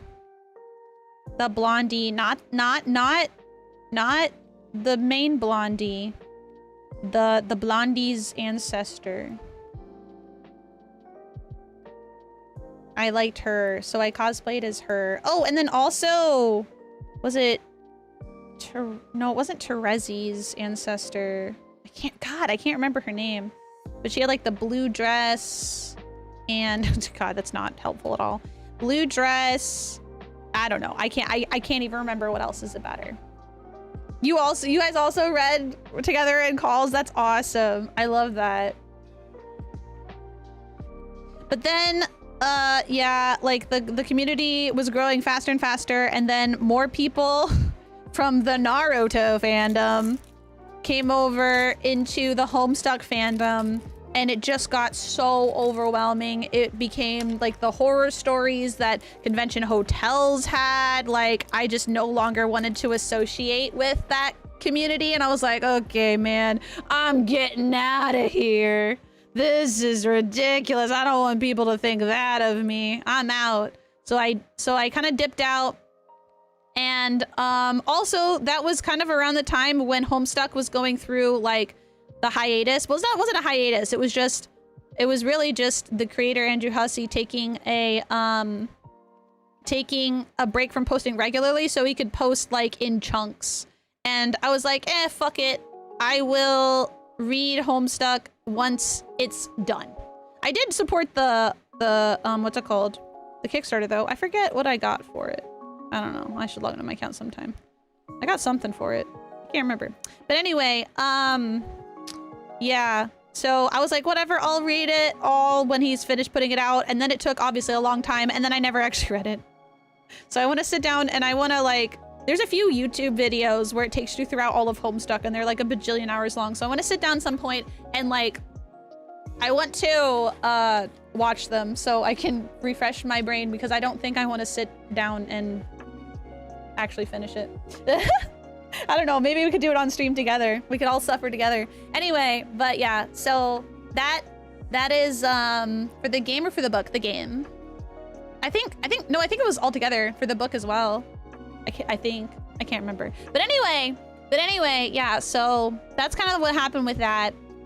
Never returned to Homestuck. And then I remember that, yeah, like around that time was when Toby Fox came out with his game, and then people were looking for something, anything to, you know, to gravitate to next, and Toby Fox did music for Undertale, really good music.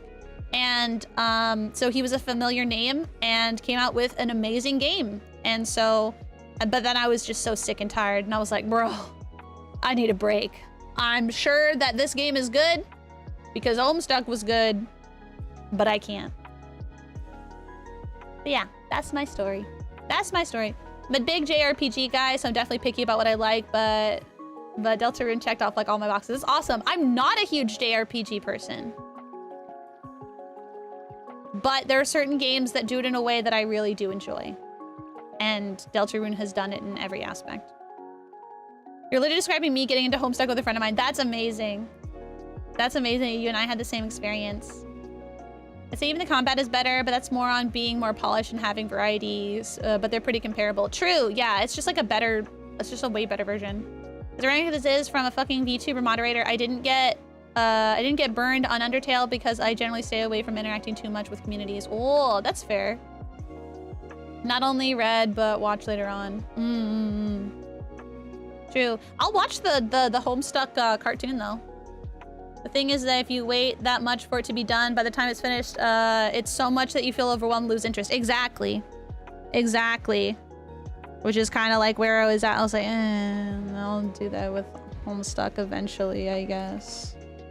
But then I never did. Because at that point too, like all my friends had either finished it or moved on, you know? So it's just kind of like, What is the point? Truly, what is the point? But Undertale, I feel like with Undertale, it was just time. I felt like, I'm like, oh, okay, sure. I'll play this on stream. I'm sure it'll be really good. But also the fact that, the chapter had just come out like recently too. I was like, well, it kind of is the perfect time then, huh? Even though I was like, if I get really into it, then I'm gonna have to wait. And I wasn't looking forward to having to wait. That was gonna be pain Pecco. And here I am in pain Pecco. Just like I thought. Alright, so we need this one, and then 3 more of these. Oh, the other ones go on top. I see. God, my dream is so weird. I'm trying to remember my dream. Parts of my dream keep going into my mind and then they leave. Oh wait, I'm building this like off screen. Hold on. My bad. Wait, maybe I should zoom. Oh, I had to... Okay, there we go. So you guys can see better.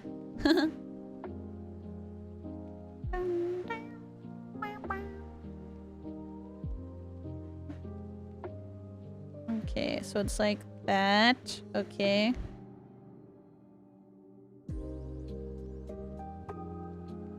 Okay. I'm gonna try and understand it. Okay, these last ones go in line with the back one. Okay. Ugh. Okay. So like that. Okay. Okay, and then that one goes in line with... Oh. Hold on. Come on.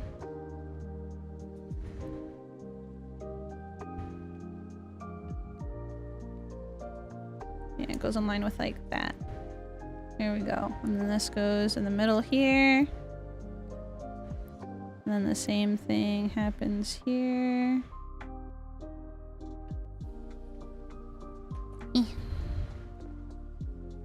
And then this goes here. And then this goes here. Wait, that's not right. Oh, there's supposed to be a gap. Uh-oh.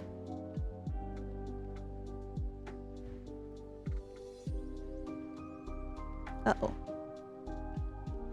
Hold on. It's gonna be a little tricky. Hold on.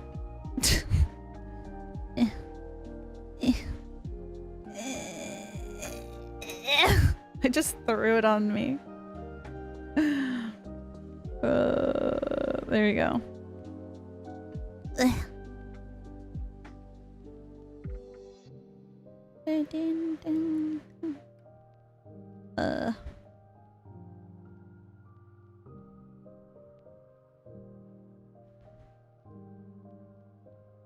Oh. Is it like... I'm confused. Hold on. Okay, that goes on the bottom. Like that. Is it like that? No. It's not like that. But what is it? Hold on. Okay. Bottom here. This goes here. Okay, there we go. I never remember my dreams. No.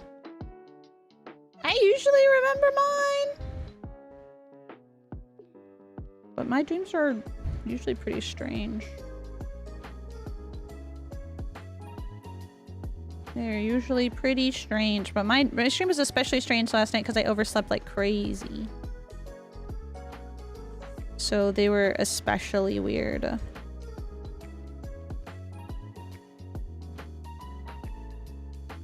I really wish I could remember. I think there were fictional characters in it, which I rarely ever dream about fictional characters. So if I have a dream about fictional characters, I want to remember it. Imagine it was a fucking Deltarune dream. Killed my soul because it'd be sad I'd forget it. Just want to hang out with Susie. She's so cute. Okay. There we go. Okay, part 1 done. That's so... Oh my god, I'm gonna be here forever. When I sleep, I just wake up like nothing happened. Dude, I hear that from some people. That's crazy. I have never once had that experience.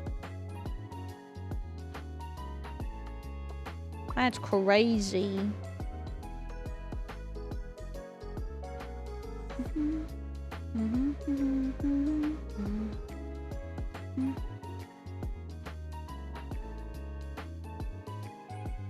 This is gonna be hard. This is hard. Deltarune Nightmares where Carol kicks you out of her house. Oh my god. You only get to hang out with Birdly? Nah. Anyone ever get reruns on their dreams? Yes. I used to have reoccurring dreams. I think I told you guys the story about the reoccurring dreams that I was having for a while. Like a long, long, long time ago. Okay, I need this big piece. Hold on, let me pay attention. I need 1 big piece. I need 2 of these pieces. I need 2 of these pieces. This takes a lot of brain power. I need 5 of these pieces. And then I need 1 of these. 2 of these. This is gonna be so hard with these nails, actually. The other thing was easy. This is way harder. Because they're so small. 1, 2, 3. And 1 of these. And 1 of these. Okay, there we go. Sometimes I have part 2s of dreams I had literal years ago. Oh my god, me too! Deltarune dreams are just real DLC. Fuck yeah. I'll ever wake up from a dream, then go back to sleep right after and continue it? Yes! Yes. It's kind of like... That's kind of like what happened last night. Because I woke up and I was like, wait, I wasn't done yet. Wait, I wasn't done yet. And so I went back to sleep, which was not good because I was supposed to meet up with a friend, but oh well.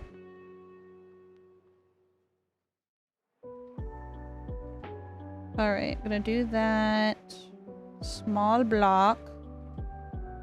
And I think we have 3 block. Oh god, I'm not even doing it on screen. Sorry, sorry, sorry. I keep hyper focusing.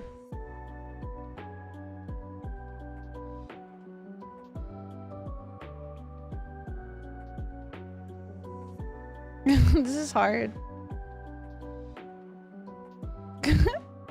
These are so small.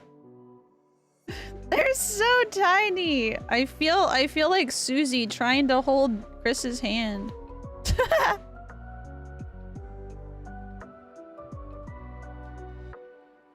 Okay.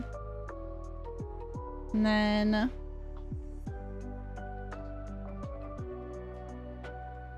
oh, wait. It's not the same on that side. Right? What the fuck is underneath it? Assembled block shown in faded color. Oh, okay. So that's the piece underneath it. Oh, I see. Okay, so we take this one. And this one goes here. Okay, I see. Okay, this will make things a little bit easier then. Susie would force grip Chris though. True. At first, like she would do it because she's like just playing around, and then she would do it out of like because she feels nervous. And not even think about it. Alright, so we do that. Then we have a 3-piece here. Ugh. God damn it. Filter a nightmare where Toby introduces microtransactions to buy more dog dollars and a season pass to unlock Noelle and Furley's playable characters. Ah, no! That is a nightmare.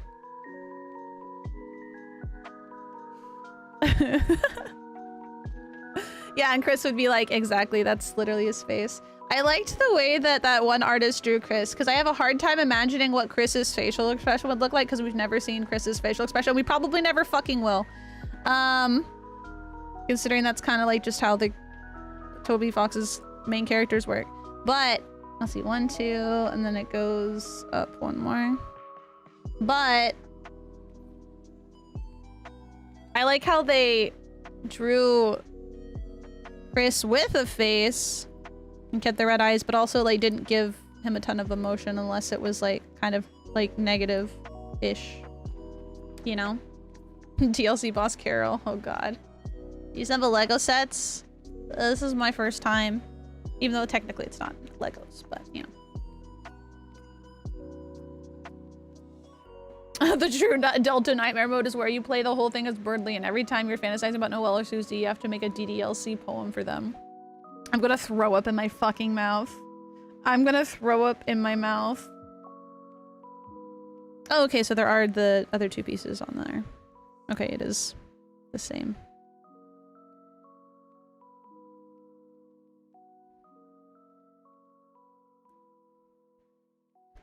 And then like that. Yeah. There we go. Okay, and then on top. Okay, oops. Okay, this furthest back one goes on this one. Great.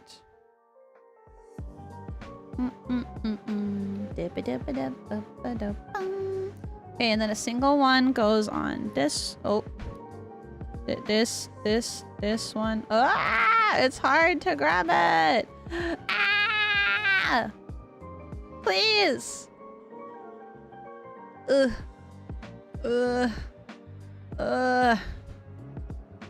You're taking too long off camera.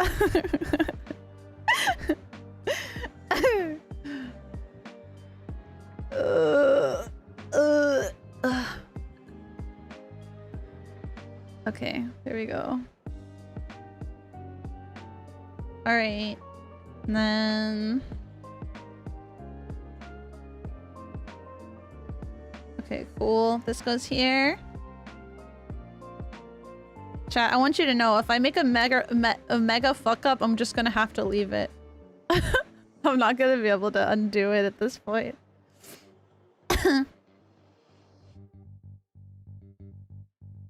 Okay, does it go like this? I think it does. Did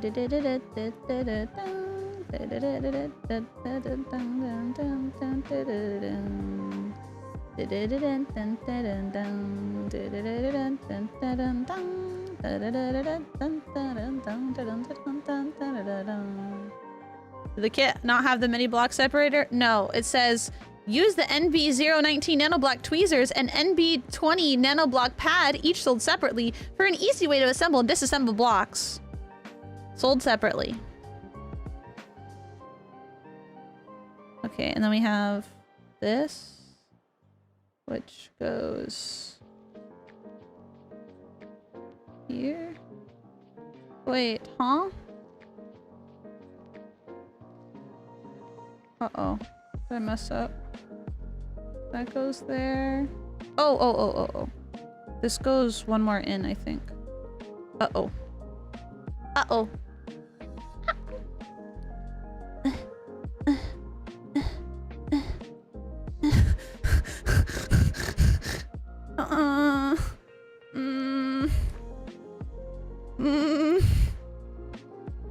Did you use some pliers? I don't have easy access to pliers. Oh, I got it.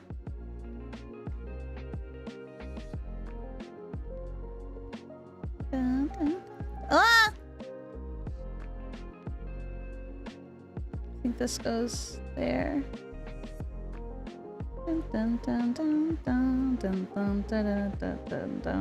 Wait, where does this go? Okay, this was here. I don't know. Oh, it would have lined up with that one, so that would have been there, right? Yes, okay. Okay. That goes there. And then, hold on, let me do one side first. So that goes in like that, and then there's another one that goes like that. Yeah, true. Yeah, pliers would damage the box. Yeah, true. Straight up. Okay, so we'll do that. And then this one goes like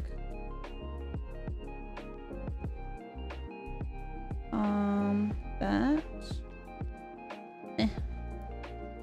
Okay, there we go. Okay, I did it. It's really interesting because they're not always necessarily like a tight fit like Legos. Huh. Okay. 2. Done. You're taking too long. It's taking too long. Alright, cool. So now I need... I know, we have 10... well, I guess 9 steps. I feel like I'm doing this in Minecraft. Happened faster than you thought. True, true. You're really good at subtle foreshadowing, you think so?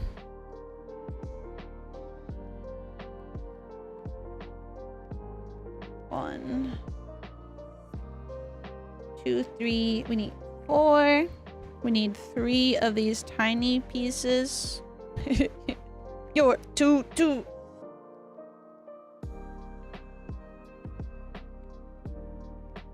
And then 1, 2, 3.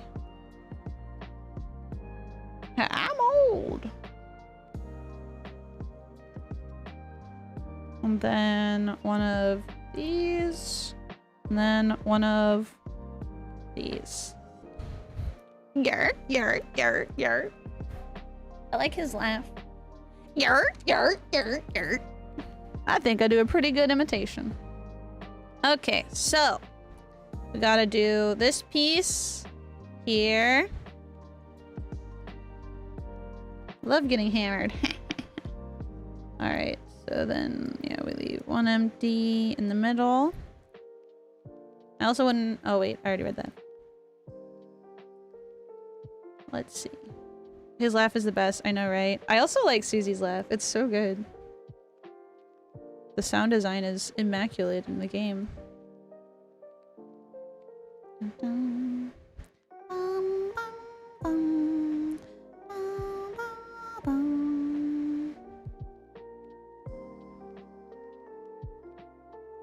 see.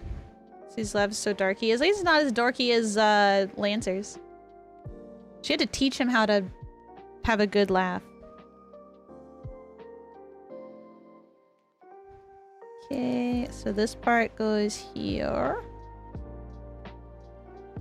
And then a single bit on the right. Ah! Izzy is edgy, dorky, Lancer is just dorkiness incarnate. True.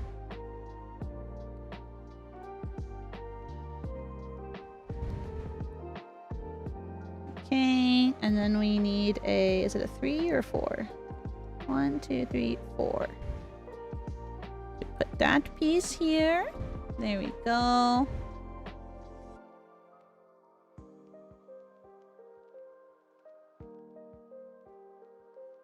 Alright. So then, okay, here. We'll start with the thing that goes on top of it. And, okay, so we have 2 little square pieces. Oh, it's getting cold. Hold on, I gotta turn off my fan. It's so cold in here now.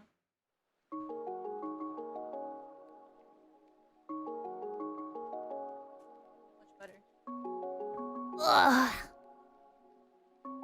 Okay. Alright, we got these 2 here. And then we have, what is a 4 and a 3? Yes. So a 4. And then a 3.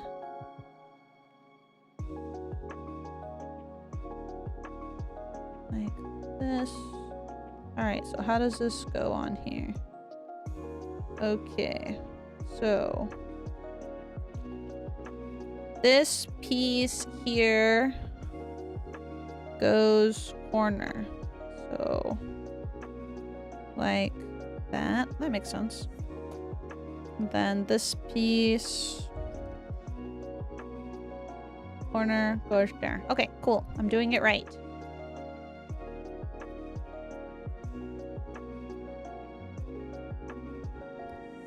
Oop.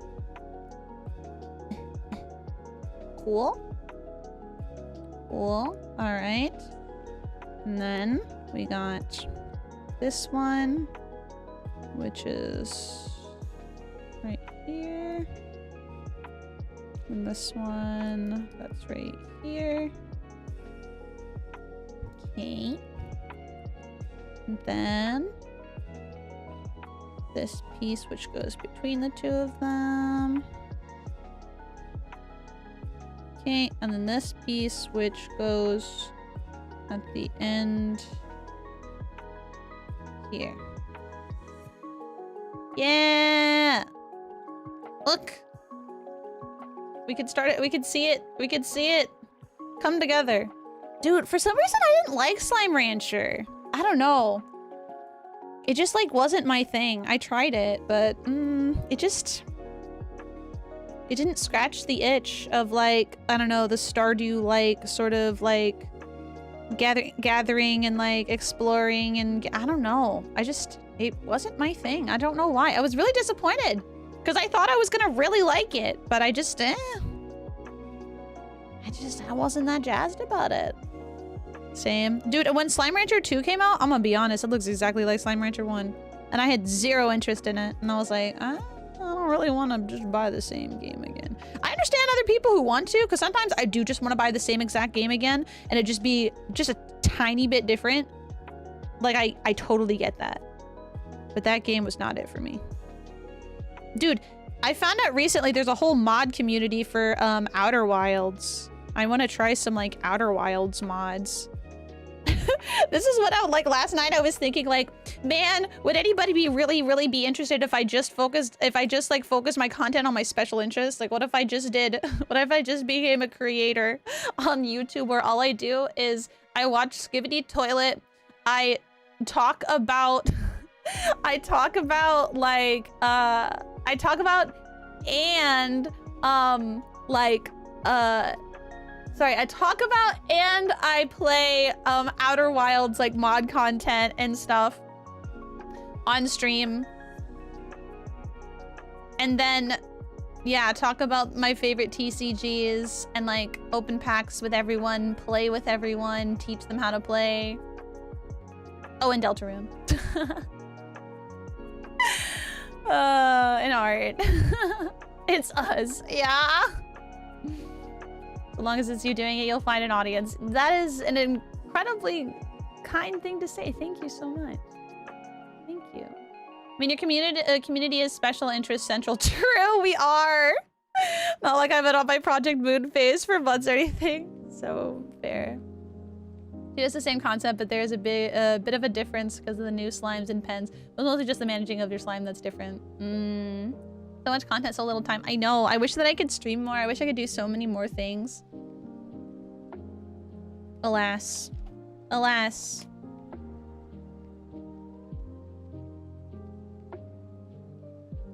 Okay, let's see. So let's start at the bottom. So we have the 3 long pieces here. Oh god, I don't know the context for where these go, so we need to start further back. Okay, so we have one of these. And that goes right here. Right here? Yes, right here. Okay. So that'll give us context to where everything else goes. And then there's the same thing on the other side. We just need to make sure we have 3 spots in the middle. And we do. Okay, great. There we go. And then we have a 2x3 here. And then a single one here. I'm getting faster. And then that goes here. Cool. Forget, are you going to have less time to stream after you move? I will probably, it'll probably take me a little bit to get back into streaming regularly because of needing to obviously like unpack and organize things. So it'll probably be a little bit slow at first, but I might have, I don't know, I might have more time. It really depends. It depends on how work goes. If work goes well and the economy doesn't go to absolute shambles, I don't know, because the economy could still go to shambles and maybe I'd have more time. I don't know. I don't anticipate that I should be spending any less or more time streaming. But it's hard to say right now until after I move and situate myself. But I don't anticipate to spend less time streaming. I should be able to spend the same amount of time streaming. Maybe more time streaming. I have to get some real life stuff in order. If I can get that real life stuff in order and get ahead of stuff, then I might be able to spend more time streaming. Comes down to, you know, adult shit, paying for stuff, being responsible, you know. Not the economy, so real, I know, right? The economy could affect my job a lot, but it could affect it in so many different ways. It could affect my job in a negative way, which could give me more time to stream, or it could affect my job in a positive way that could give myself more time to stream. Isn't that funny how that works? But also, it could affect, the economy could affect my work in a good way that would give me less time to stream. But it could also affect my work in a way in which it would give me less time to stream because I could be in a really, really bad spot and need to go and get another job so that I could support my household, you know? So it's really hard to say, actually. It's really hard to say. Yeah, Icicles. Yeah, you guys gotta fix the economy. Why don't you just fix the economy real quick for us? That would be so great if you could fix the economy real fast. Like, no big deal, right? Who gets to say no to IRL Gamba? Bills. Bills say no to IRL Gamba sometimes. Okay, let's see.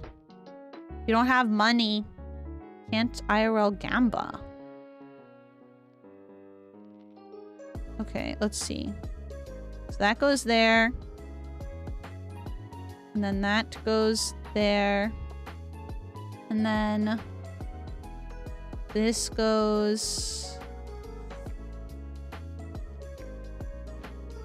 Ugh. This is so hard. There. Kind of. Oh god, I've ruined it all. Fuck me. Add it to the mod task. Oh my gosh, the mods do enough. We have to destroy the economy and replace it with something that gives I more time to stream. No, that's not the end. That's not. No. I'll start the Fix the Economy Kickstarter. Oh my god. It's not how that works. Unless you're Jeff Bezos. Okay. Maybe I should just do this part. So this part.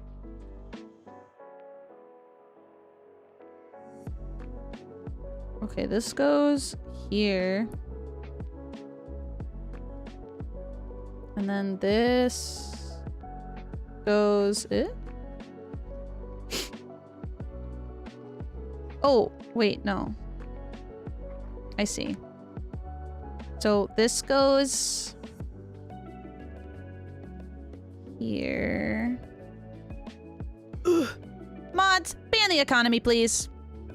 What if we fix the economy by placing birdly images everywhere? I feel like that would lead to a lot of confusion and a lot of hatred.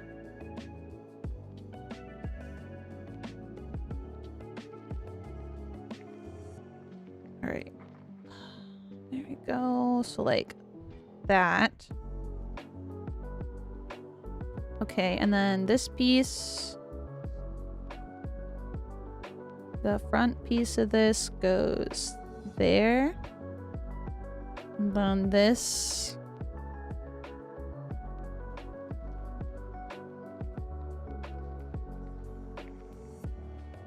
It's off by one, so it goes like this.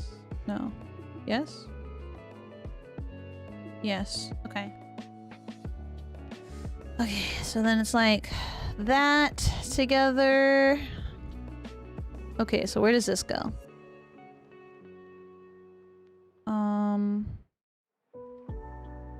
Oh yeah, and then a 2x3 goes in the middle here.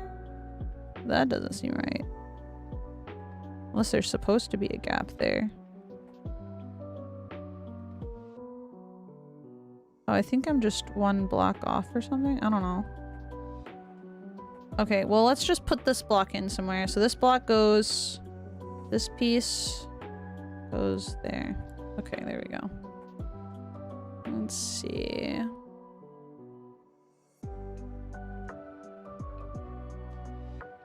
Okay, there we go.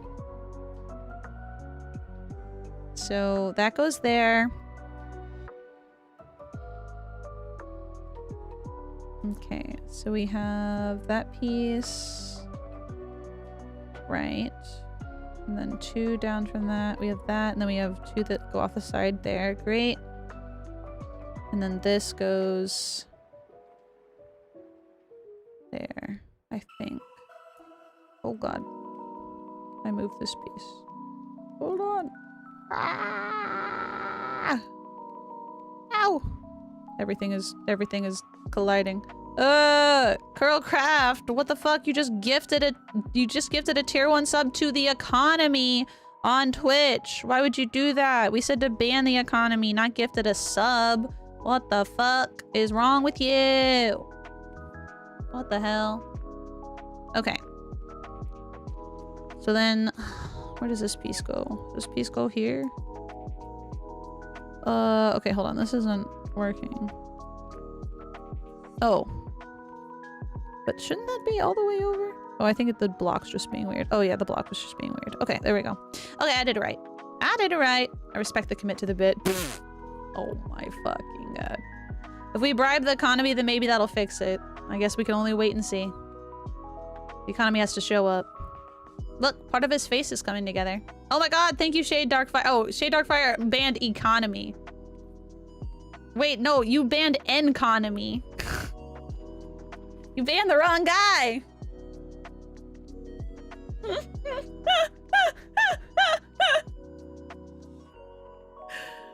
You banned the wrong guy, bro. Let's see. Imagine not being able to spell economy. Yeah, that's pretty crazy. Couldn't be me. Let's see. Okay, so we have this here. Then we have a 3. Economy means enemy economy. Ooh, I see. Nice try. That's not gonna work. Okay, so we have this. Oh. No. Yeah, we're good. Okay. So then this. Then we have a 3-piece that goes here. Yes. Okay, we got a 3-piece there, and then we got a 2-piece that's right across from it. It goes right here. There you go. There we go, Shade. Band economy. Nice job, buddy. You shoot it at random. You're bound to hit the right guy, right? That is not how that works. No. That's not at all how that works. Jeez. Okay, so then this piece in the top right corner should go on that bottom right. Okay, perfect. And then this goes here. Yay! Aim for the middle and you'll never miss. I wish that's how it all worked. Why is there a hype train coming? Why is there a hype train coming? All because we gifted a sub to the economy? What? Make it make sense. Huh? Also, it was just one gifted sub. I didn't know that a freaking a hype train could start with only one thing. This is how we fix the economy. You're so right. This is how we fix the economy. Guys, quick. Go on Twitch and sub gifter cheer to level up our hype train to fix the economy. Why does it feel like it's going up? It says 31%. I swear it said 30%. But no one's done anything. Whoa! Wow! Arigato! Thank you so much. Thank you so much for gifting 5 tier 1 subs to the community over on Twitch. Thank you so much. Wow. Wow. Hype train for the economy. Yeah. Wow, we're level 3. Whoa! Fist of Jam. Thank you so much. Your first time chat was 1,100 biddies. What a chat. Thank you so much, bro. I appreciate it. Thank you, Fist of Jam. Thank you.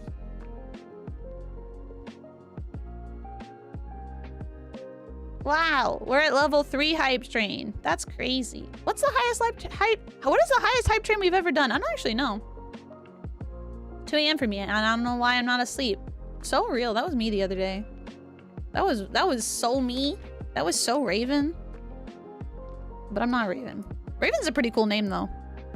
All right, 1, 2, 3, 4 of these. We need 2 of those. And we need 4 of these. 3 and level 8. That's level 3. Unless you're saying that before you make it level 8. Oh, no, you're saying level 8 is the highest we've ever gone. Oh. Wait, how did you find that out? Oh, it says right here, channel record, level 8. The conductor is Arigato. And so is Fist of Jam. You guys are both the conductors for the hype train. That's cool. Hi, Epyon. Enjoy those emotes. Let's see, we need 5 on this one. Jesus, 1, 2, 3, 4, and 5. Then we need 6 of these corner pieces. Oh, it's almost like we're getting to the end of this. 1, 2, 3, 4, 5, 6. I feel like This would be a hard project for children. This takes a lot of comprehension skills. And then we need 4. 1, 2, 3, and 4. There we go. There we go. That So Raven was a trippy show. I know, right? It really was. Okay. So it starts with this bar going here. And then another 3 going there. A child will start trying to make a Charmander and end up with a plane or something. So real. So real. Wah.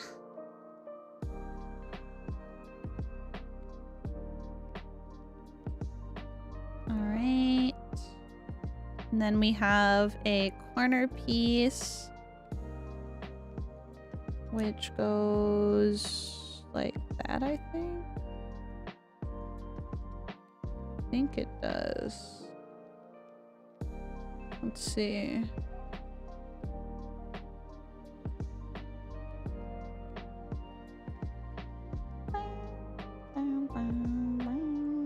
Yeah, okay. And then we have the black piece that goes here.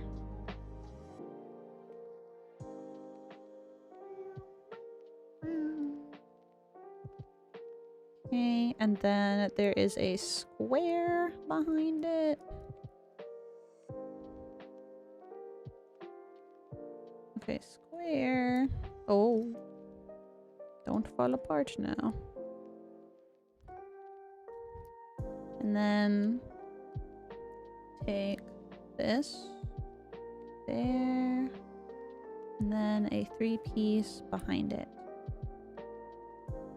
Alright, cool. And then we do this almost the same exact thing. Why aren't you going in here, bitch? Get in there! Ugh. What the hell?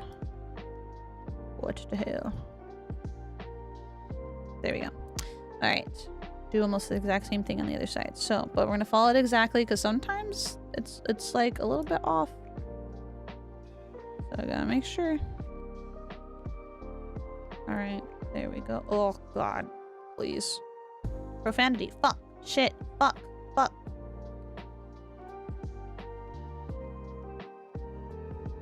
Let's see.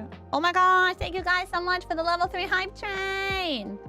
Open your hype. Your hype. What's it called? Chest. I got this cute emote. Her mind, it says. What does that mean? Okay. So then, yeah, we have that.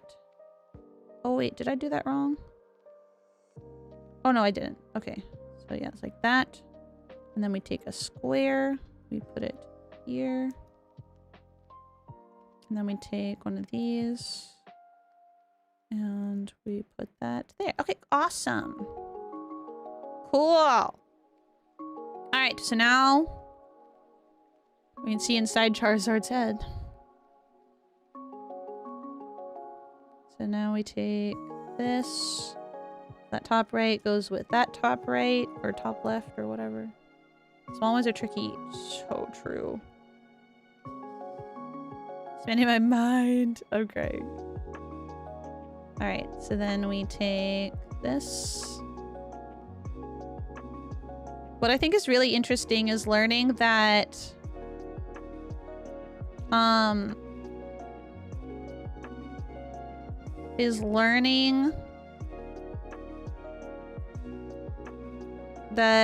obviously any of them can make a dark world.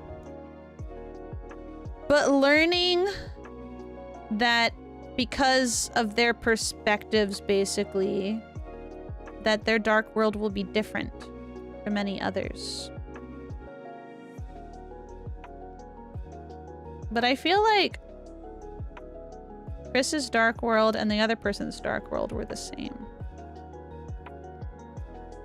But maybe it's just because she's special. I don't know. But I thought that was really interesting. The music for Susie's Dark World was awesome.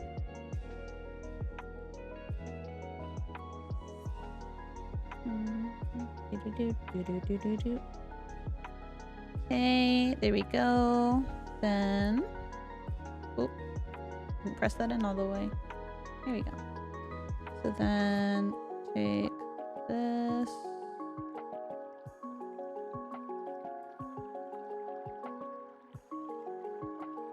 And then on the other side, we're gonna take that. Take a 3-piece right next to it.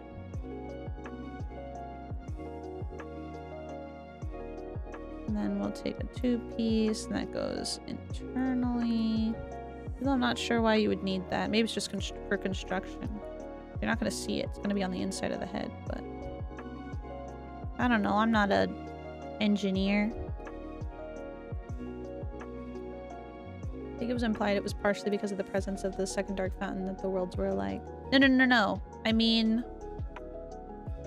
Chris's Dark World... Oh, are you saying that one was created by Chris and one was not created by Chris? Because we were with Chris the whole time. Chris didn't go anywhere else. Right? Because we went to church. Yeah. Well, wait. No. Yeah. Because Chris just went and drank chocolate milk for some reason. Why did he throw us away? Why did he throw us away? What did that accomplish? Oh, he threw us away because he didn't want us getting the guitar. That's why.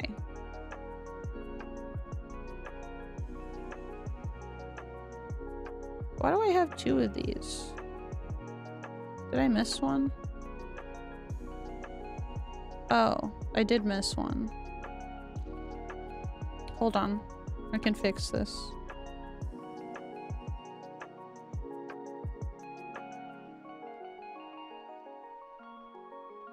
Because I think there's supposed to be one right here. Yeah, there's supposed to be one right here. I think. Wait. Huh? I think I messed up. Huh? Huh? Huh? Huh? Huh? No, wait, I didn't mess up. No, it's fine, I think. Yeah, we're fine, we're fine. Sorry, I was overthinking something. Never mind. We're good. I did miss that one piece though, so I'm glad I did it. Big theory that Chris is working with the Night, which explains a lot of their behavior. Well, yeah. I already know that part. But like, why would... But he can't make... He wasn't able to make that other Dark Fountain. So what I'm saying is, the Dark Fountain that was in Chris's house, it looked similar. Like the lighting and everything like that was very similar to all the other ones. So are you saying it's probably similar because he's working with the Dark Knight? That their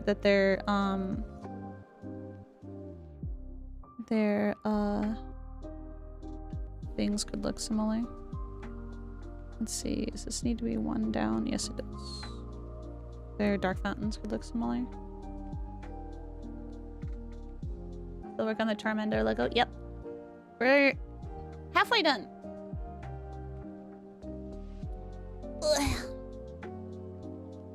Alright.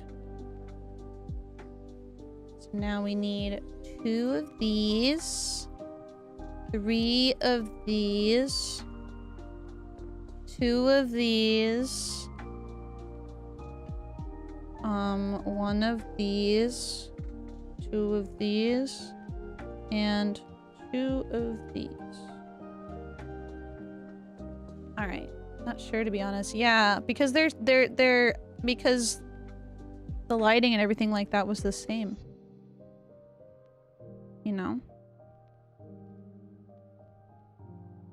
It makes me wonder how soon they were working together.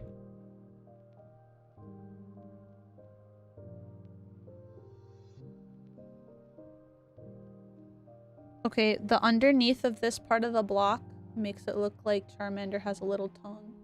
He's like, bleh. Bleh. I think Chris is too mean and should grant us full control of him without restrictions. I think Chris is pissed off. I think Chris is pissed off that we're doing stuff with him. I think we're lucky that he's not... I think we're lucky that he doesn't treat us worse, to be honest with you.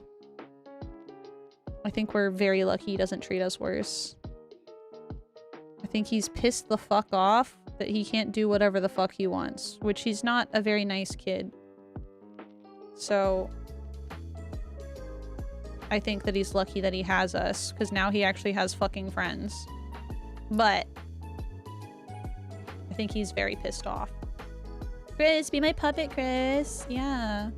Give me your human parts. Haha. Haha.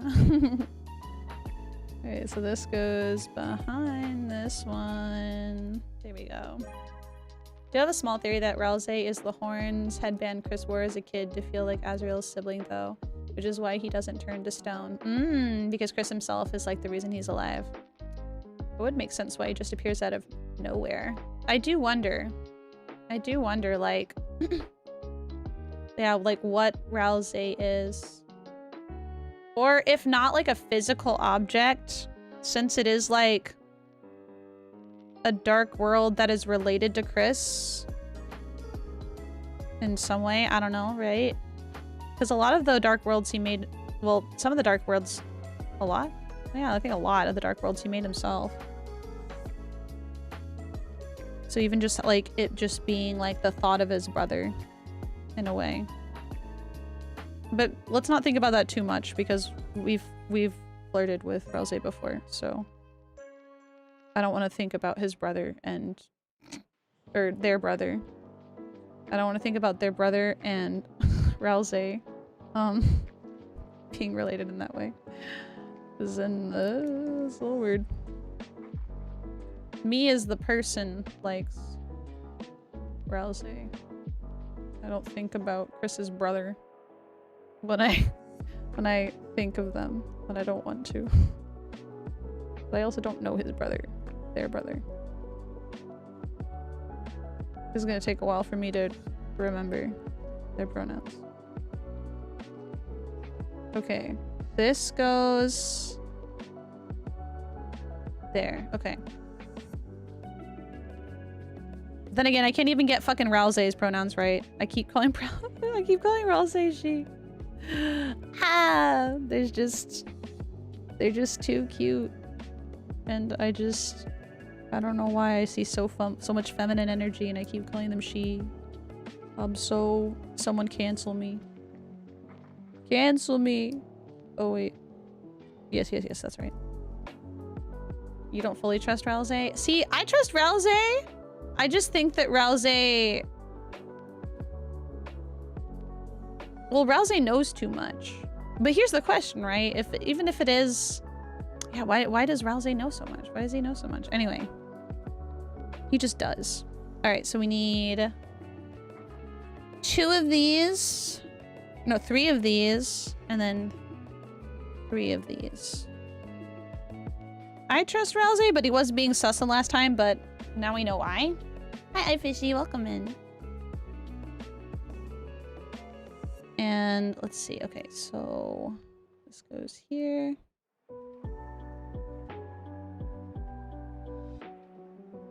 I want to know what Susie saw, but of course, we're not gonna know. Susie's gonna... Honestly, Chris might know, but we don't know. It'd make sense if Chris knew and we didn't. Oh, I grabbed 3 of these when I only needed 2. Alright, and then this big piece goes there. Yeah. And then this one goes there. There we go. Do you have a small... Oh, wait, I already read that. I am making a little Charmander guy. We're talking about Deltarune. Okay, turn the body over so we can put his feet up.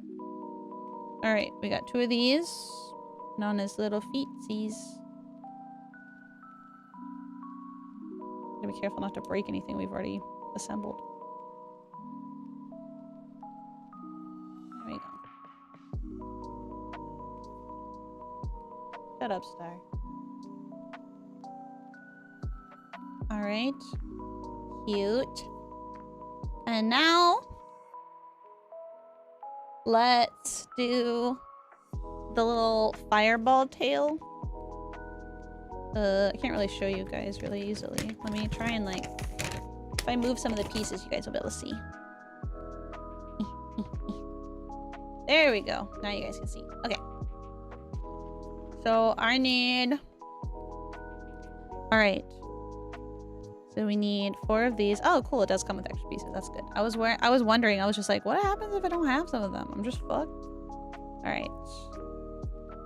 And then 1, 2, 3, 4, 5, 6. And then 1, 2, 3 of these. Okay. Alright. So, 1. We start with yellow. Wait. Okay, hold on. So, we have these 2 pieces like this. Ugh. Okay. Oh my gosh, I kind of remember my dream. Oh my gosh, my dream was really weird. Okay, now I remember my dream. It was like...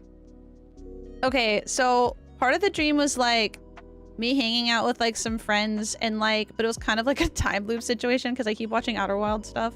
And it was a time loop situation where things were like... we were kind of doing the same things over and over again but slightly different. And I was like in this time loop where everything was happening again but in a slightly different way. And I was like, interesting. And I was like, I wonder if I do this, if things will be different. But then, like, things still turned out the same way no matter what. Because it was just like, I don't know. It was like this idea of just like, even if you do things differently, like, yeah, I don't know. Like, I think it was kind of like Deltarune related too. It was like, even if you do things differently, like, fate still has a way. And so it's just kind of like, I was like, dang it. Yeah, anyway, and then there was like a friend. Oh, wait. Okay, this part goes here. And then there was like this friend that I used to have. And I don't know. They were like, came to me and like they owned like, or I don't know. They like had a bunch of stuff. They had a bunch of like money and stuff and they were giving it all to me. And I was like, but why? I don't understand. They're like, dude, I gotta be like normal. I can't keep living this lifestyle. I have to reject anime. I have to reject all this other stuff. And I was like, what the heck? Okay. And they're like, okay, I'm gonna go. And but then like, I don't know. Like, it was like, they're like, yeah, you can just use my card. Like, here's my pin and everything like that. Like, I have to go, but I want to give you everything. But I have to like go. I don't know. It was really weird. And wait, why did I do this? Why did I? Oh, was that right? Was that right? It must have been, right? No, it's not right. Hold on. It's like this, right? Okay, I think that's right. There we go. No. They're like, I don't know. It was like bad for like their lifestyle or like their like life or whatever. They're like, dude, I'm getting into like, I don't know, like I'm gonna be a, I'm gonna turn into a really bad person. I'm gonna start doing illegal stuff. I know it because I'm already dipping my toes in it and I just can't, like, I have to just like leave all of this behind. I can't even look at it. Like, I just need you to take it and I'm gonna just start over. And I was like, oh, okay. And, but like, so I was like trying to use their card to like see if I could even like take out money because I was like, I don't think this is gonna work. And like, but then like the card was getting locked or whatever because I think they had like a dad or something. And I was like, dude, I'm like, and I was like thinking, I was like, I'm pretty sure this is fraud. Like, this is their account. Like, I don't think I'll be able to do that. And then like, I don't know, there was like some sort of tracker or whatever that I could see, and I could see that like somebody was coming there. I was like, oh, is my friend coming back? I'm like, oh, it's probably the police. I'm like, I'll just turn myself in and like be like, hey, like, yeah, I don't know. Anyway, it was really weird. It was so weird. 3, 1, 2, 3. Oh yeah, so this does go there. Yeah, like I said, it was a weird dream. And we're the weirdos. I know, right? Who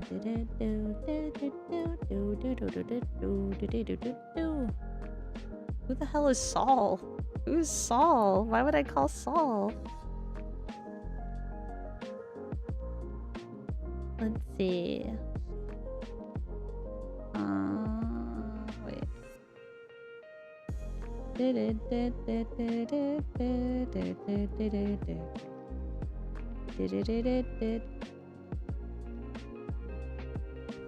Okay, I think I did this right.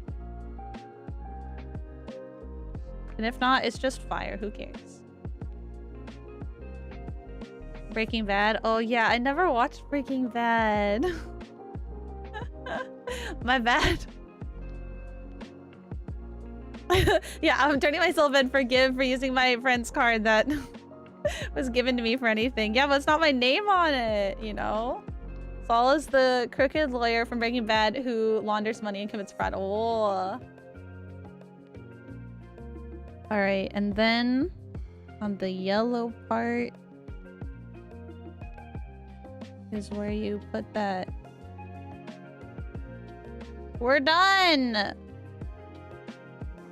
Chat, we're all done! Look! Look at our cute little derpy looking Charizard! Or Charmander! Look! He's so cute! Look at him! He's so cute! Aww. He's not derpy, his character. You could be derpy and have character.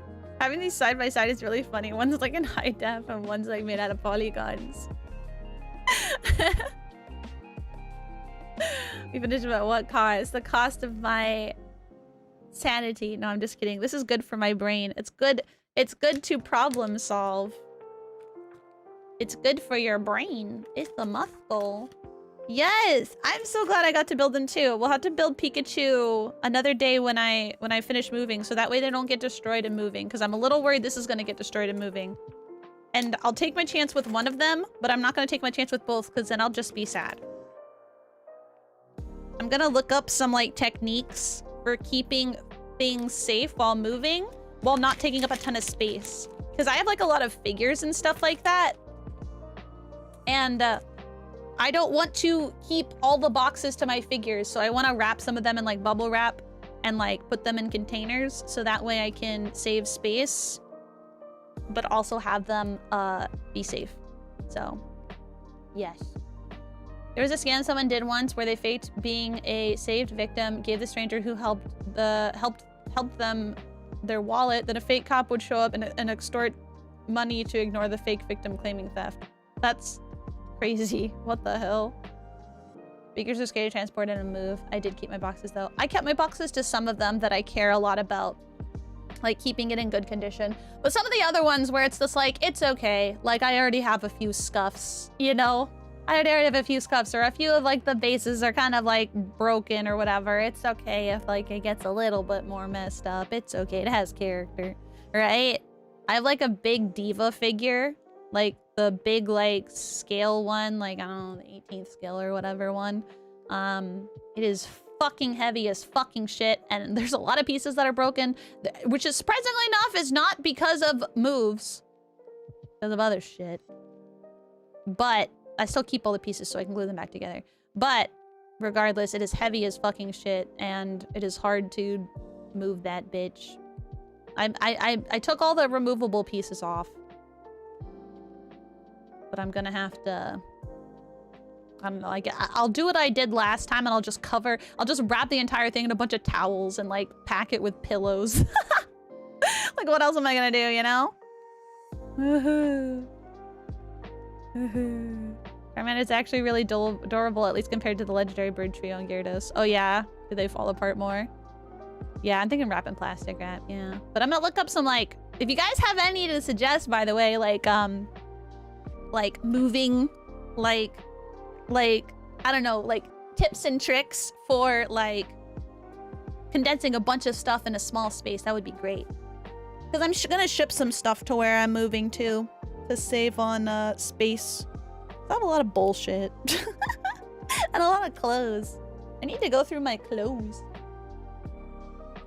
Yeah, which I'm gonna do. I'm having a friend come over tomorrow to like help me like organize and like go through my stuff. So I think I'm gonna like pull out all my like old cosplay stuff that I haven't used in forever. And then I think I'm gonna pull out like some, I have like little bags of clothes underneath my bed that were like out of season, right? And so I'll pull those out and go through that. Yeah. Oh no, the tails just shatter like dust on those. Oh yeah, because they'd be really, really small. I didn't think about that. Yeah. Yeah. Only tip I have would be to move the figures yourself. I don't trust the USPS/other shipping companies to not manhandle my stuff. That's fair, that's fair. I'm shipping a box of like board games and blankets. And then I'm probably, honestly, I'll probably do some figures too in a box, like that are in their original boxes, because I don't mind if those get messed up, right? They're going to cushion anything anyway. And I'll probably package them with blankets as well, like on the sides, to help cushion even more. Oh yeah, guess what? Guess what, you guys? I'm finally getting that Mimikyu, or not Mimikyu, the Eevee bag.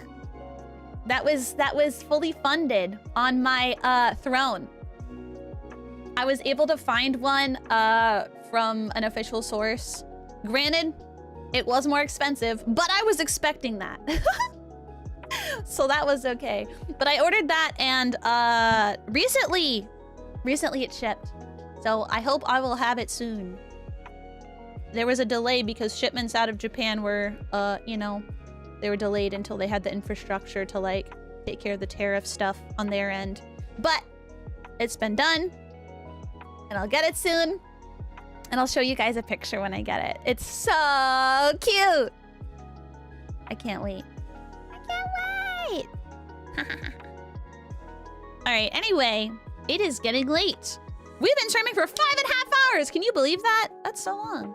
So we're gonna go ahead and wrap up here. But thank you guys so much for hanging out with me, going through these cool Pokemon cards, and I got to show you guys my deck, and then we got this cool thing. Gosh, this is so cool. I want another one so bad. So cool. Short stream today, huh? Shut up!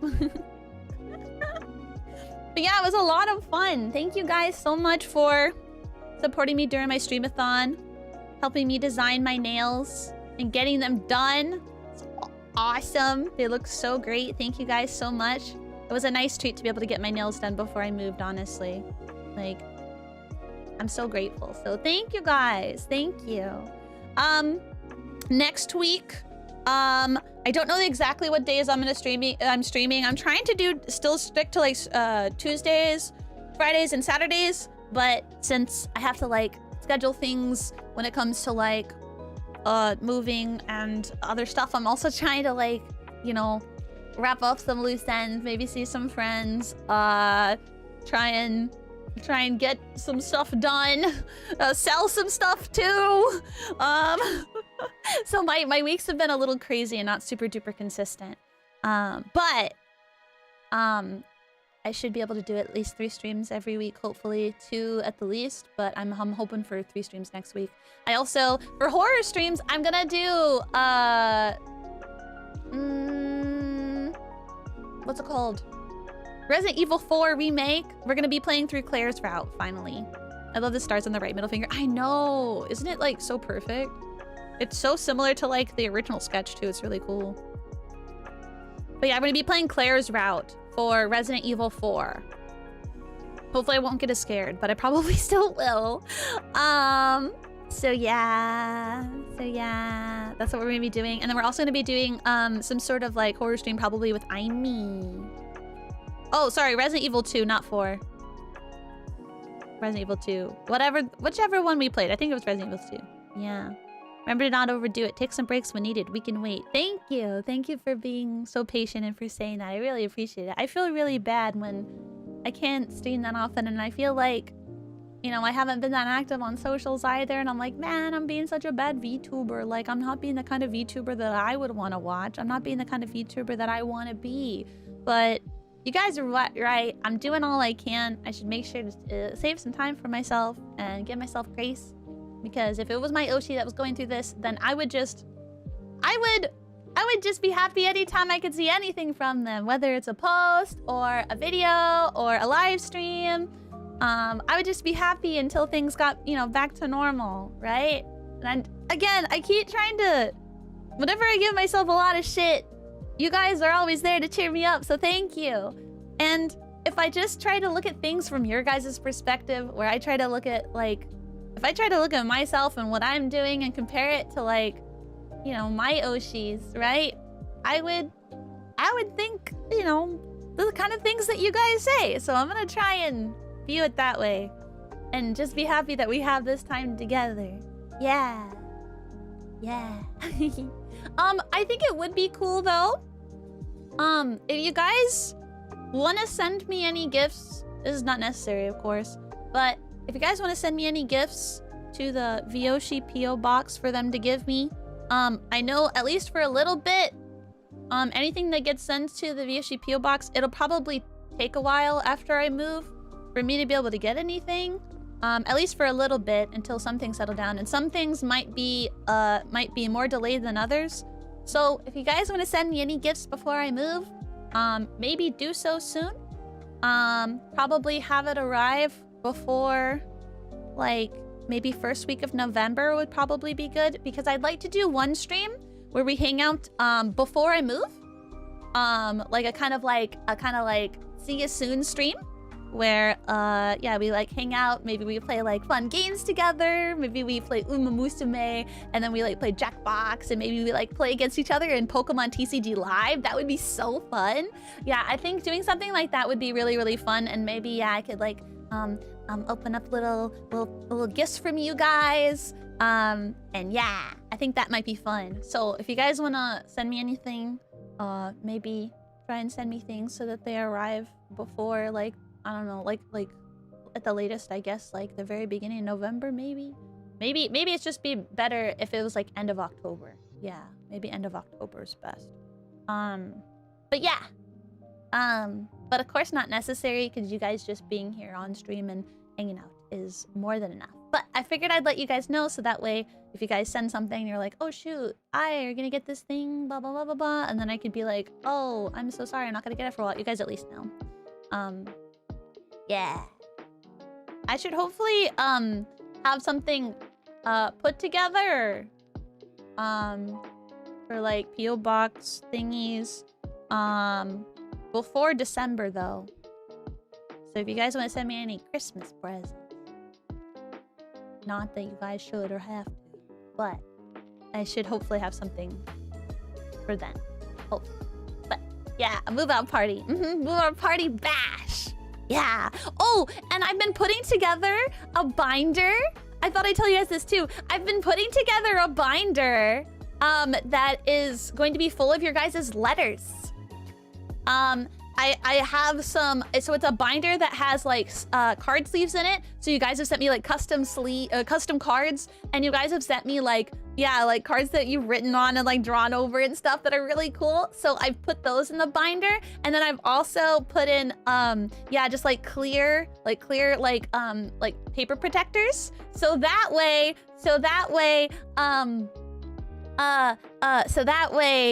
I can like preserve all of your guys' letters and the nice things and like the stickers that you guys send me. So yeah, I've been putting that together too. Maybe I'll show it off someday.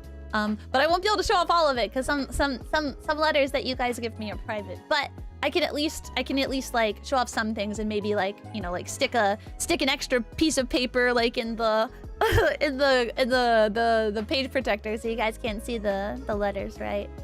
But yeah. So whenever you guys send me letters or trinkets or whatnot, they'll go in that really special binder. It's a purple binder.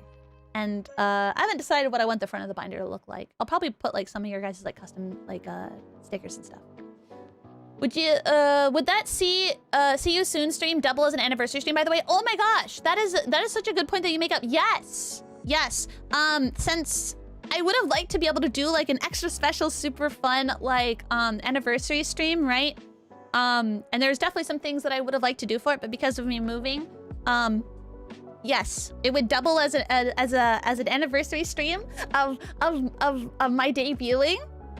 2 years is coming up. Crazy. I can't believe it's been that long. That's literally crazy. Holy fuck.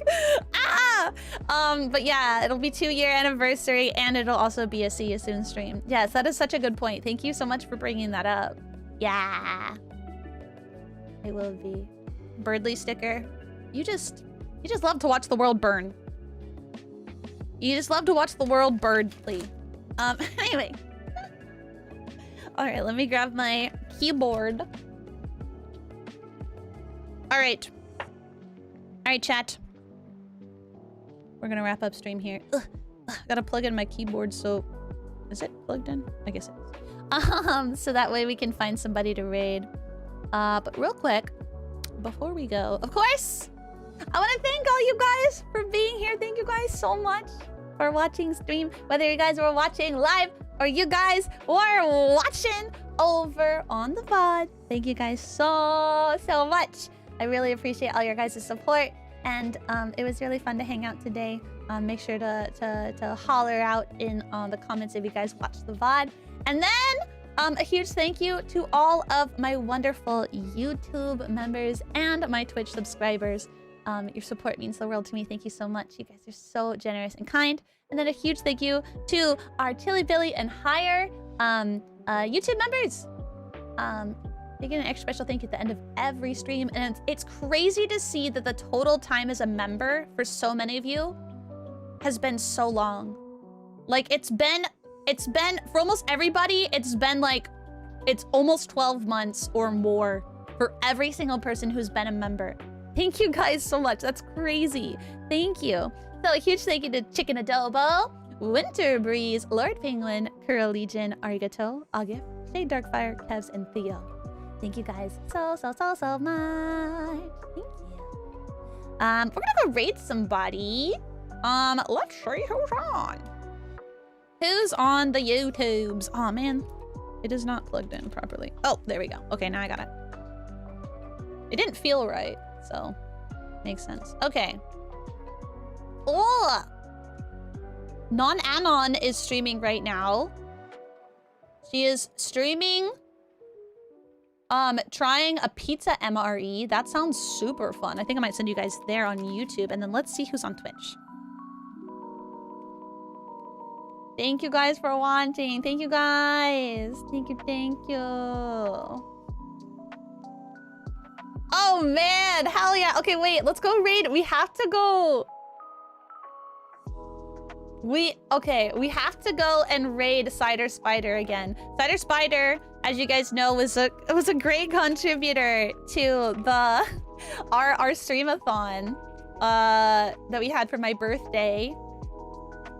And yeah, they are doing a subathon right now. They have 17.5 hours left, and they're doing a terrible karaoke at EMP. Oh, I think this is like a certain EMP W19 P60 Diablos. I think that's their what's it called, Final Fantasy Online like area.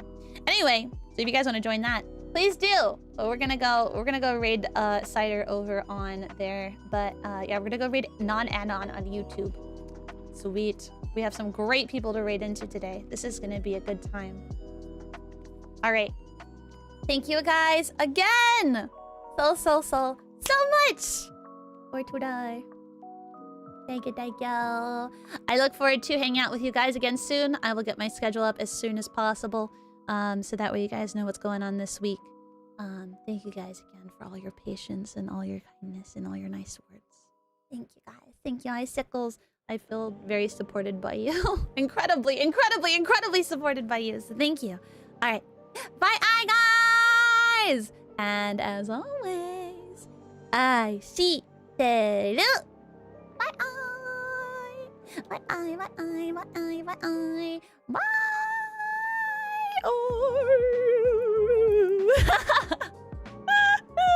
You're bye-eyeing too long.